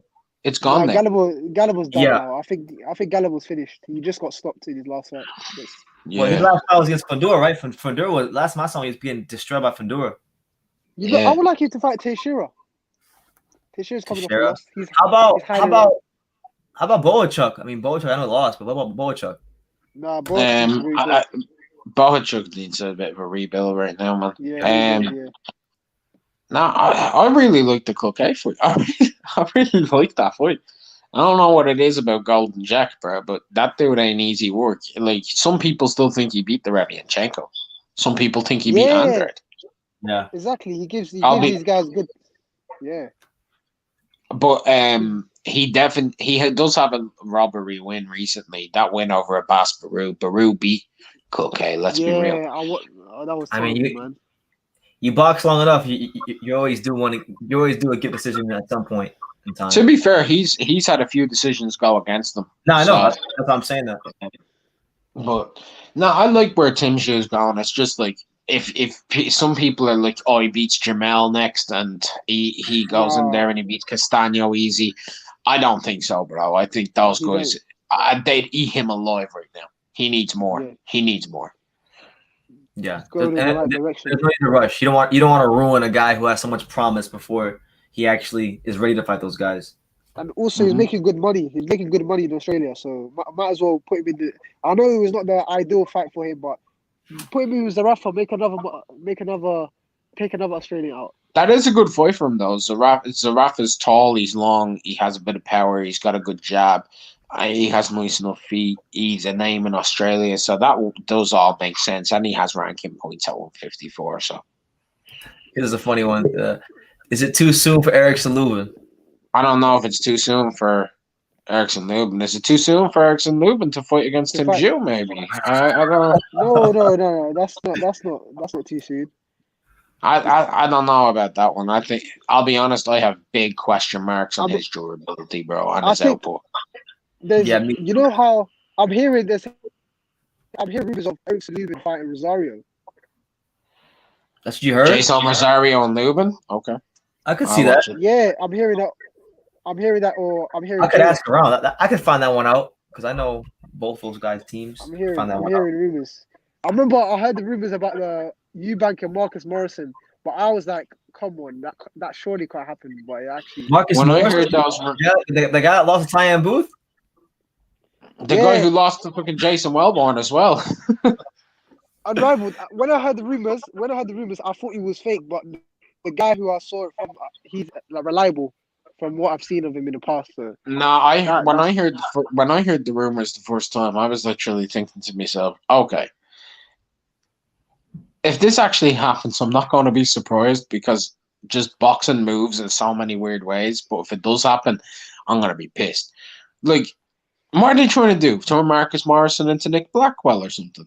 What's going on with that, man? Like, what is the point in throwing him in there with Eubank? Eubank will kill him. You know how Lomachenko fought Crawler, and then you can see what was gonna happen in that fight. Like, please, like, you can see the damage Crawler was gonna take. I mean, I remember Eddie Hearn. Eddie Hearn was calling that Mission Impossible. Sure, look like. Sure, at least Crawler had been a former champ. You know what I mean? At the very least, Marcus Morrison lost to Tszyu Bood, bro. The GOAT. Yeah, I mean, Corolla beat. How are you, bro? Yeah, I just had to duck you up for a minute. Yeah, like Corolla would beat Dali Perez in that at least. Yeah, world level. If you're losing a tie and boot, you shouldn't be anywhere near a fight. You lost to Alice Aurora as well. Let's not forget that one.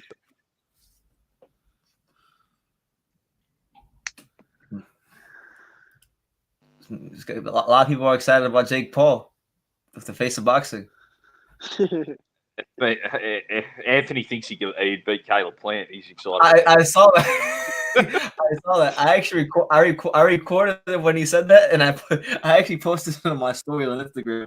Yeah, I love Anthony. He's great. You know, one of the best guys on here. But I can't see a YouTube. That was ridiculous. He was like, Caleb Plant versus Jake Paul competitive fight. Boy, would it be?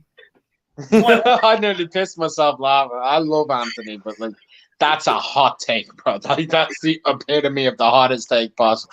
Might be the hottest. Like he's letting his emotions cloud his judgment too much with that one. I know he doesn't like Caleb Plant and he thinks he's annoying with the way he poses and stuff. But you got Caleb Plant would fucking kill Jake Paul. Yeah, I've seen this. Someone like Sakio Bika would beat Jake Paul at this stage of his career. I mean, I've never seen this Jake Paul fight. Sam Solomon beat Jake Paul. They both beat. Nah, Jake Paul would beat Sam Solomon. I think Tyan Booth would beat this guy. I think actually Tyan Bood would fuck around and school Jake Paul. No joke. Tyan doesn't have power, but he can box. He can box. He's just got no power. He would put on a masterclass against Jake Paul.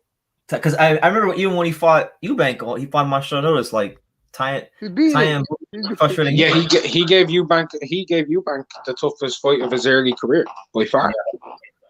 Was he up on? Of course, he wasn't officially up on the scorecards, but was he winning in your general knowledge before the stoppage? I had it. I think I had it like even. Even. I think I had them dead even, bro. Yeah. I never saw this Paul till Anthony mentioned him, so I went and looked at a minute or two of him. I mean, my country hasn't even got the deepest boxing, but I've seen 18-year-old amateurs at my gym more impressive than that YouTuber. Yo, Jed, I'd pick Jack Brubaker to knock out Jake Paul. 100%. Yep. Yeah, I agree. I was watching this live on Instagram earlier today, and they had Jalen Love talking on there, and I guess Jalen Love is helping train Jake Paul, and he was over there trying to vouch for him, talking about, yeah, man, Jake, man, take it serious. He a dog. He's coming. Jalen Love would beat Jake Paul, right? Jalen Love against Jake Paul.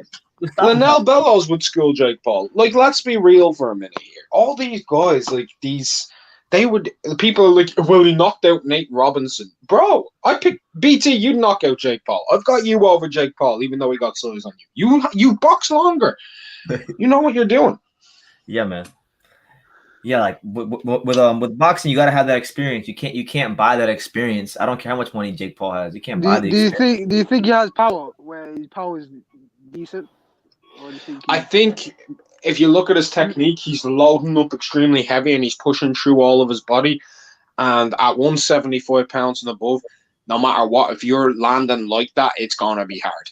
So I do think he actually hits hard because he commits his whole body to it. Yeah. Yeah, they say they were saying now, like according to Jalen Love, he was like, yeah, he's starting to box behind his jab and break people down in the gym. He's inspiring Andrew. He's inspiring Andrew Tabiti. Would Andrew Tabiti be Jake Paul? Of course, he was stopping. Wait. Did they say he's like Andrew Tabiti? No, they say he's inspiring him. Not that he's like him, but he's inspiring him. Oh, yeah, Andrew Tabiti at any point would absolutely annihilate Jake Paul. Fucking annihilate him. I'm not the biggest fan. I'm not the biggest fan. Yeah, he's got Tommy Fury problems, man. Put him in there with Tommy Fury. Tommy Fury will knock him out. Put him to sleep. I would favor Tommy Fury, but honestly, Jake Paul might be a slight step up from Tommy Fury's competition recently. So Tommy Fury doesn't. Tommy Fury's definitely a step up from Jake's fucking competition of Nissan Gibb and Nate Robinson, man. That is terrible. That is terrible competition. Terrible. I remember I was at the Jake Paul Gibb fight, and I actually met Gibb that week, and I'm like, man, this guy's gonna fight. I could beat this guy up right now. I've met Gibb as well, though. Gibb is a very nice guy, though. He's very nice guy. Very nice guy, but goddamn, he can't fight. This level of delusion when Conor was going to fight Mayweather. Do you remember when all the MMA reporters were saying Conor's going to revolutionize boxing? He's going to show and put work to boxing. You didn't get the full brunt of it, Jed. You should have been here. You should have been here for that. That was unreal. Oh my god! All my mates, Conor. Huh? What was it like in Ireland when that fight was? All my mates were like, Conor's gonna knock him out. Floyd's a boxer. Like, they don't know how to fight properly. Conor's gonna go in there. He's too unorthodox and rangy. I'm like, he's gonna go in there. Floyd's gonna walk around, let him hit him, and then Floyd's gonna take over and beat the piss out of him. Yeah, I watch Brendan Sharp too much. I listen to Brendan Sharp breakdowns. Floyd would have stopped. What was Brendan saying? Was he talking about the body being chiseled that was stone again? He's a karate stance. Throw Mayweather off the karate stance. He's never seen it before. He's a harder puncher. Deb McGregor's a harder puncher. Look, I'm just gonna say this, Jed. You can say this. Hashman can say it, and BT. We've all done a bit of boxing, right? We all know what we're doing. If you see someone coming in there with a karate stance and they're completely square and they're all this, what are you gonna do? Jab, pa, pa, pa. Yep, pa, all time. Just pa, and then just start moving. They haven't got fluidity with the legs to chase after you. If he hit them with a straight right to the body, they're gonna fall off balance and fall down. Exactly. That stance is horrible to sock punches. Horrible to sock punches. Does MVP? What's his name again? Michael Venom Page. Yeah, that's it. Yeah, that karate stuff. I actually wanted to see him do boxing. I actually wanted to see him do more of boxing. He's a better boxer than Conor is, though. Yeah. He had them 2 fights with David Haye. Right?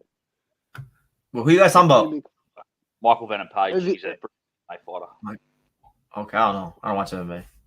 Yeah, come from like a karate style. Had like a real fluid movement. He'd move a lot in and out. Quite unique. But yeah, keeps his hands too low for boxing. What do you guys think about Francis Ngannou boxing? Everybody says he should go to boxing at some point. Nah, that's Nah. It's not. Like they were gassing the hell out of him. Like I don't even follow MMA, but I just know like I was seeing all the hype. They were like, yeah, they were calling him like the Mike Tyson of MMA, and they were saying he's coming. He'll knock out some lower tier guys. But put him in there with it. Put him in there with Dave Holland. Do I think he beat Nick Webb? I don't know. I'll be honest. Like throw him in there, put him in there with some like Sam Sextons or whatever, and then just be like, right. Let's put him in there with Otto Wallin. Let's see what happens. Nick Webb. See what happens. Otto Wallin will jab his head off. Wallin will beat the fuck out. Wallin will smoke him. Brazil. But you know he might knock out Brazil if he catches him. Nah, I think Brazil's not a great boxer though. He's not a great boxer. I think he would be. I would actually fear Ngannou to beat Brazil. Put him in there. I'll tell you what. If he look, they're talking about him beating all these world level guys or whatever. Give him the dude who just killed the prospect. Give him the prospect killer, Joe Joyce, the 57-year-old prospect himself. Give him Joe Joyce. We seen Joe Joyce next to Ngannou. Ngannou looked small next to Joe Joyce, bro. He did. Daniel Dubois would knock out Ngannou in 2 rounds. Hrgovic would knock out Ngannou. Oh, for sure. Yeah, 100%. You know what? Give Ngannou to one of Hrgovic's former opponents. Sean Turner, the big sexy from Ireland. Give him to Sean Turner. I forgot about Sean Turner will fuck around and outbox Ngannou. He'll fuck around and outbox him. Because anyone who watched that fight will know Turner can actually box. He can box, he's just fat and no power. Yeah, the only MMA or kickboxer I think could have done decent at heavyweight boxing if he was younger was Badahari, if you ever remember him. He was a wicked talent kickboxer. Badahari, that's the only one I think. I heard Cody Garbrandt was a good amateur. Yeah, he was. Like 40. He had like 40. I know that Stipe won Golden Gloves as well, by the way, in boxing. He did. Did he really? Yeah. Yeah, he did. In Ohio? Yeah, I think so. Yeah. That's not bad. It's pretty good actually. One thing about that is actually good Ohio Golden Gloves. It's not easy to get that shit, man. No, not in Ohio. Yeah, 100%. One thing about Ngannou is he's got good punch variety where he can knock you out with a right hand, left hook, and uppercut. So it's not like he's got one right. He punches with. He can hit as hard as with his right hand, uppercut, left hook. You know. Yeah, that's true. So D Train 55 says Anderson Silva may have done all right too, but we don't have to wonder that one. He's fighting Chavez. No, I've seen Anderson prime spar a journeyman, and he was going life and death in sparring from again. He's fighting. Apparently, he's fighting the great Chavez Jr. soon. So we're going to see those skills put to the test. Easily got beaten in the pros. I think he's at 2-1 as a professional. Yeah. Oh, he boxed as a pro? Yeah. I was crying. I didn't know that. GSP apparently used to do well in sparring with Pascal back in Canada. I don't know. They're rumors. I don't know how true they are. But that was a rumor for a time. Yeah, who knows? Who's a good boxer as a UFC fighter now? Shannon Briggs versus Ngannou is a realistic thing. Is it really? I don't think it is. Let's go. I got Sean the Cannon. I want to see it though. Yeah, I got that's why someone's getting knocked out. But I want Shannon Briggs. I want it to be Shannon Briggs versus Ngannou with no drug testing. Let's see who wins. Where Shannon Briggs might kill him. Yeah, he will. For a fact, he will. Well, I don't know if it goes past like a round or two, then he might not because Shannon has like zero stamina. Yeah, and we haven't seen Shannon for years. Is he officially retired, or he's probably gonna have that Triller? He's gonna have like one of those exhibition fights. They're gonna. He stays in the gym. Like Shannon stays in the gym. Like I saw him like 2 months ago. He was training. Don't get me wrong. I know I would have picked David Haye to beat him, but the hype between when Shannon Briggs was on his first conference, he fought an undercard, he knocked that guy out. I just wanted to see that happen. That was his last fight. Yeah. On the undercard. Yeah, I wanted to see that fight happen. I think he fought Cobra. Me too. He would have knocked out the Cobra. Shannon Briggs. Oh no, Georgia. Yeah. Should have made Shannon Briggs. That would have been epic. That would have. You know, David Haye was scared. He didn't want to fight the champ. fight me now. Well, David Hay was also carrying injuries at the time. Let's be real. He wanted to make the most amount of money possible. He knew Bellew was possible. Him and Bellew was a bigger fight in the UK than him and Briggs. Because him and Bellew was Sky Box Office, and him and Briggs was Dave. Damn, yeah, you're right. And Briggs would have been an embarrassing loss as well. That would have been humiliating. Because if he knew that he was that vulnerable, and I think he did know, it was smart of him to get the two Bellew fights and make that amount of money rather than fight Briggs. And if he was injured, Briggs would have knocked him out, bro. He would have fucking cleaned his clock. Yeah. That would have really tarnished his name. It would have more. Would have. Let's say losing to Tony Bellew at the time, who was the cruiserweight champion of the world, coming off the Macabre wins, there's no shame in that, being a returning fighter. There is none. There is none. Yeah, none. Let's say if David Hay did beat. Yeah. Let's say if David Hay did beat Bellew. Who do you think he would have fought? Who would he have fought? Would they build up a Joshua fight, maybe? I think they would have went to build the Joshua fight. He was high in the rankings, wasn't he? Like he was high in the WBO rankings, and then Joshua went to beat Parker. So Hay would have been the mandatory then. I think so. Yeah. Well, they were talking about it. I remember they mentioned it. I remember like back in those days. I remember like reading a couple of boxing scene articles talking about he wanted to fight Joshua. Like they were talking about it briefly. Like if he would beat Bellew, you know, that was the fight that they were gonna look to do. They were talking about Lucas Brown. Huh? Oh. Thank God. He could have been a two-time WBA regular heavyweight world champion. He couldn't have been because Lucas Brown got stripped during that time.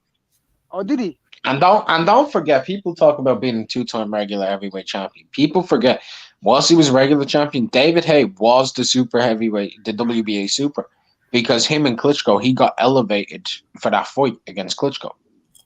So he did hold that title. So he was a legit heavyweight champion. Yeah. How dare you fix your lips and disrespect David Hay, Hashman? So he's a legitimate two-weight world champion, no matter what anybody says. He never officially defended the super title, but successfully. But he did hold it. He got elevated to the Klitschko uniform to make it a unification. Yeah, and neither did Buster Douglas, so he's okay. Fair enough. Fair enough. Let me see. Ness Mendoza says Peter Biev versus Canelo. Hey, you know what?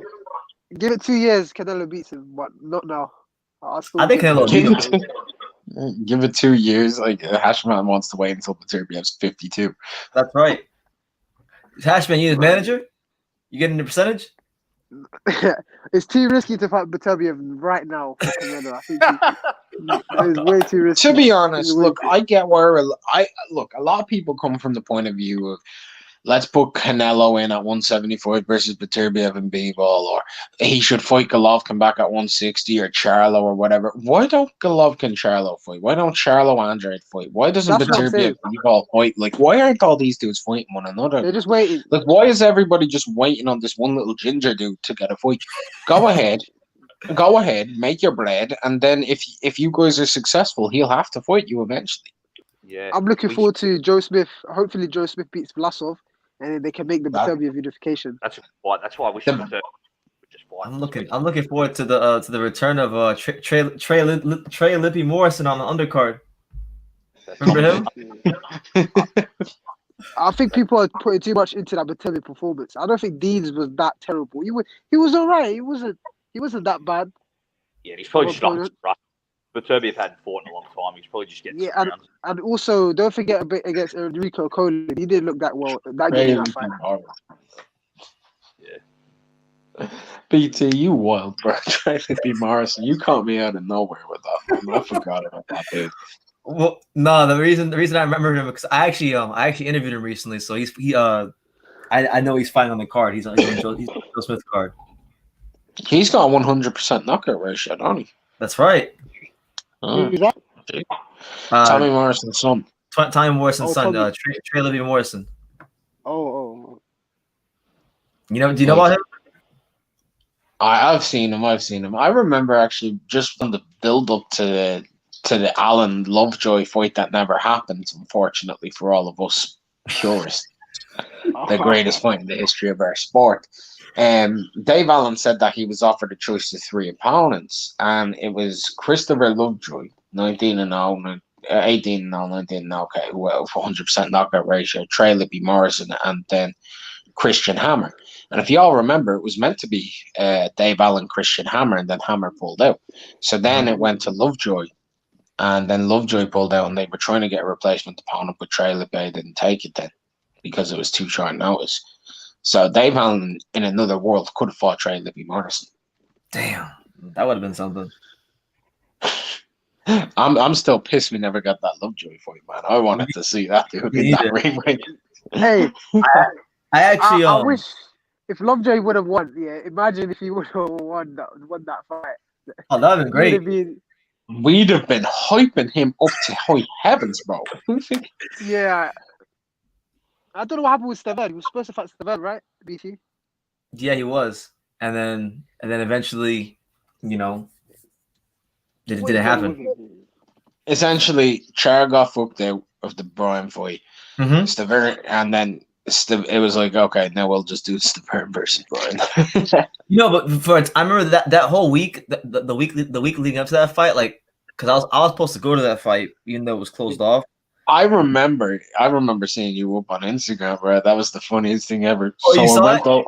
Yeah, bro. I seen you there with your little with your little moped fucking helmet on your head and shit. Yeah.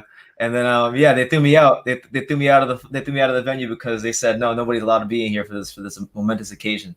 That's great. For anyone who doesn't know, BT made a real effort. He dressed up all nice and stuff. This man had a suit on and everything.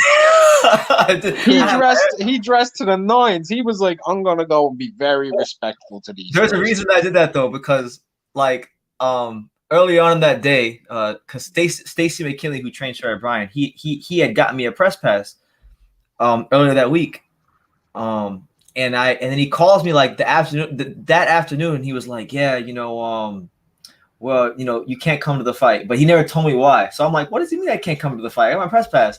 So I said, I'm gonna go there anyway. So I got to the side. I decided to dress up and just walk in like I own the place, and I got in. Like when I got there, I got to the casino, and there was no signs or anything like that that would tell you that the fight was even going on. But I knew where it was at, so I walked up to this door where I knew it was at, and I tried to pull it open, but it was locked. And then I ran into one of the guys from the Florida Commission that I know, and I walked in with him, and they asked who I was, and I'm like, oh yeah, I'm here to commentate the fight. You're a legend. And then they figured out that I wasn't going to commentate the fight, and they said you got to get the hell out of here, and I was like, all right. Was it behind closed doors? Yeah, it was behind closed doors. That's so unfortunate, man. That's I would have loved to have seen BT backstage interviewing Don King. I know I saw a picture of him later on that day. He had the whole face shield on. But yeah, man, Trevor Bryan. Apparently, Dillian White said that's who he wants the next fight to be. Is Trevor Bryan. I would believe it. To be honest, I understand that, man. He look, he may never have the chance to fight for a world title. The regular title, we can make fun of it. I'm always under the assumption of the regular title doesn't mean anything depending on the champion. But if the champion is a good fighter, it has a bit of validity to it. So someone like Dillian White, to me, is the idea to me of the epitome of what the regular champion should be. Not as good as the main champion or the second champion, but the next guy. And that's what he is. He is the next guy. Yeah, the best of the rest. And he could get elevated. You never know the situation with the WBA. If Joshua holds that title, they ain't ever stripping that man, bro. Too many sanctioning fees. You serious? They're gonna say, man, they're gonna go buy their own island with those Joshua sanctioning fees. How much do you reckon they take? How much do you reckon they take out of Joshua? Like 1%, 2%, 3%? Yeah, about probably. That's a lot. I don't think it's a percentage. I think there's probably like a standard fee. Yeah, but who knows though? Maybe they can go in there. They can put a clause in the contract. To get some more money. They have ways. They have their ways. I don't know why they stripped Pacquiao, man. I wanted to see Crawford and Pacquiao for the unification. Watch them give Pacquiao the belt back now that they know the fights in the Middle East. Yeah, they might. They won't. That was They funny. won't. They won't. If they did, though, that would be the most hilarious thing ever. They said the fight is where? Oh yeah, they pay a lot of money. Give it to Pacquiao. Ugas, you go sit over there. Give it to Pacquiao. Well, he is champion in recess. I saw a Punch Drugs video. That was funny, man. That Yeah. was funny, man. Just watched Tim's performance against Hogan. I'm impressed. Let's see Tim versus Brandon Adams next. So a lot of people want to see Tim against Brandon Adams. Let's go. I think Brandon Adams, his name will come up because it's a name that's on the tip of everyone's tongue after seeing him on Ring City and knocking out Bohachuk, which broke my heart because Bohachuk, BT, you spoke to him, I'm sure. He's the nicest fella. Mm-hmm. He's the nicest of fellas. I never spoke to him, but I'm sure he is. This guy, I'm telling you, find yourself a girl who looks at you the way Bohachuk wanted 1,000 followers on Twitter, bro. I'm telling you, find yourself a girl. I saw that.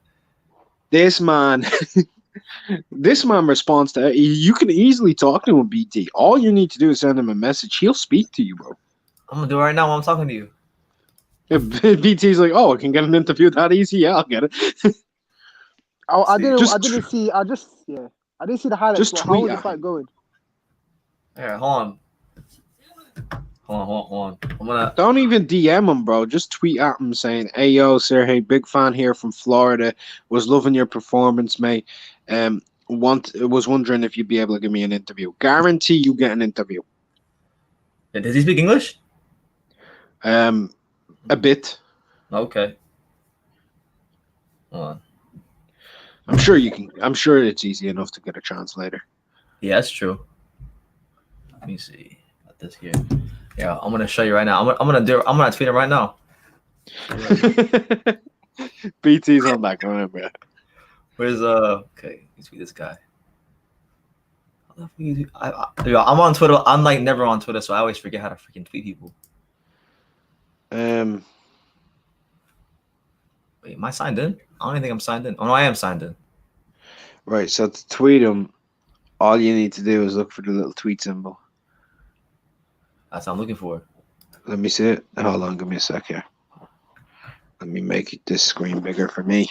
I'll just add him. I'll just add him real quickly. Yeah, that's the easiest thing. Just add him. Sorry. Here you go. Wait, put a period before the @ sign, because then what it'll do is it'll make it look like it's a message. So always like start with something like "Hey," just go "Hey" at Sergey Bohachuk or whatever. Oh, that's true. Hey, Bohachuk, great fight a couple of weeks ago.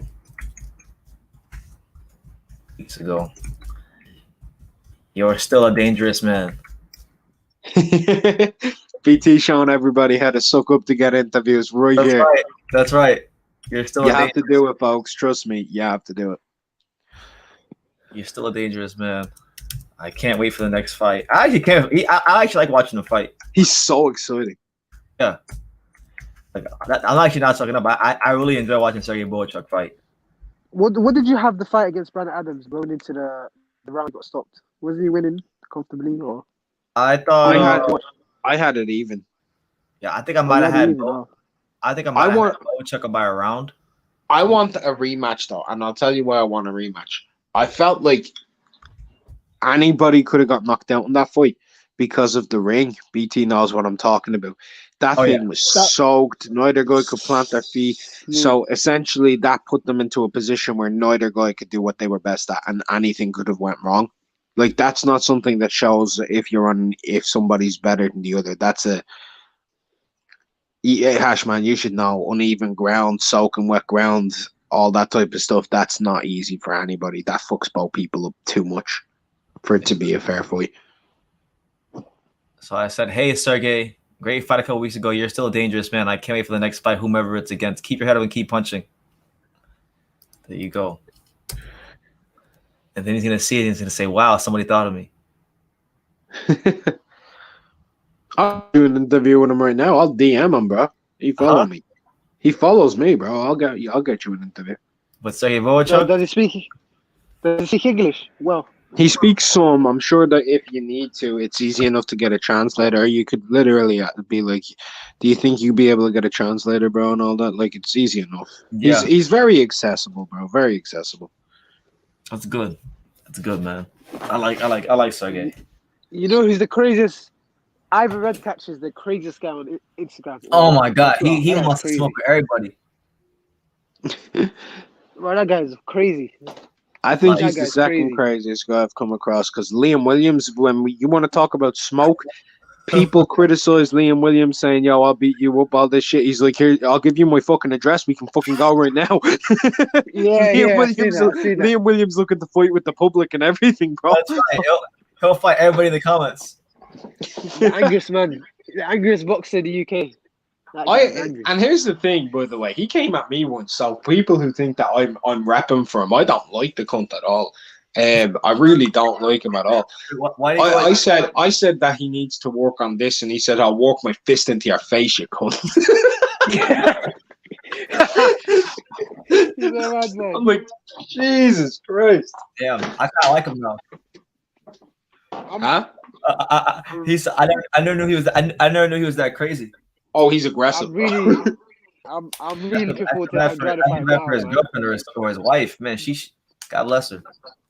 The closer the Andrade fight gets, the more excited I get. That fight, I'm very looking forward to that one. You think he's gonna win, Liam Williams? Nah, I think he's gonna get scored. What do you think, Mark, about the fight between Boo Boy Andrade and Liam Williams? I think it ends in round 1. Liam Williams gonna end it in round 1? You gotta knock him out, man. Oh damn, that's a bold prediction. Once the fight goes past 6 rounds, he's gonna get cut. I see a cut going in there. Hey, yo, Hashman, I feel you on that, bro. All I'm saying is, bro, I ain't going past no 6 rounds. It's over. Get all your hope, get all your egos and prides, get all of your faith in this man, and when you see him lose to a big-eared hothead from Wales who can't even box according to people, you'll understand. Yeah. If Liam Williams knocks out Demetrius Andrade, that'd be pretty heartbreaking. I know you don't like that much, Mark. I think Ingle's on 3 at the moment. I like Boo Boo as a fighter. I just don't like some of the stuff that he does, like in terms of says, "Yo, these guys should be fighting me," and then like you get offered contracts throughout your career and you duck out of them yourself. I mean, he's been on that side, so yeah. He could have fought Derevianchenko. He could have fought Matvey Korobov. He could have fought Jermell Charlo, but he didn't. He backed out of all 3. Yeah, and he had some pretty bad people behind him in his career, like the most competent people in his corner. And then like he does have a couple of problems with his in-ring ability, but for the most part, you can see he's a very good fighter, very good boxer. I think but here's something that people may disagree or disagree with. When he was at his peak as an amateur, that was when he was actually his best. At his peak, pure ability, his balance was on point, his feet, he was fast, he was powerful, he had everything going. Throughout his pro career, I just think the lack of top-tier opposition has kind of just brought him down and not being brought through with the right type of coaching. I could see that. He was phenomenal as an amateur. I mean, I remember three months ago, I was rewatching his fight in the gold medal in the with the Korean, the one they lost. That he really won. He got red. Yeah, but they don't really count body shots in the amateurs. He was landing hella body shots. But yeah, no, he was like it was almost like I was watching a different fighter when I watched that fight. Didn't he win the world amateur? He's the world amateur champion, right? He won the gold medal. Yeah. You know, he didn't win a gold medal, but he world amateur. And the world championships? Yeah. Yeah, he won that. I was watching him versus Thurman. He played with Thurman in the Olympic trials. Yeah, but Thurman was trash as the amateur. He was whatever. Yeah. That's not true. Thurman was a very good Not amateur. trash, like compared to what He was a good amateur. He did well. He didn't have a jab. He didn't have the movement. Yeah, he wasn't the Thurman we know today. That's all I'm saying. Yeah, at least he was active. Yeah, that's true.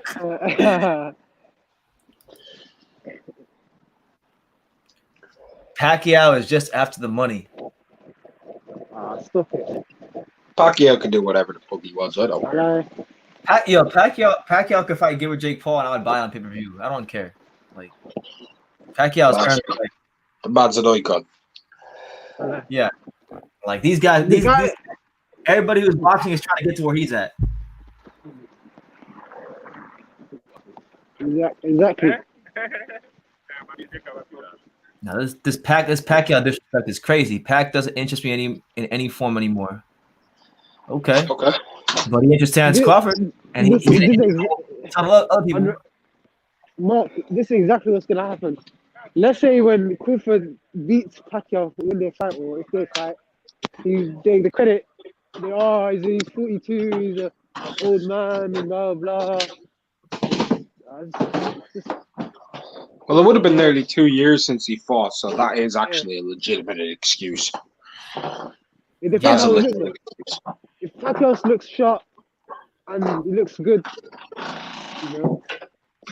If he does, yeah, cool. But at the same point, I'll give Crawford the name value recognition if he beats Pac. Give him the name value recognition. That gives him leverage against Spence, right? Yeah, because you can't say, for people that criticize Crawford's resume, you can't say he's fought nobody and then he fights Manny Pacquiao and beats him. And you don't want to give him credit. Don't say, he didn't fight Sean Porter. No, he didn't fight Sean Porter. Why fight Pacquiao when you can fight Sean Porter? Trust me. But what if Pacquiao wins? Yeah, it's possible. The one thing I've learned in my life, there's a few things. Don't eat the yellow snow. Yep. Do not sit on top of a railroad spike. And don't rule out Manny Pacquiao. Those are 3 things I've learned. Just don't rule him out. The dude's proven people wrong his entire career. His whole career. I mean, yeah, from the Ledwaba fight all the way up to now. Yeah. Before that, he wasn't meant to beat Sasakul, bro. He was a mad underdog against Sasakul. He'd been knocked out by Tarda Campo. Don't forget that. He was this kid who wasn't really rated by anybody, even a fly. And then he destroyed Sasakul, who'd beaten Yuri Arbashov. You know what I mean? Yeah. So if he did skip Superfly, he would have probably been 10 time world champion. Who knows what he could have been, man? But at the same point, we don't need to talk about that. He's an 8th division champion. You know what I mean? He's Manny Pacquiao. I mean, the name speaks for itself. He's quite literally the greatest Asian fighter of all time. Just think about that. Without a doubt. The greatest of all time from his entire continent, the most populous continent in the world. He's the greatest. He's sitting at the top of the crown. I mean, that's. And people always talk about like all these Eastern Euros, and they're all Asian as well. These Uzbek, these Kazakhs, these guys, like they're all Asian. That's Eurasia. That's Asia. Like Pacquiao is just the creme de la creme. He is. Like, if you want to be honest, people talk about Klitschko and Vitaly. They're Ukrainian. One was born in Kyrgyzstan. The other one was born in Kazakhstan. They're both from Asia too, technically. I mean, Pacquiao is just leaps and bounds ahead of everybody, man. He's ahead of guys like Pancho Villa and Flash Alorde, and you have fighters even today that we look at as greats like Nonito Donaire. Nonito Donaire's resume doesn't hold a candle to Manny's. It doesn't touch it. Nowhere near.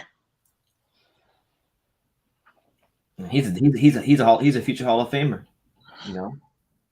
Well, he's beyond that. He is literally a certified ATG, bro. He's an all-time great. Yeah. And anybody who doesn't give him that credit, that's above Hall of Fame. Like, you have guys in the Hall of Fame who aren't ATGs. That's true. Like Barry McGuigan ain't no fucking all-time great. Yeah, Arturo Gotti's not an all-time great. No. Pacquiao literally is an all-time great. An actual, like, there's a very strong claim people can make that Manny Pacquiao is the greatest fighter of the last 40 years if they wanted to. They could make the claim. Yeah, I would, and if they did, I wouldn't be mad at it because Manny Pacquiao. I mean, he's given because boxing isn't just about winning fights. I mean, it is about winning fights, but I'm saying it's also about the moments within those fights, and he's given boxing fans so many just iconic moments through the years. Mm-hmm. Right. I'm going to pop off, BT. Thanks for having me on, man. Great stream. I appreciate your growing this well, covering this fight for the people, covering the card for the people.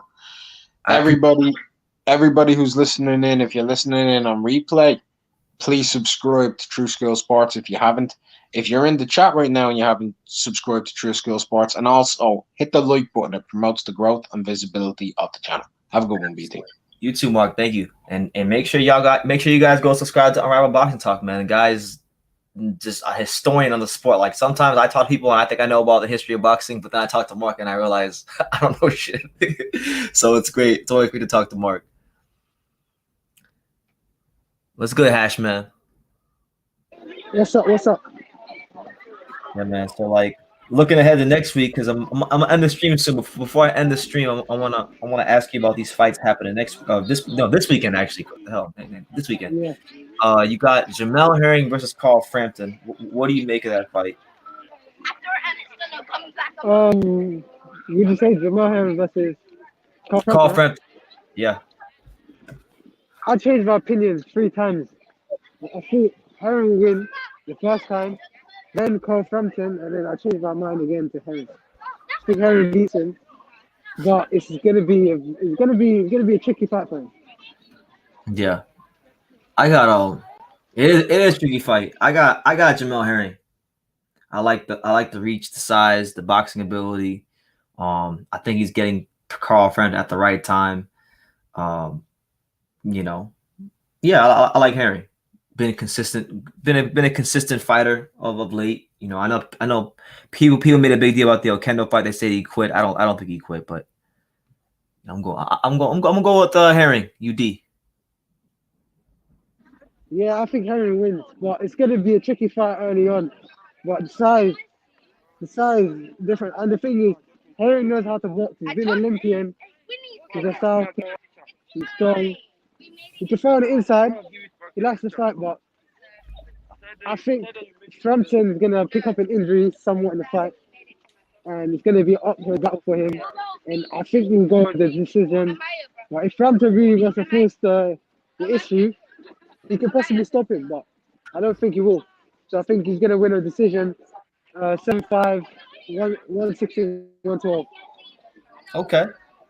Yeah, it should be a good fight. And then we also have that I don't know if you looked into it too much, but we got that Uzbekistan card on Saturday as well. Yeah.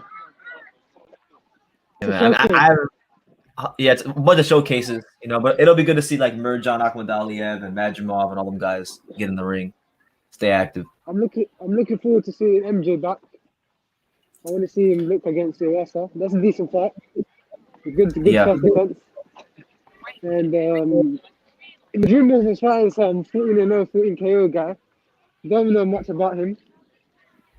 But one guy he beat I like is Samuel Antwi. He stopped him. Okay. So Samuel Antwi is I think he's 12-1 UK prospect. He's an English champion. He's a good fighter. He's very slick, and he got stopped by the guy that's Majimov's fight. So this could be a banana skin. What? Which fight again? Madrimov? Madrimov. He's fighting a guy who's 14-0, 14 KOs. Oh shit! I didn't realize that. Because I haven't even looked at the opponents yet. He has one good win against a good. Yeah, he's got one good win against a good prospect. So in my eyes, so yeah. That's good. So hopefully it's a good card, man. I'm looking forward to it. And then April 10th is gonna be like April 10th gonna be a great day because I know that's Conor Ben fights that day against Samuel Vargas, and then we got Jaron Ennis versus Lipinets, and then we got Joe Smith Jr. versus Vlasov all on the same day. Vlasov, yeah. I'm looking forward to that, man. Yeah, it's gonna be crazy. It's gonna be nuts. I'm But looking forward to that card. What I love about boxing is when there's 3 cards in one in the UK, 2 cards in America separate. You know, it's a big night beautiful thing, boxing. man. It's a beautiful thing. You know, I'm so appreciative to have 3 boxing cards in one day because I remember when there was no boxing on at all. You know, with the whole COVID Yeah, thing. exactly. The last time I can remember was December 5th, I think. Which one was another one? No, there was another one the other day. February card, the 13th, I think. Yeah. Yeah. Good show. I like Ennis. I think Ennis is going to do the same thing Ortiz did. They're both going to win by KO. Yeah, hopefully he does it in more dominant fashion because Ortiz won the fight and he was winning majority of the rounds. But Vargas had some success against Virgil. Like Virgil had to work for that knockout. Yeah, hooker. Yeah. Exactly. I think Ennis is more talented. I think his hand speed is better. He's got better defense, but you know what? Ennis's power, people don't really talk about his power as much as Ortiz. It's because I think with Ennis, there's more things to talk about. Like you Yeah. can talk about so many things with Ennis. You can talk about his versatility with his switch hitting abilities. You could talk about his quickness. You can talk about his defense. Like you can go on days about Drew Ennis. I think don't get me wrong. I like Ortiz. Ortiz is a brilliant fighter, but his power is a little bit overrated. Like what people think. Like he's not a one-punch knockout guy. He's more of a thudding puncher where he can hit you with one shot and hurt you, but he put his punches together and break you down. Yeah. Ennis is more like a, if he catches you cold, he can knock you out. And also he can just light you up. He can light you up. And it's gonna come from all angles. It's gonna come from the southpaw that's the new stance everywhere. That's the new Spencer Crawford right there. The 2 guys that the future of the world division.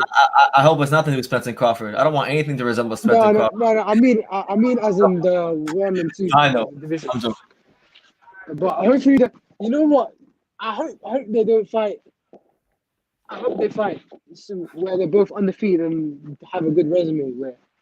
But that's not gonna happen. I think one of these guys are gonna step up and fight the top guys. Hopefully, man. Hopefully, like the welterweight division to me, like I like the welterweight division. It's a division that I've always enjoyed, but because of Spence and Crawford not happening, honestly, the welterweight division for a long time has been one of the most overrated divisions in boxing. To me, it's called welterweight. It's a welterweight division. The weight. I like that. Yeah, they wait a lot, man. They do wait a lot, man. I feel like I feel like I'm stuck in traffic while I wait for these fights. It's like you see once in 2 years a great fight or a good fight where 2 guys fight each other. Yeah. Every semi-notable fight, they're just calling each other. The thing is, it seems so simple but so complicated. It's like in a perfect world, it'd be Crawford, Pacquiao, Spence, Ugas, the winners fight each other. But that's just, it's so easy where it looks so easy to be. Oh, these guys to fight each other. The winner fights this. The winner make this fight happen. But it's just so complicated. One thing you must understand about people in the boxing business is that they never have any sort of thought to how their decisions affect boxing long term. Nobody in boxing really, like none of the people that run boxing make decisions ever think about how their decisions affect boxing long term. Everything is about the here and now, the money, and the money. Honestly, the money's not there. The money.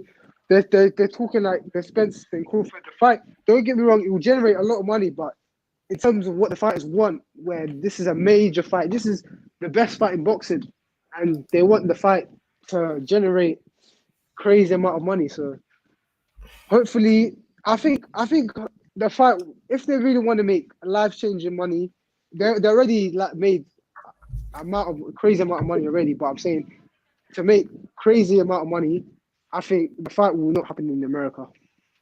Yeah. Imagine to the not guys. happen in America? Yeah, but that's not gonna happen. It's 2 Americans fighting in America, Las Vegas, Allegiant Center. You know. Yeah. Like that was, bro. They're gonna probably charge. The only way that fight's gonna make a lot of money is aside from America, obviously, is if they fight like in Dubai or Saudi Arabia or one of those countries. Yeah, one of those countries, exactly. You know what I mean? So if they fight one of those countries, there's going to be a factory where the guy puts out the money that these guys want to fight for. Yeah. Absolutely. If they do fight, what do you think the pay-per-view number does? Fox or Crawford Spence? PBC? I think it does 1 million pay-per-view guys. Do you really? I think it does. Yeah, because this fight is the amount of intrigue in this fight is crazy. Like, this is scheduled to be the biggest fight in, not in terms of financially, but the best. If most people said what one fight do you want to happen in boxing, they will pick Spence Crawford, and then Fury versus AJ is the biggest financially fight in terms of money. But this fight, yeah, I think there's more intrigue in this fight than Wilder versus Fury. Yeah, because we already seen Wilder versus Fury. I agree with you. You know what I mean? So this fight and this, they're both undefeated in their primes. If they fight, I think it'll do like 650,000 buys. Because think about this: if Crawford fights Pacquiao and beats him in good fashion, the hype he will get more hype on his name than if Spence destroys Ugas and probably fighting the Cowboys, whatever he fights in Vegas, or you know what I mean. The fight will heat up. It depends if they charge $75 each, you know, around that range or less. Yeah, I think it will do 1 million. I think it'll do 1 million.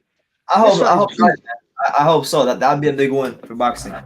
I think it will, because you think about this, these are two undefeated guys in their prime with good fan bases. Spence is big in Texas.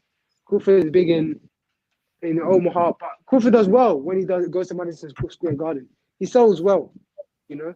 He sells well. I've seen him at the Garden. Yeah, what do you think he does in the Garden? Well, actually, I want to correct myself. I saw him at the Garden, but I saw him at the Garden when he fought in the theater. I never actually went to the Garden. Oh yeah. When he fought Lundy, he saw it at the theater. That was the theater, because that's where he fought Lundy. That's the only time I seen Carr fight in person. Yeah, he sold out the theater.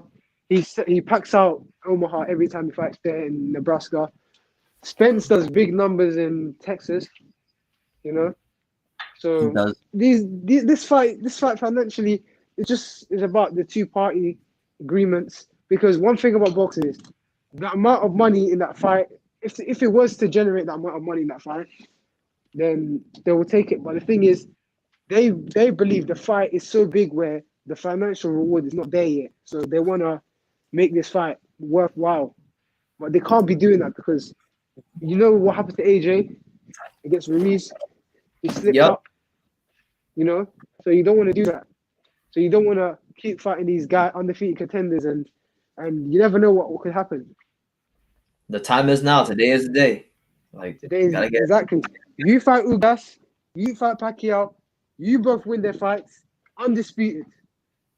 That's another 100. If both of them win their next fights and they look well in their next fights, then it's going to be for undisputed. 4 belts, undefeated versus undefeated, number 1 versus number 2, top 4 or top 5 best pound for pound fighters in the world. So they'll be fighting for the pound for pound spot, number 1. So you know what I mean? Definitely does 1 million. Absolutely, man. But listen, man. I've been live for almost 5 hours. Surprisingly. Yeah, man. I'm gonna wrap it up, man. So it was Damn, that good. card. Yeah, that card was. I was like, when is this fight starting? I was just waiting for this fight to start. But Yeah, me too. I went and I did my Crawford video, the one earlier about him Pacquiao, and then I went to lay in my bed for like an hour, and then I wound up sleeping for like 5 hours or 4 hours or whatever it was, and I woke up, it was like 4 something in my time in the morning, and I said, "Oh shit, I gotta do my live," and then when I turned my live on, it was like I think Sam Solomon and Sakin Biko was in the 3rd round, so I had time. Thank God. Yeah. All right, bro. It's always a pleasure coming on. You know. Absolutely, Hash. Come on next time when you go live. But yeah, peace. Peace, man. All right, so that was Hashman Boxing. Make sure y'all go sub to him. You know, good guy. Good young channel coming up. Good young fighter. I should say he's a fighter in the UK. He's gonna make some waves in the future. But shout out to him.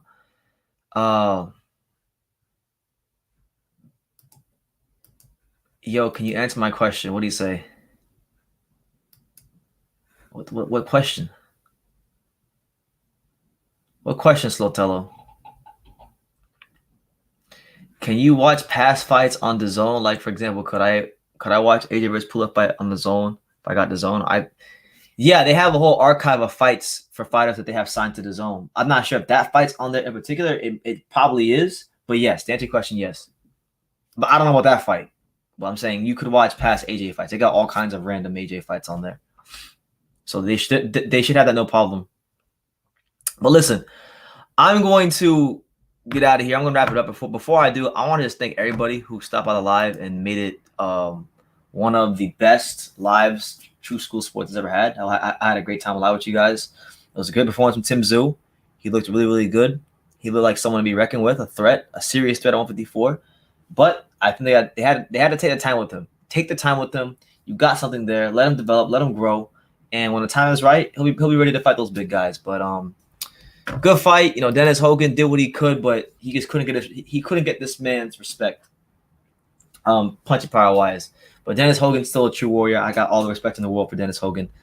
With that being said, just some programming reminders for you guys. I will be live. The next live fight reaction will be Saturday.